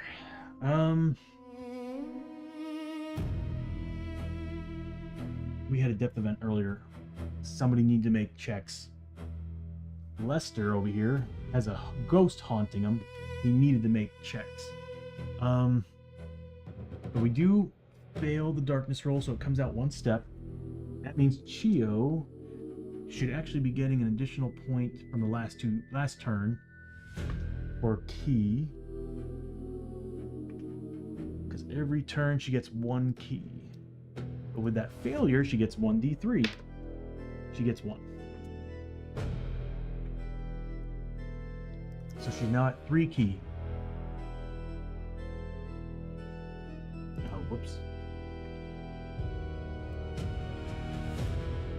There we go. So Key, and as you see on the characters, Hosho and Chiyo, Chiyo's got Key, Hosho's got Fury. That's basically focus points that their character classes give them. And what happens is that, which actually Hosho got 2 successful hits that dealt damage. He should be at 5 Key. 5 Fury. So for them, different things happen. Hosho is a samurai. Every time he successfully hits an enemy and does damage to that enemy with that hit, he gets a Fury point. Fury is used to do these extra attacks, which are samurai battle tactics. So you can actually like spend those points to get additional attacks against every enemy around you, stuff like that. Pretty sweet. Chiyo, on the other hand, gets ki. Ki can be used to spend, each point can be spent to heal extra points of health to a character, or you can spend 2 points.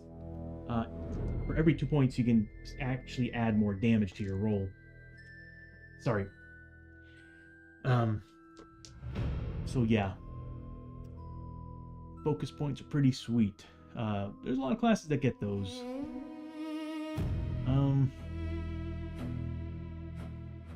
I think that's all we have to do here, because darkness hasn't fallen on anything yet. So we'll start with Hoshoryo. He's gonna roll for, well, first he's in the Caverns of Cynder, so he's wearing, I think, 2 items. Yep. He needs to take 2 hits. He's a 3+ on his defense. Fails both of them. He's got armor of 5+. Passes both of them with 6s. So we're good. He's gonna move to the next spice. And he's gonna be getting 4+ on that. Otherwise, he takes a burn marker. He got a 3, so he does get a burn marker.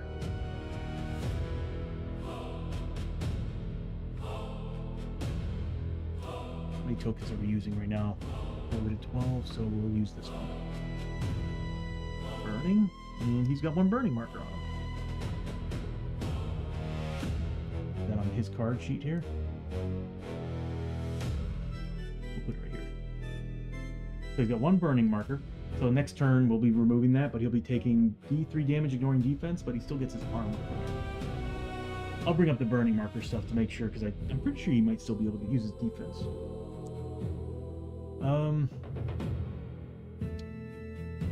Did he roll for grit? Wouldn't have mattered. Anyway, he's gonna scavenge. So typically he gets 3 scavenge, but he's getting +1 because of the Shahari Finder. He gets +2 cards if he ever scavenges anything. So he does. He succeeds. I'm gonna spend a canteen.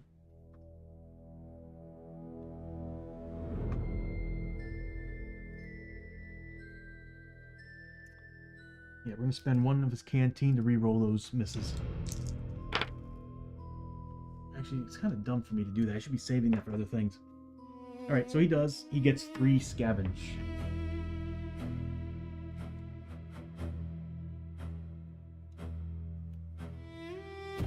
These bad boys a little bit here.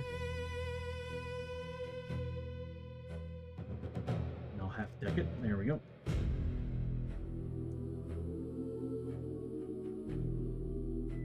Okay, please give me what I want. Perfect, nothing here. So we did get 1 liquid darkstone. He found 10 XP. This is so much better. He found 10 XP. There's bigger reward and bigger problems if we use the actual stream elements, and that's why I kind of like using these. So he gets 10 XP and he gets 25 bucks. And then finally, he's got the 2 pieces we need. Now we can either continue and try to make more money off this mission, which might not be a bad idea. But that Growing Dread card will come out the moment we get into a fight.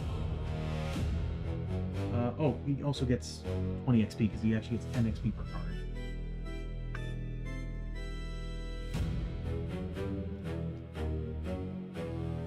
The nice thing about this is that you pull all the cards from the same deck, so this way you don't double up. Stream elements, you can double up on some really bad stuff.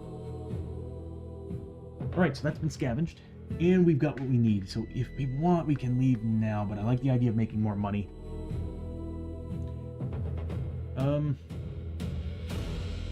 That's it for him. Actually, it's Abbie's turn next. Abbie is wearing what? You know what's going to help me with this? Osho's wearing 2 items. Abbie is wearing... This way I don't have to keep checking their sheets, because I will not remember. She's wearing 1, 2, 3, 4 items, so she's got to take 4 checks. Lester... Oh my god. He's wearing 1, 2, 3, 4, 5 items. He's going to make 5 checks. And Chiyo is wearing Takabake armor. Yep. She's wearing, oh my god, 1, 2, 3, 4, 5, 6 items. She's making 6 checks. This is basically all her art, all their clothing and stuff, burning them while they're moving through this Caverns of Cynder. So she needs to make 4 checks. So Abbie needs 4 pluses on her defense rolls. She gets 2, fails these 2. She has armor 6 plus. I think the ones ain't gonna do anything. But she does take 2 points of damage.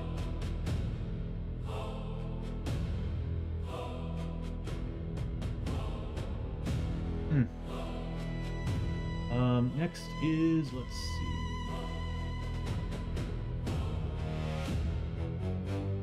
Abbie's going to roll for grit. Being an outlaw, she gets 2 dice for grit rolls. She got it. Of course, I'm going to choose the 6, because you roll 2, you choose 1 with her. So she gets a grit back. Everybody has a +1 grit being in caverns.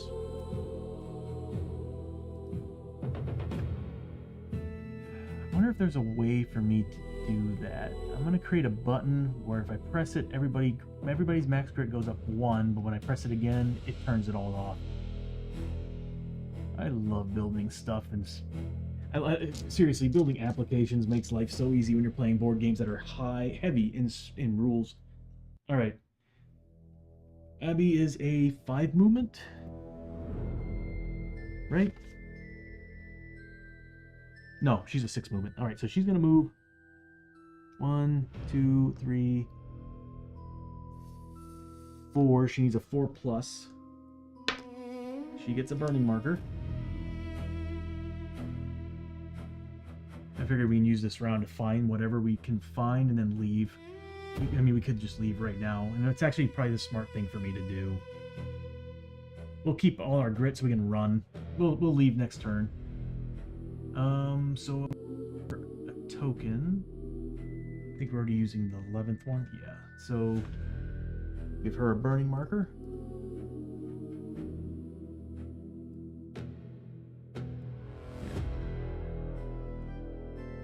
Siri, I did not ask you to say anything. So she's gonna move there, and oh my god, now she's mad at me. All right. We need 6 pluses. I'm gonna go ahead and re-roll these 2.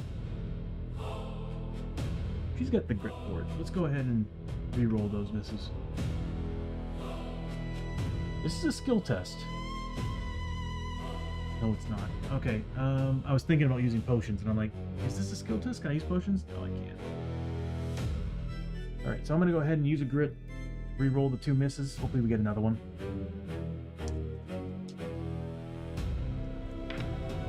No. One's good enough. So we need a scavenge card.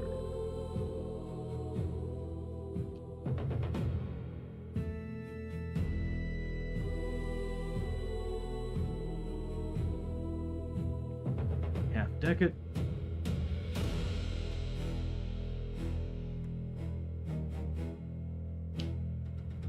She gets 10 XP, and we found... Oh, I need markers for those, by the way.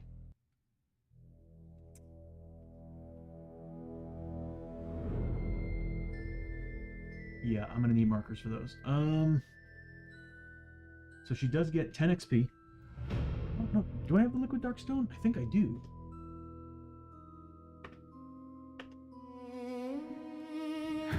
Liquid dark stone. We have 2 on Hoshoryo.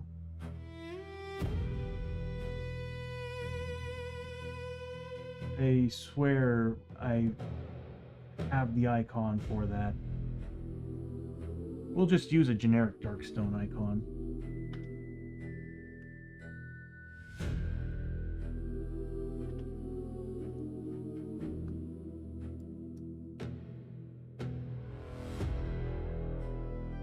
There we go. So he's got 2 right now. And I swear I scanned it. She's got 1.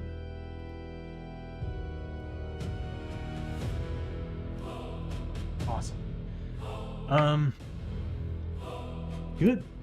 We're making more money. We'll have everybody do the round, and then we'll leave. I don't think we need to do any more. We'll be making, I think, 300 bucks off of this. Let me pull up the info. Because if we get more XP per Darkstone, it might be worth our while.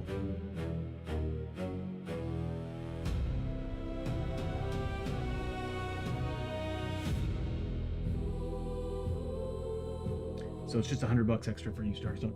I think we're good on money. Yeah, the payout on this isn't all that great. We'll just say it's the end of the mission. Either way, we'll be getting +1 to our clue token count. We'll be at 7 instead of 6. The donkey should be at 8 Sandy. Alright, so that's Abbie's turn. Everybody's gonna have burning markers, but we'll be okay. Lester's next. Been doing pretty good, so he's gonna move to this spot. He needs a 3+ to avoid getting burned. He gets it with a 6. We needed that.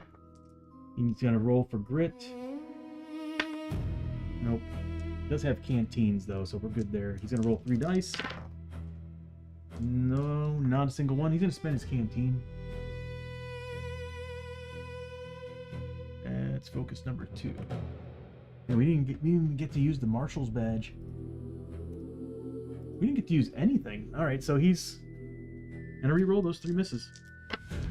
Of course he rolls off the damn table. Nothing.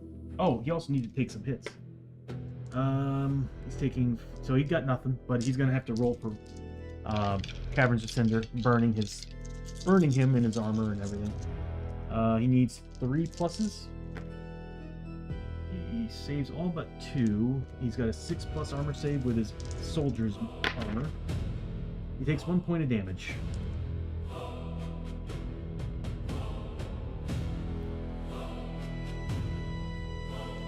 Oh, she's overlapping everything. I need to fix that. Okay. I'm glad we're having this stream. Alright. He doesn't find anything. He fails. Next up is going to be Chiyo. Look at all the tokens we're using. I might actually have to add the extra 5 tokens. She's going to stay where she is. She doesn't need to make any checks. Let me check on that. When you start your activation on a map time, I don't think you get burned. I think it's just when you move on to a spot. Yeah, I'm pretty sure it's when you move on to a spot. Well, anyway, she's going to... Well, technically that would still be a move. So yeah, she would still take the hit. So she needs a 3+. She fails, getting a burning marker. Oh my god. Do we have 8 out there? We do. Yeah, I need to add more markers after this mission. We're going to use burning. She's now got a burning marker too. She's going to roll for grit. Nothing. She's going to roll scavenge. Nothing. Is she going to use anything? What does she got on her? She does have her canteen, so we'll use one of the canteen shots. So it's now down to 1. I'd like to find at least 1 more Darkstone. Make this worth it. Yeah, we got a scavenge. After this, we're leaving.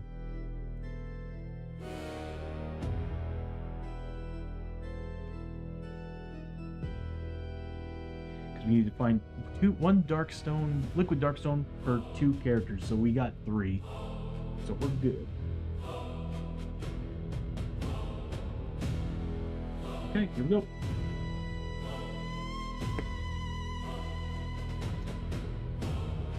Perfect. Chiyo found 1 additional Darkstone. So we got basically 100 bucks a pop. You're using pretty much every game token now.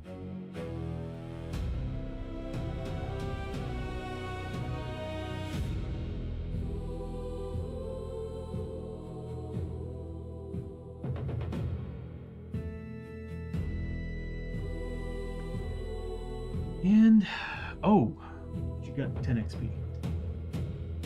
And she needed to take 6 hits while we're at it. She's wearing 6 pieces of clothing. A 4+. Wow, she did super well with that roll. And she is a 4+ armor as well. She's wearing the dreaded Takobake armor. It's like one of the first pieces of gear she ever found. And it gives her a 4+ armor save, but anytime she saves with armor saves more than 2 wounds, she takes corruption hits, which here we would be ignoring rolling against those. But luckily, this is our chance to get rid of some corruption, which I think we'll do. Right, I'm going to keep these down below the screen so I can actually see some of their stats. We're going to need to do that here soon. Chiyo, Donkey's going to stay there. Is he? Yeah. I might actually have him move back 1 space. So this way we can get everybody over there. Cool, that's it. Alright. It's the end of the round. We got what we need. Let's leave. Luckily we haven't been finding any other rooms.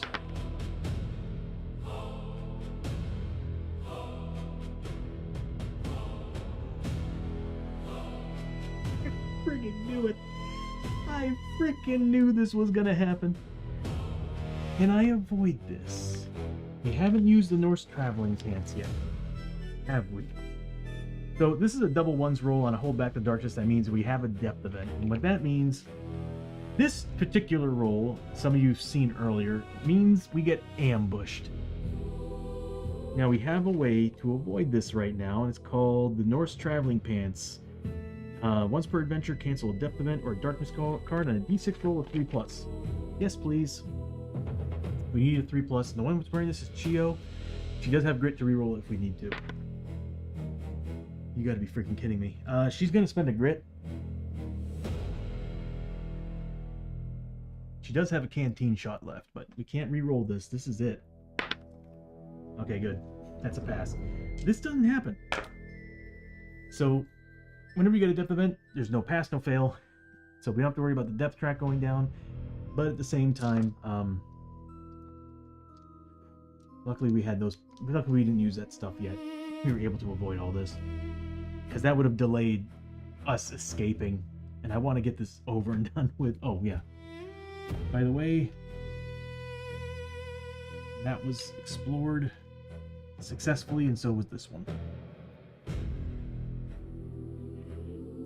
Okay, we got grit to run out of here. Alright, start of the round. We're gonna start with Hoshoryo. He's got 2 items, so he needs to roll for those. He's a 3+. Passes 1, fails the other. He's a 5+ on his armor save. Fails it, so he does take a point of damage. This is a weird mission. Oh, I put 2 on accident. He took 1 point of damage. Alright, he's going to spend his grit that he has left over. Double his movement points. Does he get a grit? No. So he's going to spend that grit to double his movement points.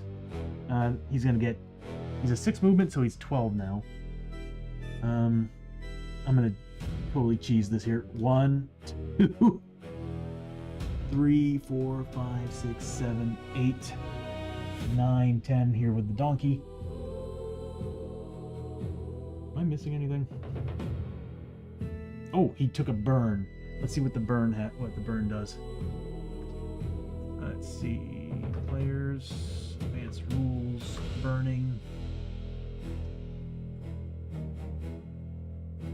When a model has 1 or more burning markers on it at the start of its activation, remove 1 of those burning markers, ignoring defense. So we do get armor saves against them. Only 1 burning marker can be removed. Okay. Alright, so he does lose that burning marker.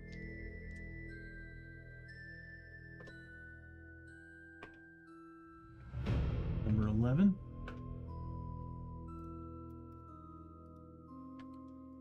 But he does get armor saves. He's got 5+, and he got 5+ on both. So he took no damage from the burning. He still gets his armor save, even though it goes to the defense. So he's good. We got 3 more characters to get out of here. Next is Abbie. She is wearing 4 pieces of clothing. She's a 4+, she fails 3. She's a 6+ armor. Passes 1, fails the other 2, taking 2 points of damage.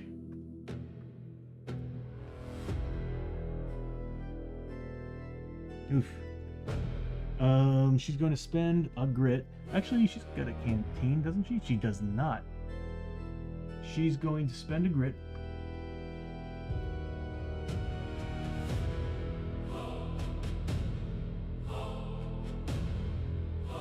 She's going to spend a grit. I was thinking about doing something pretty awful to Lester.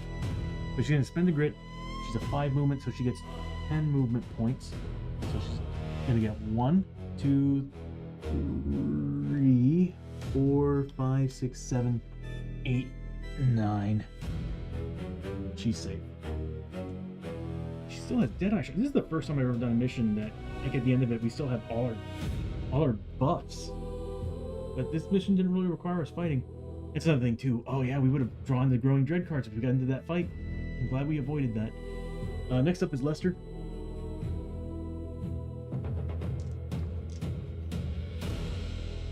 He's going to roll 5 dice for clothing.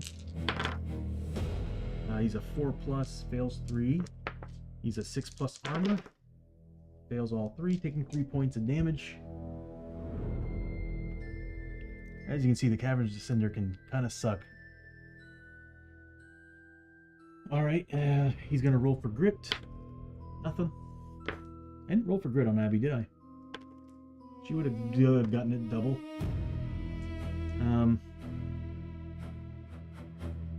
It don't matter. It's pretty much over. Oh, no, it does matter. It does matter. Carries over. And we could use that. So Lester is going to spend his canteen because that goes away at the end of the adventure, giving him a grit point that he's going to spend on movement, giving him, he's a 5 movement, so 10 points.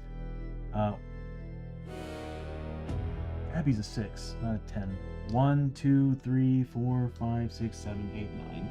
We'll put him right next to the donkey. After him, it's Chiyo. She's what's left. We can get her out of here. There's no enemies on this board at the end of at the beginning of the next turn. It's over. Rolling for grit. She gets it, and she needs to roll 6 dice here. I'll give her the grit here in a second. She's a 4+ on her defense, 4+ on her armor. She saves 1, takes 2 damage.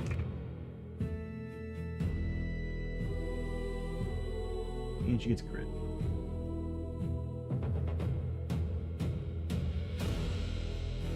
Can't wait to fix that animation. I don't know why I gave it to her. I'm going to spend it. I'll use the canteen. She's got the canteen. We'll spend the last point in the canteen, giving her a grit point. She's going to move. She's at movement 10. Oh, that's right. I got rid of the boots. So she's going to go here, avoiding this spot. So 1, 2, 3, 4, 5, 6, 7, 8, 9. And we are all out of the Caverns of Cynder and back into the mines. Let's pull up the rules to make doubly sure that we're good.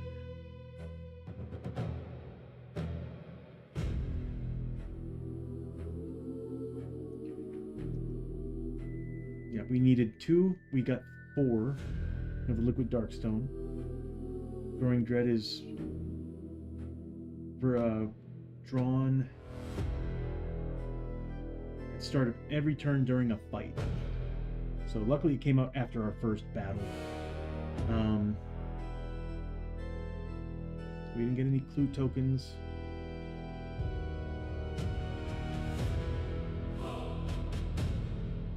That's what it was. Lester. Was Lester holding any? Because he rolled a 1.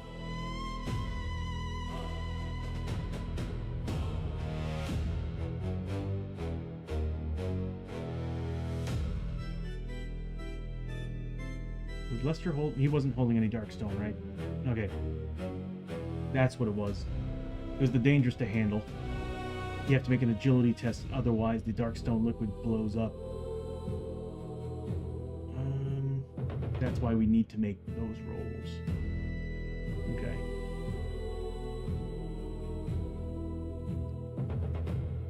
If Hosho got it or not. Getting back to the mines. Once the heroes have decided they have enough liquid Darkstone, they must head back to the mine. At the start of the next of any turn in which all heroes are in the mines and there are no enemies on the board, the heroes may leave the mine, ending the adventure if they all have at least one Darkstone between them for every full 2 heroes. Okay, so we got it. Do we... You know what? Here's a good question. When does... Talk about the darkness at the beginning of the turn, so...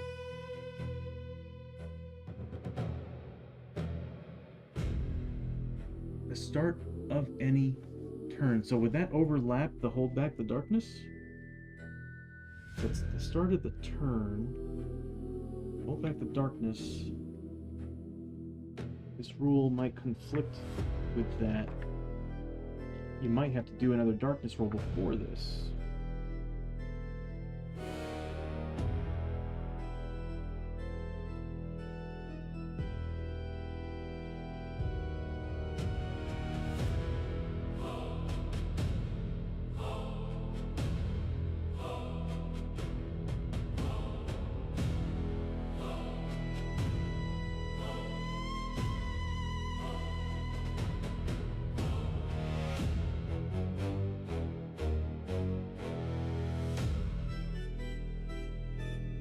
Interesting, because hold back the darkness is yes at the very beginning of every turn. This, well, not very beginning, but at the beginning of every turn. This is saying at the beginning of every turn, so I want to say that that overlaps hold back the darkness.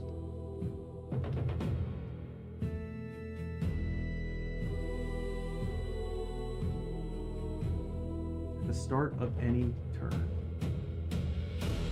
Yeah, no, it's over. No hold back the darkness roll. So we finished the mission. It was kind of a simple mission. I'm kind of glad we decided to finish it. So victory.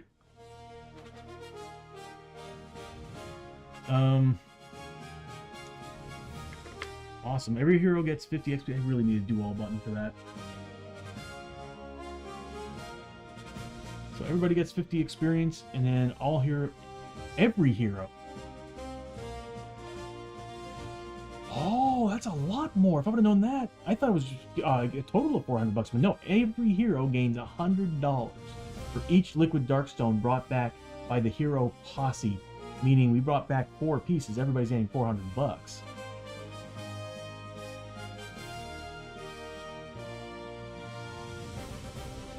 We don't have to roll for corruption either. Good. Okay. If I would have known that, we would have stayed another turn, but I do kind of want to end the stream, so... Yeah. See what time it is. Alright, so let's go ahead and do all the follow-up, or basically everything upkeep for the end of the adventure. All the burning markers go away. All the markers pretty much go away.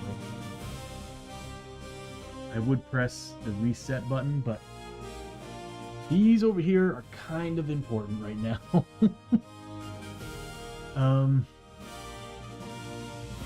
So I'm just going to get rid of these bad boys here. So I need to get rid of... Yeah, 10.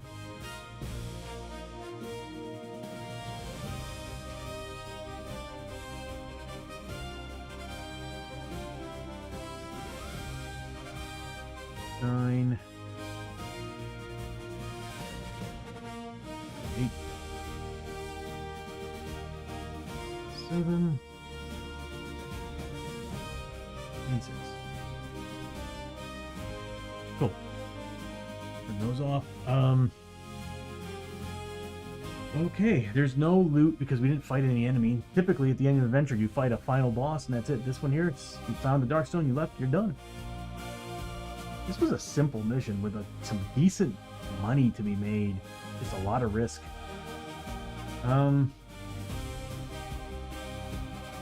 Everybody got $400.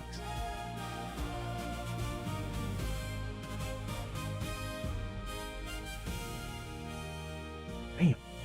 That's awesome. And was it 50 XP? I think it was 50 XP. Let me take a look. 50 XP. Don't have a do-all button for this. I really need to. So 50 XP for Chiyo. How far is she from leveling? Level 5 to level 6. She is actually close. Wait, is she? Is it 6,000 that she needs? 600 for level 2. 1,200 for level 3. Level 4 is 2,400. 4,800 for level 5. Level 6 is 6,000.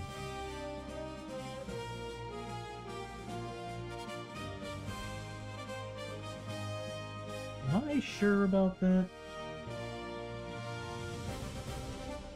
Pretty sure that's in the main rulebook. Oh, hold on a second. There's the basic rule books. Again, if you're big on rules-heavy games, you'll love this. For heroes, leveling up.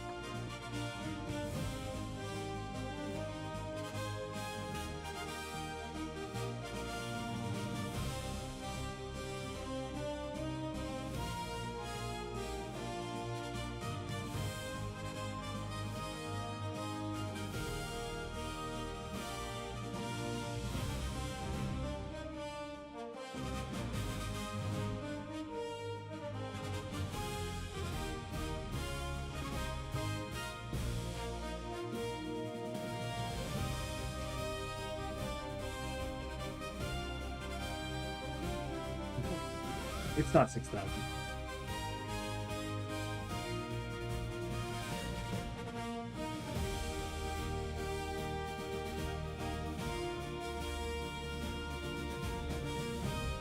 Not quite there. She's a little under 1,000 away from leveling.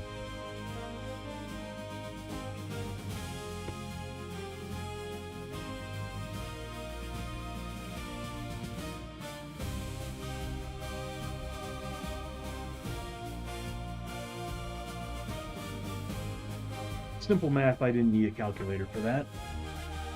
Anyway, she's close. Lester's a long ways away. Like I said, once I get him to level 6, we'll call it a season. And we'll move on to some new characters on Sunday. Possibly some streamers might be interested in playing. I'm still debating whether or not I want it to be a journeyman or a classic. What I'll do is I'll gather some people together, some streamers together, and if they want to play classic version Shadows of Brimstone, where you just choose one class and you just play as that one class. If not, then we'll play journeyman, just like these classes. I'm not gonna lie, journeyman's pretty awesome. Powerful as hell, but you gotta find ways to balance how powerful they are with how the game plays. And I think my rule that I created for every 2 characters that are journeymen, it's a elite ability. Just kind of balances out. They're really powerful. We're back to XP here. So P for Hoshoryo. 50 for Abbie.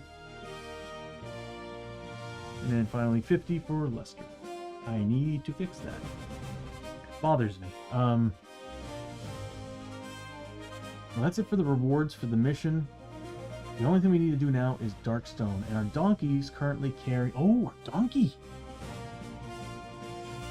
Oh, our donkey dinged. Donkey dinged. Hell yeah. Alright, so let's go ahead and do this. Badass. Yes. So our pack mule currently has 2 XP. When you reach 3 XP, we're going to spend it right now, and we're going to level him up. Where is he? Where's the little shit? All right, come here, buddy. Oh, you are the man of the hour. All right. Here's our donkey. We leveled him up. Here's his upgrades. We still haven't named him yet, so we're going to be putting up a poll on the Discord to make a name. So we get a pack mule. Let's see. I need to change the coloring. Everything's in orange. Alright, so an ally gains 1 ally XP token at the end of every successful adventure that it lives through. So this is the 3rd one. Pay 3 ally XP to level up the pack mule once in the chart below. And so we gotta roll a d6.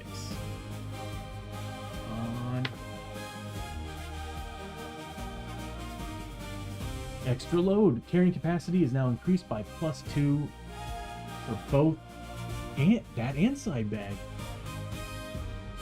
How much can he carry in side bag? So he can carry 7 side bag and now 12 items. Oh my god, that's actually pretty awesome.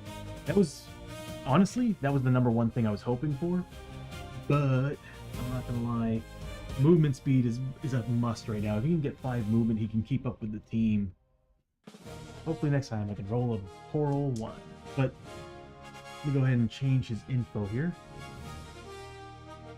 So, pack mule, level 2. He's got, what does he have? So he's got weight +2, side bag +2.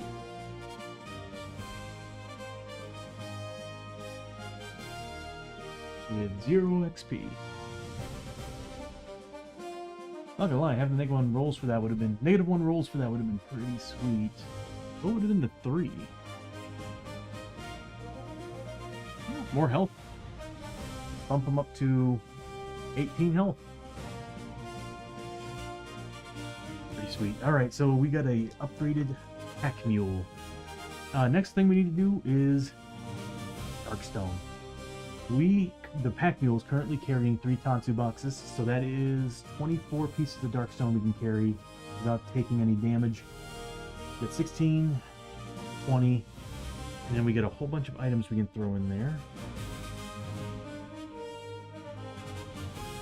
No, that's it. Everything else is in town. Okay.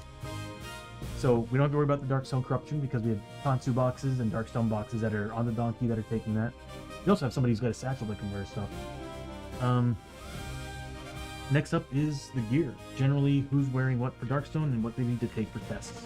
And then after that, we'll call it a stream and we'll kind of do what we did today. Pick up with travel hazards, go back to town. There's actually one thing we need to do before we do all that. Game tokens. 13. This is how many clue tokens we found on adventures. We've only found 1 on this one. 2d6, add them together with +7. If we make it 12 plus, we found the Heretic Pastor or Preacher. I think we did it. We found him. Alright, so we found him. For the next mission, we can actually go hunt for him. And that will be Heretic Preacher, I think is what it's called. We'll pull that mission up next time. Alright, so as far as what people are taking for corruption hits, 1, 2, 3, 4, 5. Chiyo will be taking 5 hits. So what's happening here, at the end of the adventures, this team is made up of level 5 plus. So they are decked out with gear to stop this from happening. Like all that Darkstone we're carrying, Tansu boxes, Darkstone boxes, each one of them carries up to 8 without having to worry about these Darkstone checks. What's happening is, at the end of the adventure, your characters have been carrying around all this Darkstone stuff, gear that's got Darkstone attachments, or gear that's just made out of Darkstone. they've been carrying it, it's been radiating, and it's been more like corrupting them and making them mutate. Here's where you do all those tests. At the very end of the adventure, whether you pass or fail. So here's a chance for your characters to mutate. Hoshoryo, I think he's only got... Oh,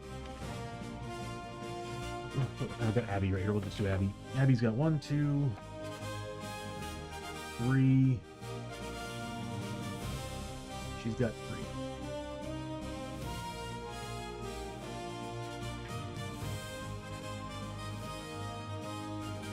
Hosho's got 2. Should be a 3 in there.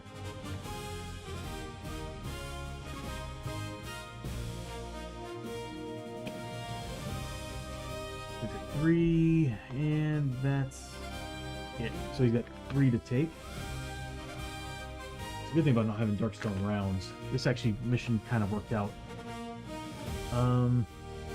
And then Lester. Not carrying the shotgun because he can't.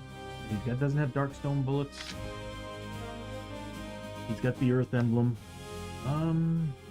He does. Okay, he's got the Earth Emblem. I keep forgetting he has that. Get the Vampire's Hunter's shotgun.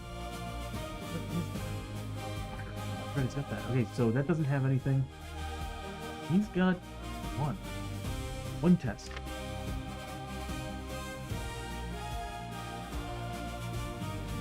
Yeah, he's got 1 test.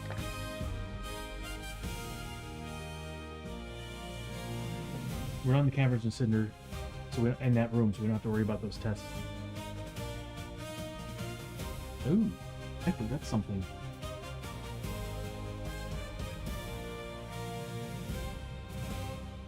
Moves out.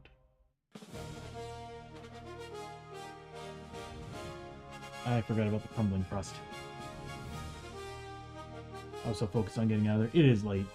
So anyway, Chiyo needs to make 5 rolls at her willpower. That card doesn't affect us outside of that tile, so he needs a 3+. He passes each and every one of them. That's some insanely good rolling, so no corruption for you. Next up is Hoshoryo. He's a 4+, saves 2, fails 1. He does take a point of corruption.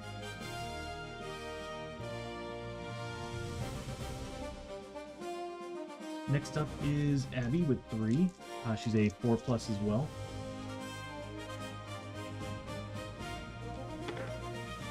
Passes 2, fails 1.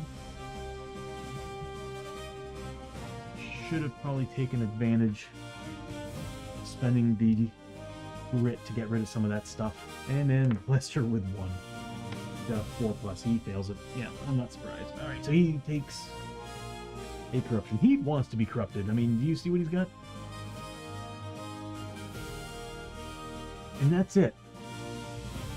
What you just witnessed today, everybody who was here since the start of the stream, is pretty much an entire travel hazard, town stay, and adventure in Shadows of Brimstone. So we did it all. We were able to do it all. This was a very, very, very, very short mission. Like, we only went in 3 rooms? Yeah, we only went in 3 rooms.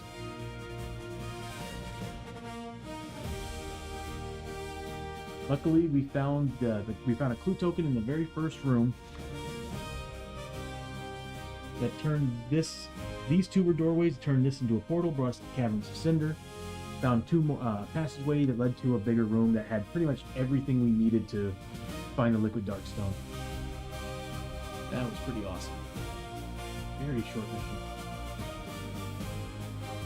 Well, you say that's over and done with for this one. So what we're gonna do is we'll end the stream here up. It's, of course, it's an ad break. I wish I would have noticed that.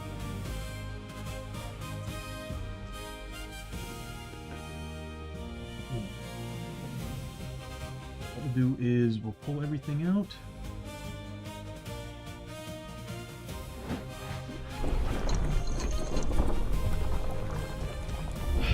And check and see who we can raid into. I don't think there's really anybody. It's a little late. The bit rate's crap, dude. What's up with that? I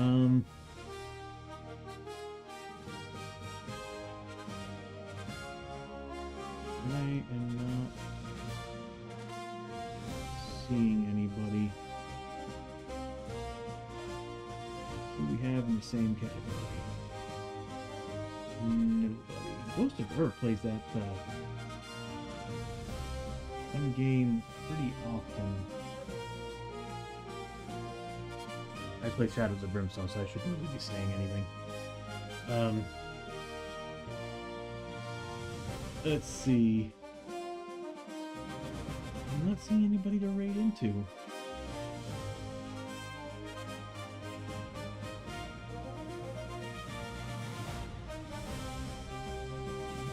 I might just go ahead and raid into Doku Games.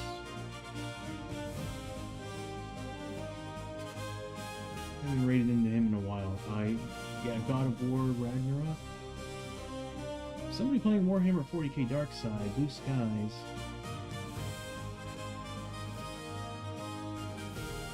You know what? We'll go ahead and raid into Ghost of Earth. They're playing. I can't quite tell what it is, but they play this pretty much every night. And I do mean every night. It's like every time I'm on here checking this out, they're always playing it. It's be a good game. So we'll go ahead and keep up the board games and raid into them.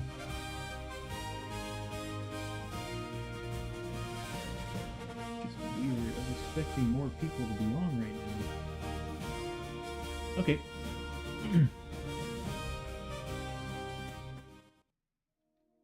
Alright. So we'll go ahead and raid into Ghost of Earth. I was hoping to have this last before the ad break ends, but yeah, everybody, thank you so much for coming out to the stream and watching. Don't be surprised if you see more stuff being added. It's like almost like every day I just kind of want to keep adding more and more to it, especially right now when things are happening. I'm currently in the middle of moving, and there's a few other things that are going on that are kind of keeping me home, so I'm getting plenty of time to work on the stream. So hoping, like I said, we'll be adding more and you'll be seeing more on it. Welcome back to the ad break, everybody. We're actually just about to raid out to Ghost of Earth. They're currently playing a board game. I'm not quite sure what they're playing.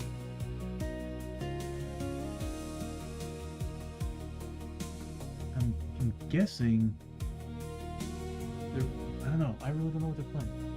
You know what?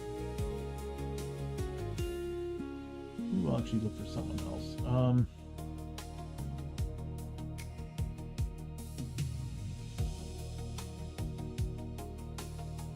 Yeah, we'll raid into Doku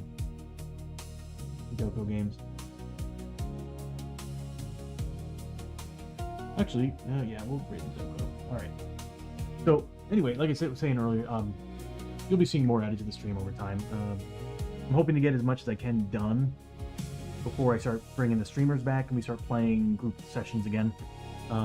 So I'll be bringing back Tuesdays with D&D Bros and Ranger Green. We'll be bringing back Thursdays with Mad Arts Treasures, Ranger Green, Geek Out Corner, and Rancy Lance.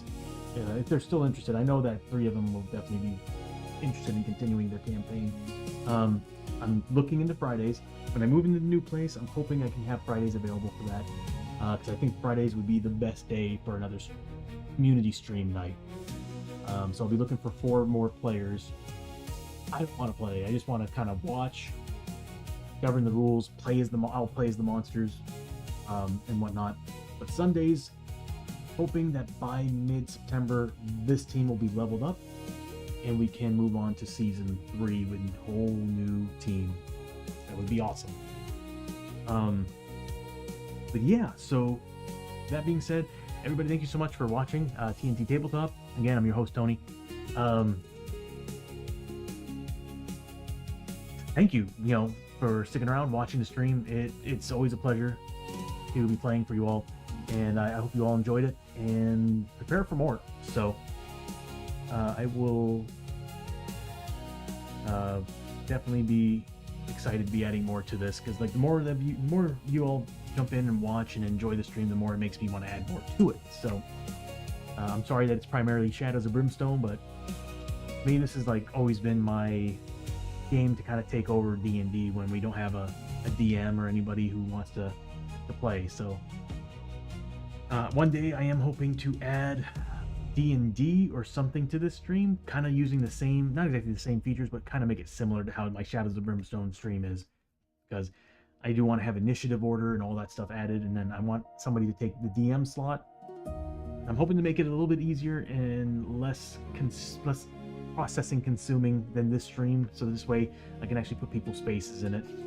But anyway, until I see you all next time, I'm hoping, we'll see what happens this week. I'm not 100% sure where my schedule's going. Tomorrow's a maybe for a paint day, but until Sunday for sure, I'll be playing, continuing this team. So until then, you all have yourselves a wonderful Thursday, and I'll see you next time. I'm in the wrong screen.